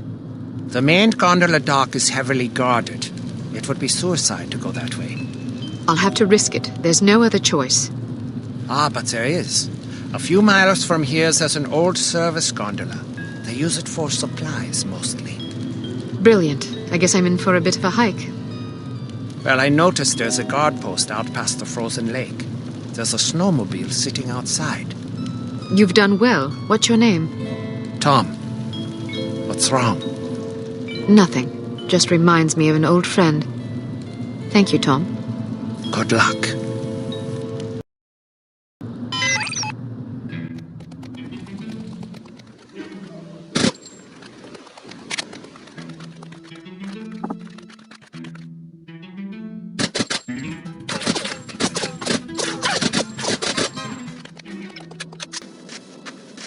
So I hear Johnny Rommel's coming in tonight. Really? I thought he was too good for us grunts. Travis tell you about that mess in Greece? The hostage thing? Yeah, sounded ugly. Yeah, well now Johnny's saying it wasn't his fault. It was the Greeks. The Greeks? That's crazy. It was a dumb plan to begin with. Not according to Johnny. He says the plan was flawless. He says everything would have gone off without a hitch if it wasn't for the Greeks screwing up. I've worked with a Greek before. He doesn't screw up. I know. So does everybody else. Not only that, Travis showed me a telegram he got from Johnny 2 days before the thing went down. It outlined the whole plan. Really? Yeah, and let me tell you, it was a bad, bad plan. How bad is bad? Well, obviously the situation was about as bad as it gets. You got that right. The only reason it was even that good is because the Greek wasn't following orders. Otherwise, they wouldn't have been alive long enough to mess up that bad. And he's got the nerve to blame the Greek. You don't understand. Johnny thinks he's this great mastermind. If something goes wrong, he blames somebody else. If something goes right, even if he had nothing to do with it, he takes all the credit. Wait till the Greek finds out what he's been saying. I just hope I'm around to see it. You know the worst part? It took him 4 years to cook up that plan. Are you serious? That's pathetic. Hey, Phil. Yes? You bought that Bentley yet? I'm not sure if I want it. But you were really excited about it last time I talked to you. Well, now I'm thinking about a Jaguar. I thought you hated Jaguars. I never said that. Yes, you did. You said you'd rather stick a knife in your eye than buy a Jag. You're confused. I think you're just a fickle bastard. Sod off, I'm not fickle. Sure you are. Remember how smitten you were with that bird, Tracy? Tracy? She's disgusting. You see? You thought she was some kind of a fairy princess. Liar! And remember when you said you wouldn't use an automatic pistol because you said they were unreliable? I've always used automatics. Revolvers are for half-wits and old ladies. You know what makes it even worse? Not only are you a whimsical bloody bastard, you're also a belligerent ass. Shut up if you don't want me to clobber you. Wait a second, tough guy. We both know I could reach down your throat and rip out that flimsy spine of yours, so don't go shooting off your mouth at me. I'm not fickle.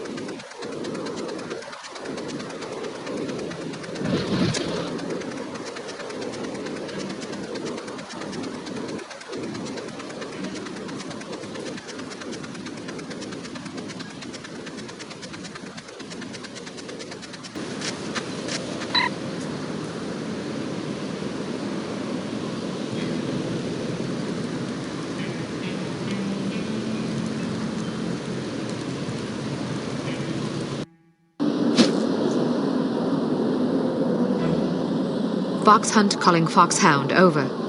Go ahead, Fox Hunt. Approaching target. Outlook good, over. Excellent news. Proceed as planned. Support standing by. We'll await your signal. Over. Understood. Over and out.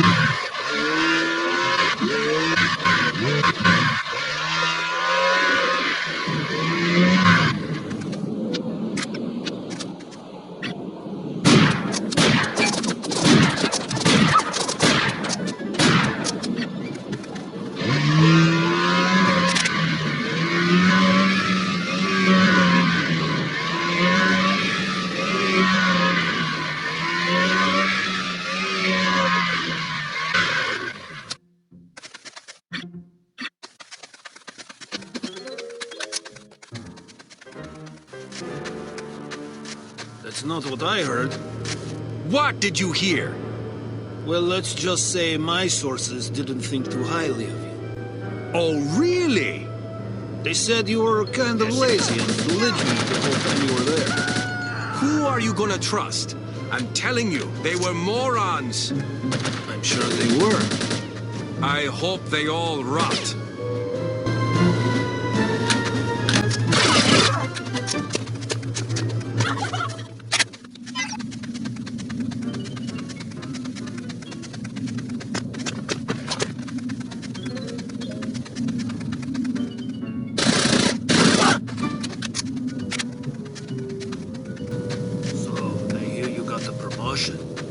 Yeah, starting next month, I'll be in charge of planning all mechanical sabotage operations for Northern Europe.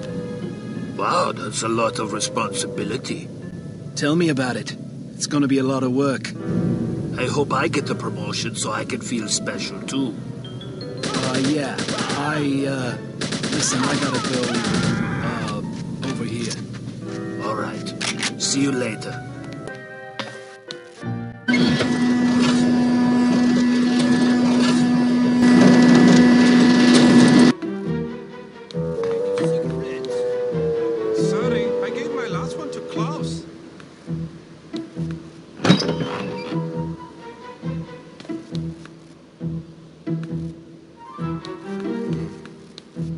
Any word from base 2? Well, keep trying. No, sir. Strange, I really thought I heard something, but... Oh well.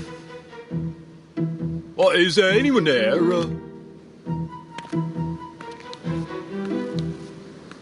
Must be nothing, but you can't be too careful. Yes, quite so. You're not going to get away.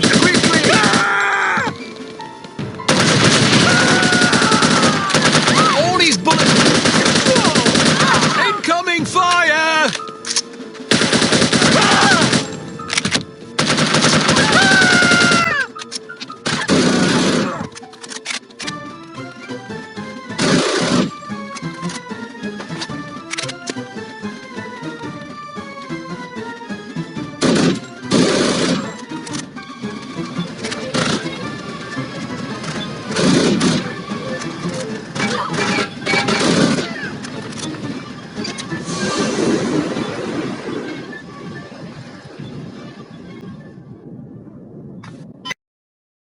Once you reach the chateau, you will have to act quickly.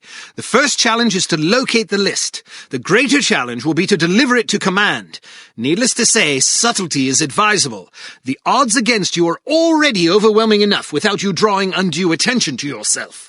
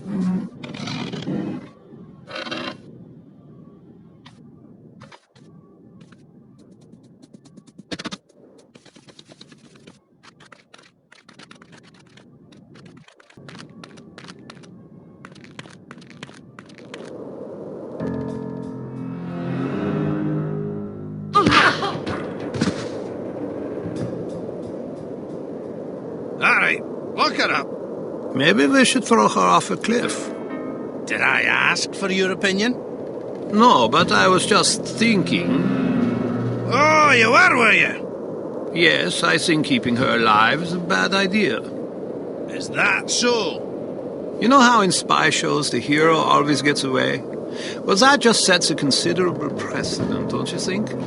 Sure, it's just television shows, but it still makes me nervous. Take a look at her. Excuse me? I said look at her. You want to murder her? I don't want to. It just seems prudent. Prudent, eh? If you don't mind my saying so, you seem rather moralistic for a man who earns his living as a criminal.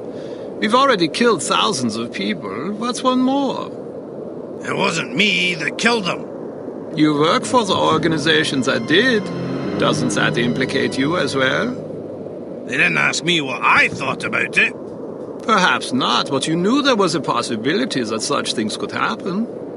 Okay, maybe you're right. But that doesn't mean I want this girl's blood on my hands. Truth be told, I'd sooner kill you than her. Then I'll stop trying to convince you to throw her off the cliff. That's prudent of you. I must confess, I haven't been able to sleep since that explosion in England. Me neither, lad. Can I ask you a question? What would you do if I began walking towards a gondola dock with the intention of leaving this organization? I might give you a piece of advice. What would that be? Don't get yourself killed. The thought had occurred to me.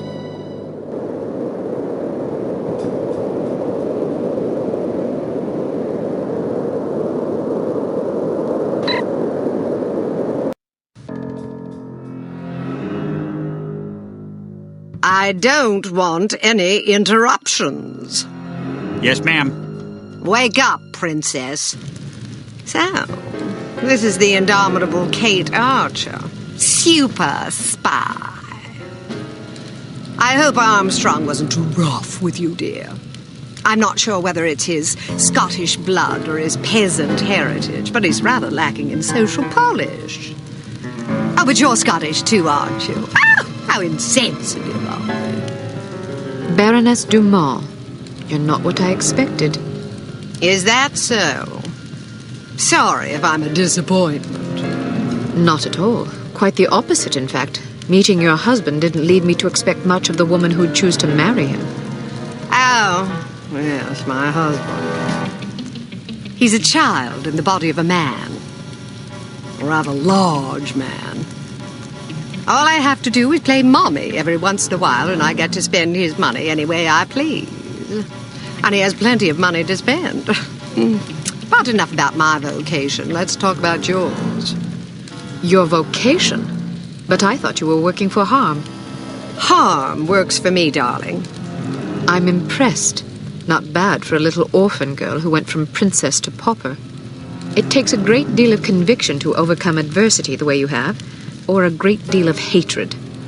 A little of both, actually. I wouldn't have expected such insight from someone like you.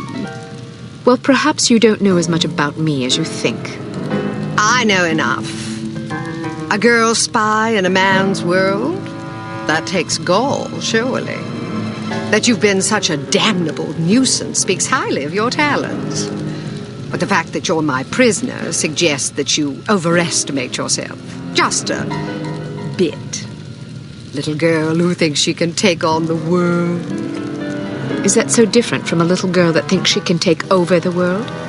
Well, we're both ambitious. Too bad your ambition is so petty. Is that what you think? You might have done great things. Instead, look what you've settled for. Exacting revenge on people who remind you of those snobs that ostracized you and your mom after that nasty business with your father. You call it revenge?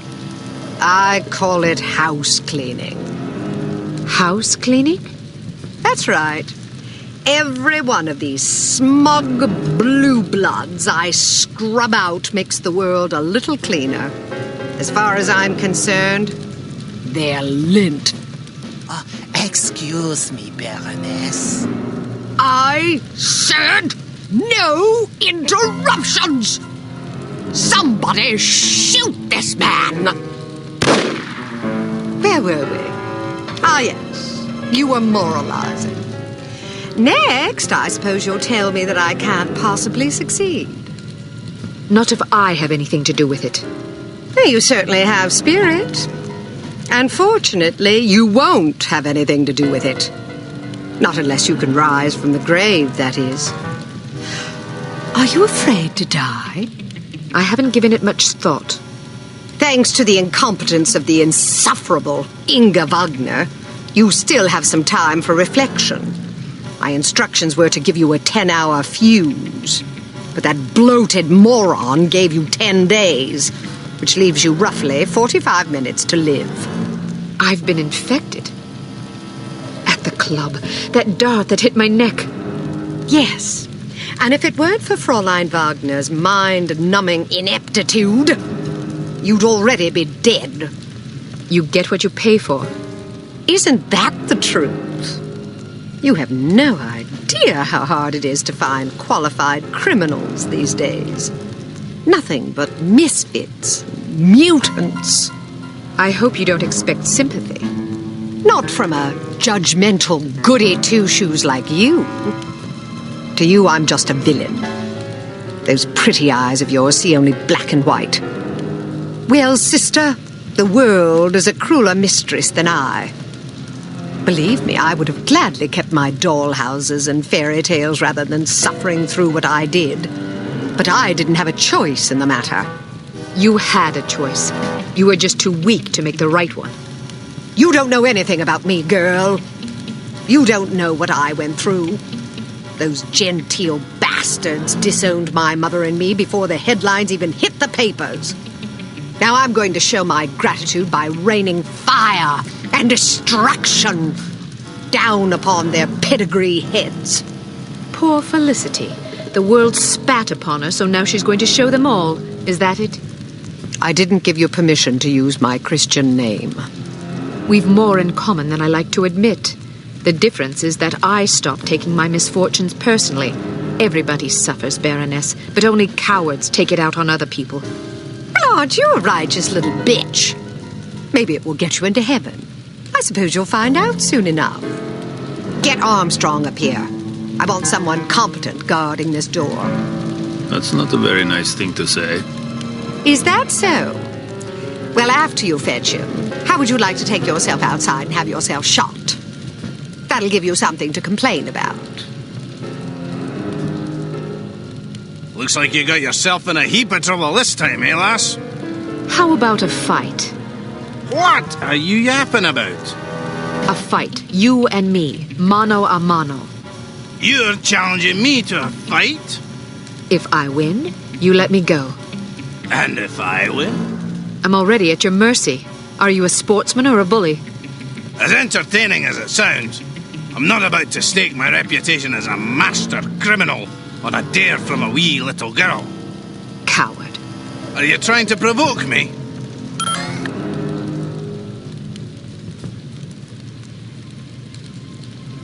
You're just afraid I'd clobber you. Ha! I'd be more afraid of an angry chipmunk.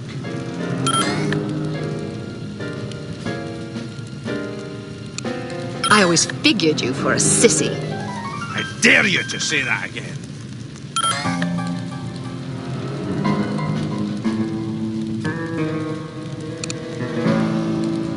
Maybe you should trade your kilt for a skirt. Maybe you should shut your damn cake hole before I put my fist in it.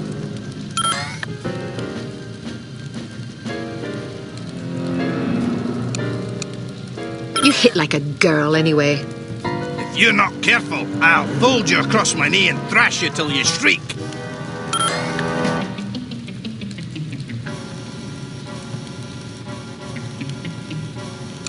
Oh, that's right. I forgot you don't like girls. Say that again and I'll wash your mouth out with soap.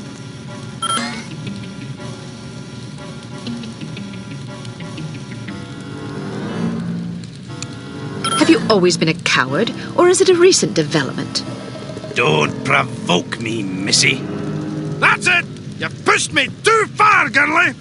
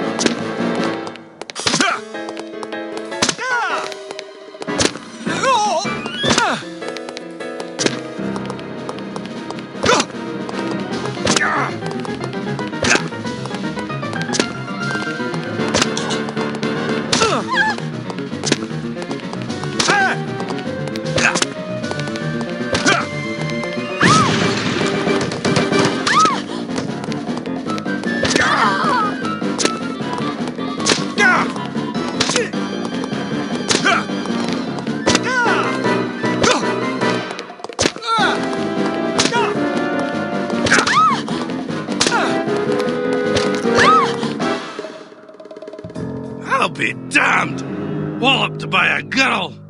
So, do you intend to keep your word and let me go, or do I need to pummel you some more? I may be a villain, but I'm not a liar. A promise is a promise. What about you? Time to look for a new job, I suppose. I'm definitely not sticking around here to discuss your escape with the Baroness. Maybe you should consider a legitimate career next time. My skill set is a bit too, specialised for legitimate work. Don't you worry about me. I'll make do. I owe you. That you do. And don't forget it either. Can I ask one more favour of you? You can ask. The list of names. Where does the Baroness keep it? Sorry, I can't help you. Do you have any idea how many innocent people will die if the Baroness isn't stopped? What do I care? Don't give me that. Imagine some crazy woman with a chip on her shoulder blew up your mum. How would that make you feel? My mum's already dead. Answer my question, you big ox, or I'll pummel you so bad you'll be picking your own teeth out of your arse. Okay, fine, I'd be sad. Is that what you want to hear? I might even cry like a ninny. Are you happy now? Just think about all the people that'll lose their mums and their sons and their wives, all because some power-mad baroness had a bad childhood. You want that on your conscience? All right, enough, fine. As far as I know, she keeps the bloody thing in a safe in her underground lair. There's an elevator behind a woodpile downstairs. You're a resourceful lass, you'll figure it out.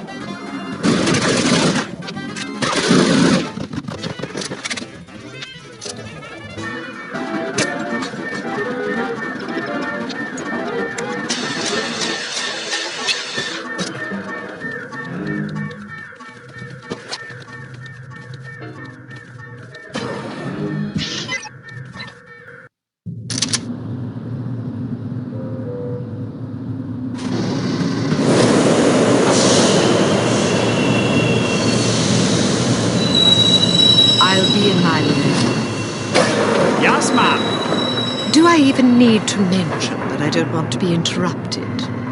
No, ma'am. Good.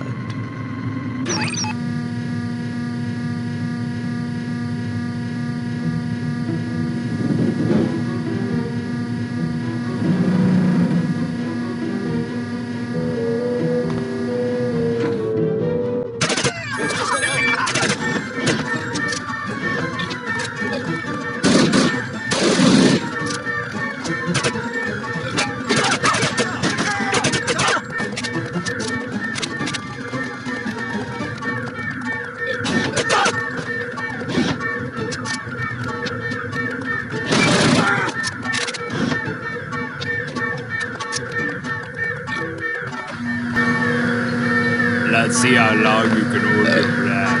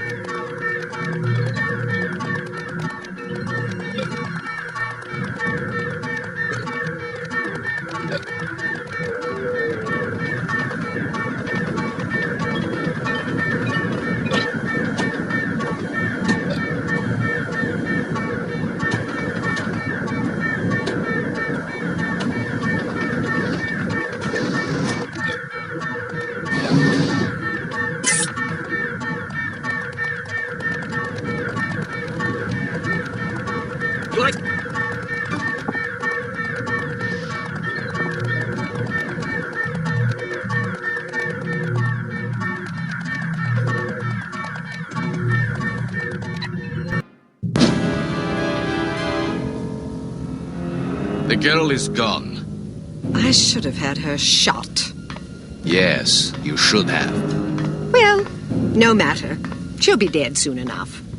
Wrong. She got the antidote. She's resourceful, all right. I'll find her. There isn't much time. Less than an hour. More than enough. Just be sure not to leave without me. I wouldn't dream of it. What about Armstrong? Vanished. Kill him too while you're at it.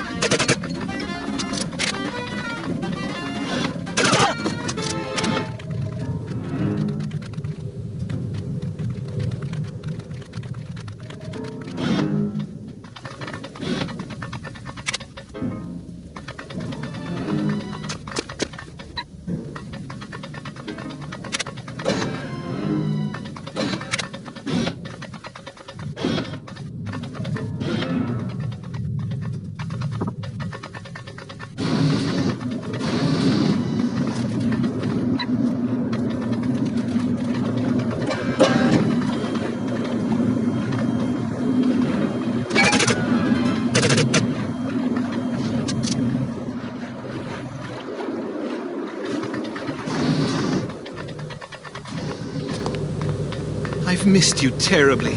Every moment I'm away from you is pure torture.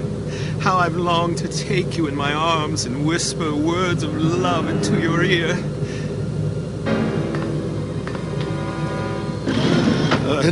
Now, where's that damn socket wrench?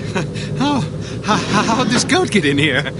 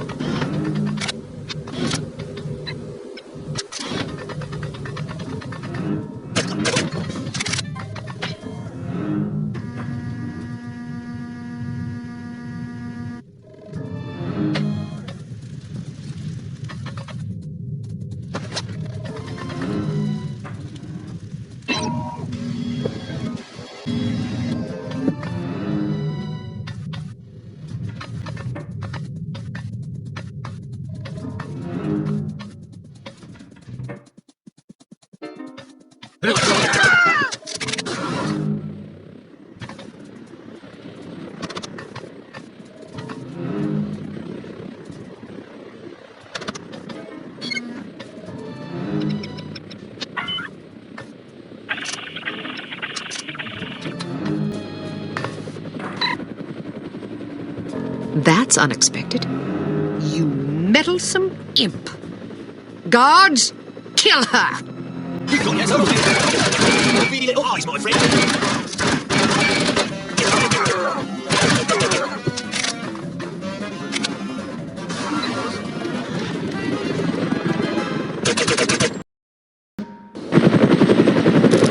Be on the lookout for Archer. Yes, sir.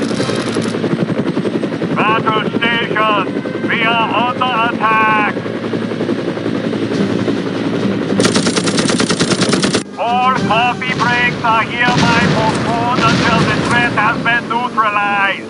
Oh, man.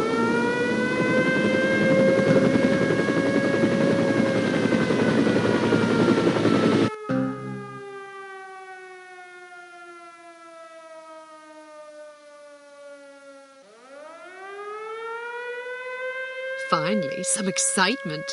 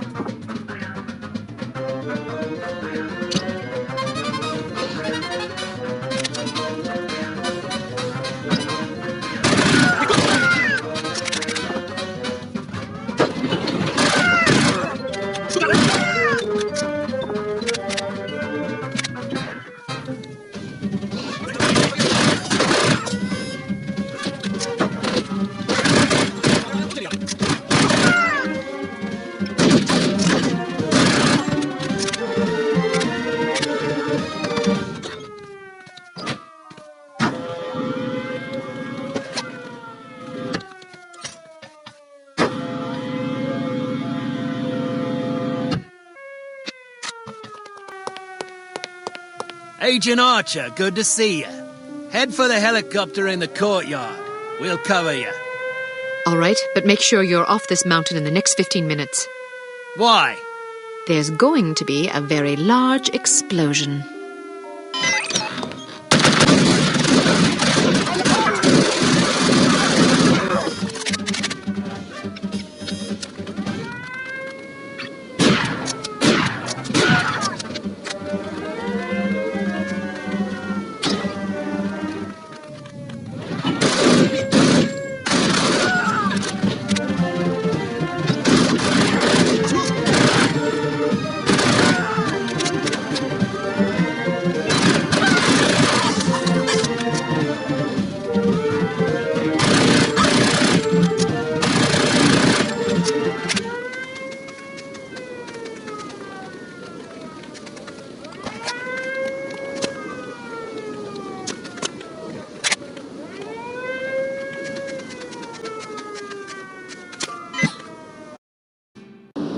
Out of curiosity, who's got Agent Archer? Thought you had it. I don't have her either. Damn it all to hell. Should we head back? Well, the objective of our mission was to rescue her. Good point.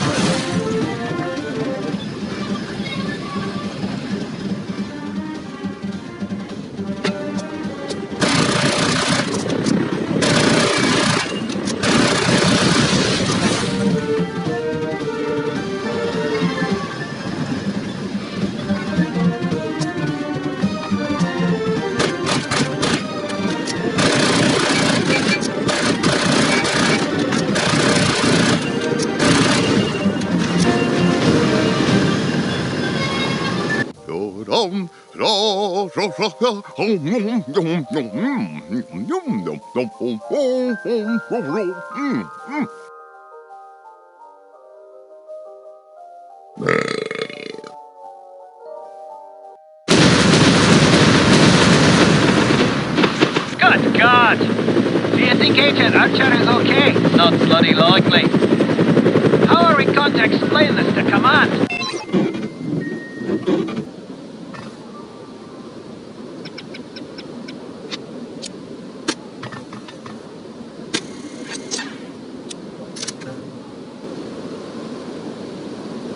You have proved to be an interesting adversary, Miss Archer.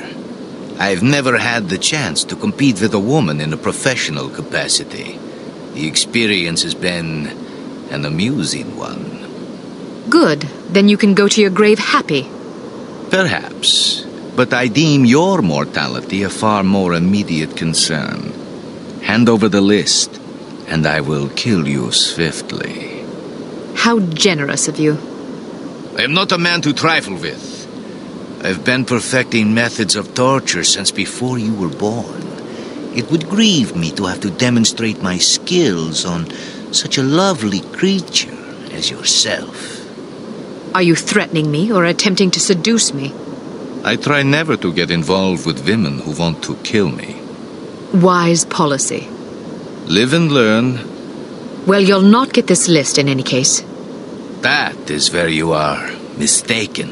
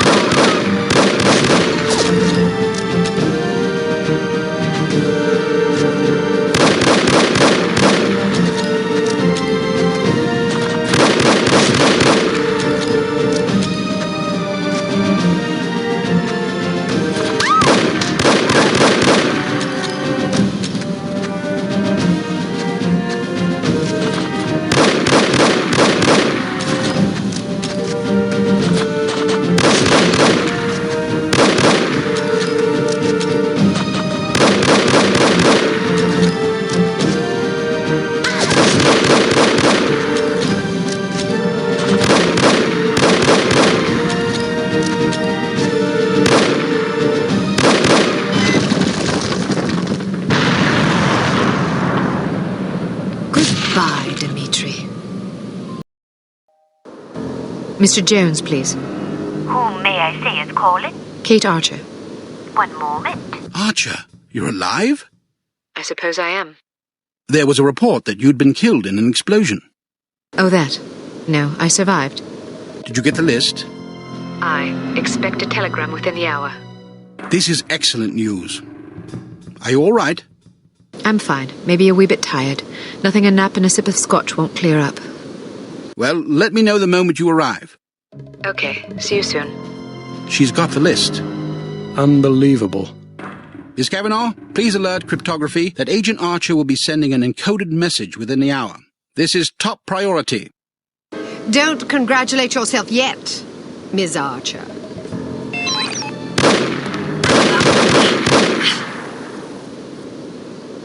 You've won nothing. Yes, well, you've lost everything. Again.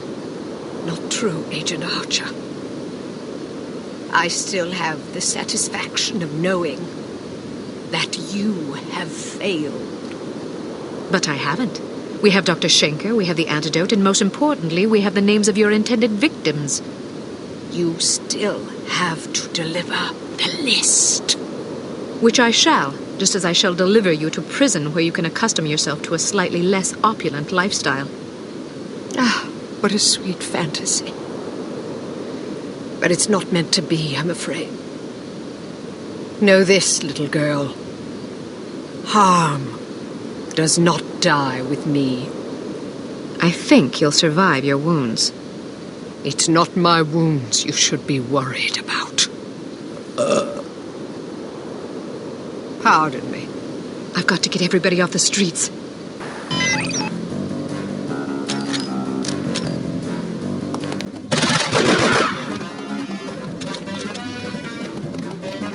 He's off the streets! Inside, hurry! Get inside, now! Get inside! Get off the streets!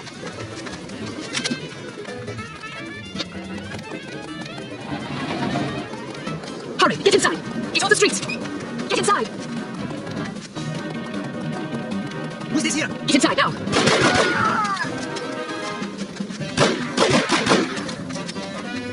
Get inside!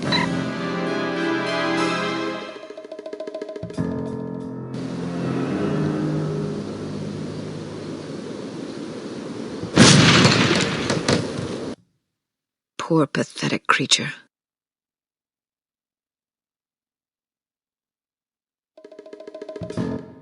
Ah, Miss Archer. I trust you're recuperating suitably? Quite so, Mr. Jones. Thank you for the champagne. It's a tradition I began back in the war, to reward my boys for a mission well done. It pays to have friends in the supply department.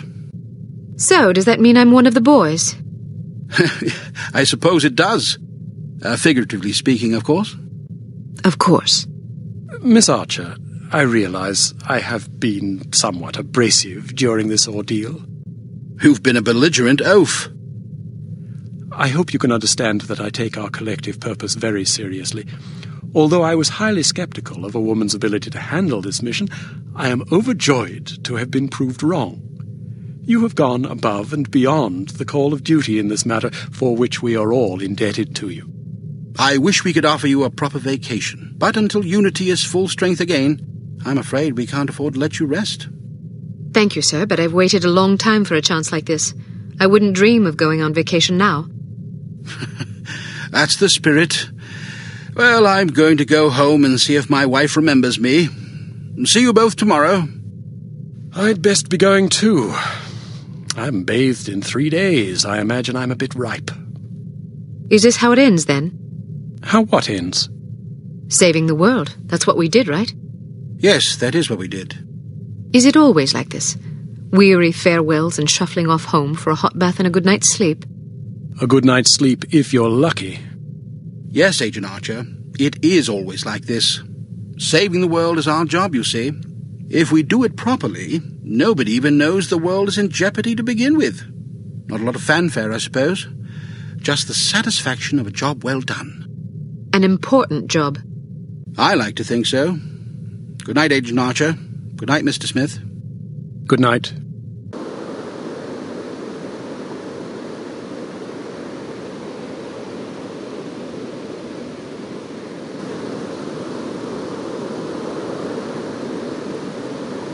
You were right.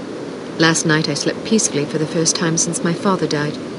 How touching. Tom? You owe me more than you can imagine, Ms. Archer. I thought you... You have no idea what I put myself through, and I'm not gonna get a dime for it thanks to you. You're the traitor. Hey, I'm not proud of what I did, but I was gonna get a handsome paycheck as compensation. A very handsome paycheck. Unfortunately, you had to go and blow up my benefactor. Money? You betrayed the entire free world for money? Ah, spare me the self-righteousness. Everybody has a price. Even you. You don't know anything about me. Maybe not, but I've been in this business long enough to see what people are capable of. Anybody can talk about honor and patriotism, but those are just pretty words. When the money's on the table, the right amount of money, you'd be surprised how quickly you can change your tune. Do you honestly believe that? Of course I do. You know what a spy is? It's just some ordinary Joe who's willing to risk his life to sell out his country for a few measly bucks. We rely on these people. That's where most of our information comes from. The difference between them and us, other than our training as operatives, of course, is a price tag. Mine just happened to be about 100 times as much money. And now I get nothing thanks to you. You're forgetting something, Tom. Those spies we recruit aren't patriots, they're cowards. We seek out selfish, hateful little people who place themselves above everyone else. We choose them because they're weak and greedy and arrogant, like you. Touché. Don't you understand what you did? People died because of you. Bruno died because of you. Hey, Volkov killed him, not me. All I did was supply some information. I'm not responsible for how that information was used. We'll see what the court thinks about that. I didn't come here to surrender. Pity for you.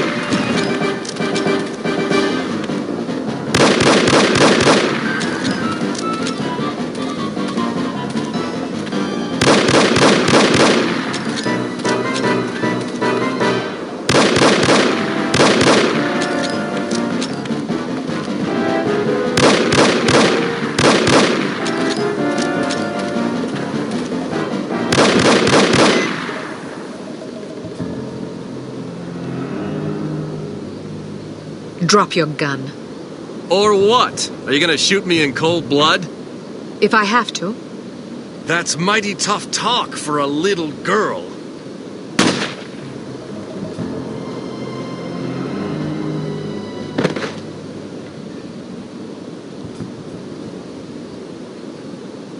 Mr. Smith, what are you doing here? Tending to some unfinished business. Mr. Jones? Are you all right, Miss Archer? Aye. What's going on? There's your traitor. You mean Smithy? How long have you known? I've suspected you for some time. You've only just now confirmed my suspicions. All this time you thought he might be a traitor? Indeed, but I had to be sure. You might have warned Bruno. He did. Bruno? Look out!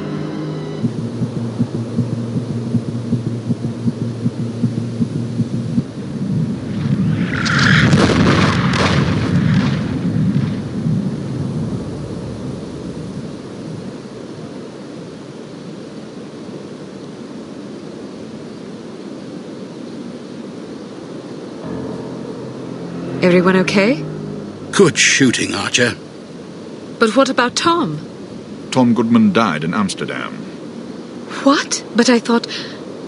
The man you knew as Tom Goodman was an imposter. His real name was Melvin Blitzney. He's a former vacuum cleaner salesman from Akron, Ohio. I don't understand. It's quite simple. 7 years ago, Mr. Jones took Smithy off the active list due to his increasingly inadequate performance in the field. Mandatory retirement came as a great blow. Smithy, like many operatives, thought of himself as a man of action. He viewed his reassignment into the role of an administrator as an insult to his virility. He kept his dissatisfaction to himself, secretly plotting to discredit Jones and, in the process, line his own pockets. To this end, he recruited Melvin Blitzney, who underwent plastic surgery, extensive training, and months of voice lessons in order to become Tom Goodman, for whom Smithy, meanwhile, laid a deadly trap in Amsterdam. How did Smithy hook up with a vacuum cleaner salesman from Ohio? Apparently, they met in a bar in Florida on one of Smithy's last assignments. Anyhow, with Goodman out of the way and no one any the wiser, Smithy launched the next phase of his scheme, which was to nurture a relationship with an up-and-coming terrorist organization. He chose harm. His plan was to create an international incident of staggering proportions and simultaneously cripple Unity so that we would have no choice but to capitulate. Such an unmitigated failure would force Mr. Jones to step down, giving Smithy control of Unity and also a handsome payoff in a secret bank account in Zurich. But what about Morocco? It was a trap meant to snare us both. Mr. Jones and I agreed that it would serve as a perfect opportunity for me to disappear for a while. You might have warned me, you know. We couldn't risk tipping our hand. You mean you didn't think I could keep a secret? Keeping a secret wasn't enough. Smithy had to believe I was dead, which meant that you had to believe it as well. I'm truly sorry, Kate. Oh, you will be. But there are still some things I don't understand. Smithy was extremely forthcoming with information for someone who wanted us to fail. Every mission he sent you on was a trap. Eventually it occurred to him that you were far more competent than he had anticipated, but it was already too late by then. You had outwitted him. Besides, if he'd attempted to conceal information, he would have drawn suspicion to himself, which he couldn't afford. But why did Tom, or Melvin, whatever his name is, blow up the cargo freighter? To get rid of you, of course. But Inga Wagner and Magnus Armstrong were aboard the ship. They were expendable. If you knew all this, why didn't you just arrest Smithy and be done with it? Because we didn't know all this until very recently. Your investigations revealed much of the information we needed.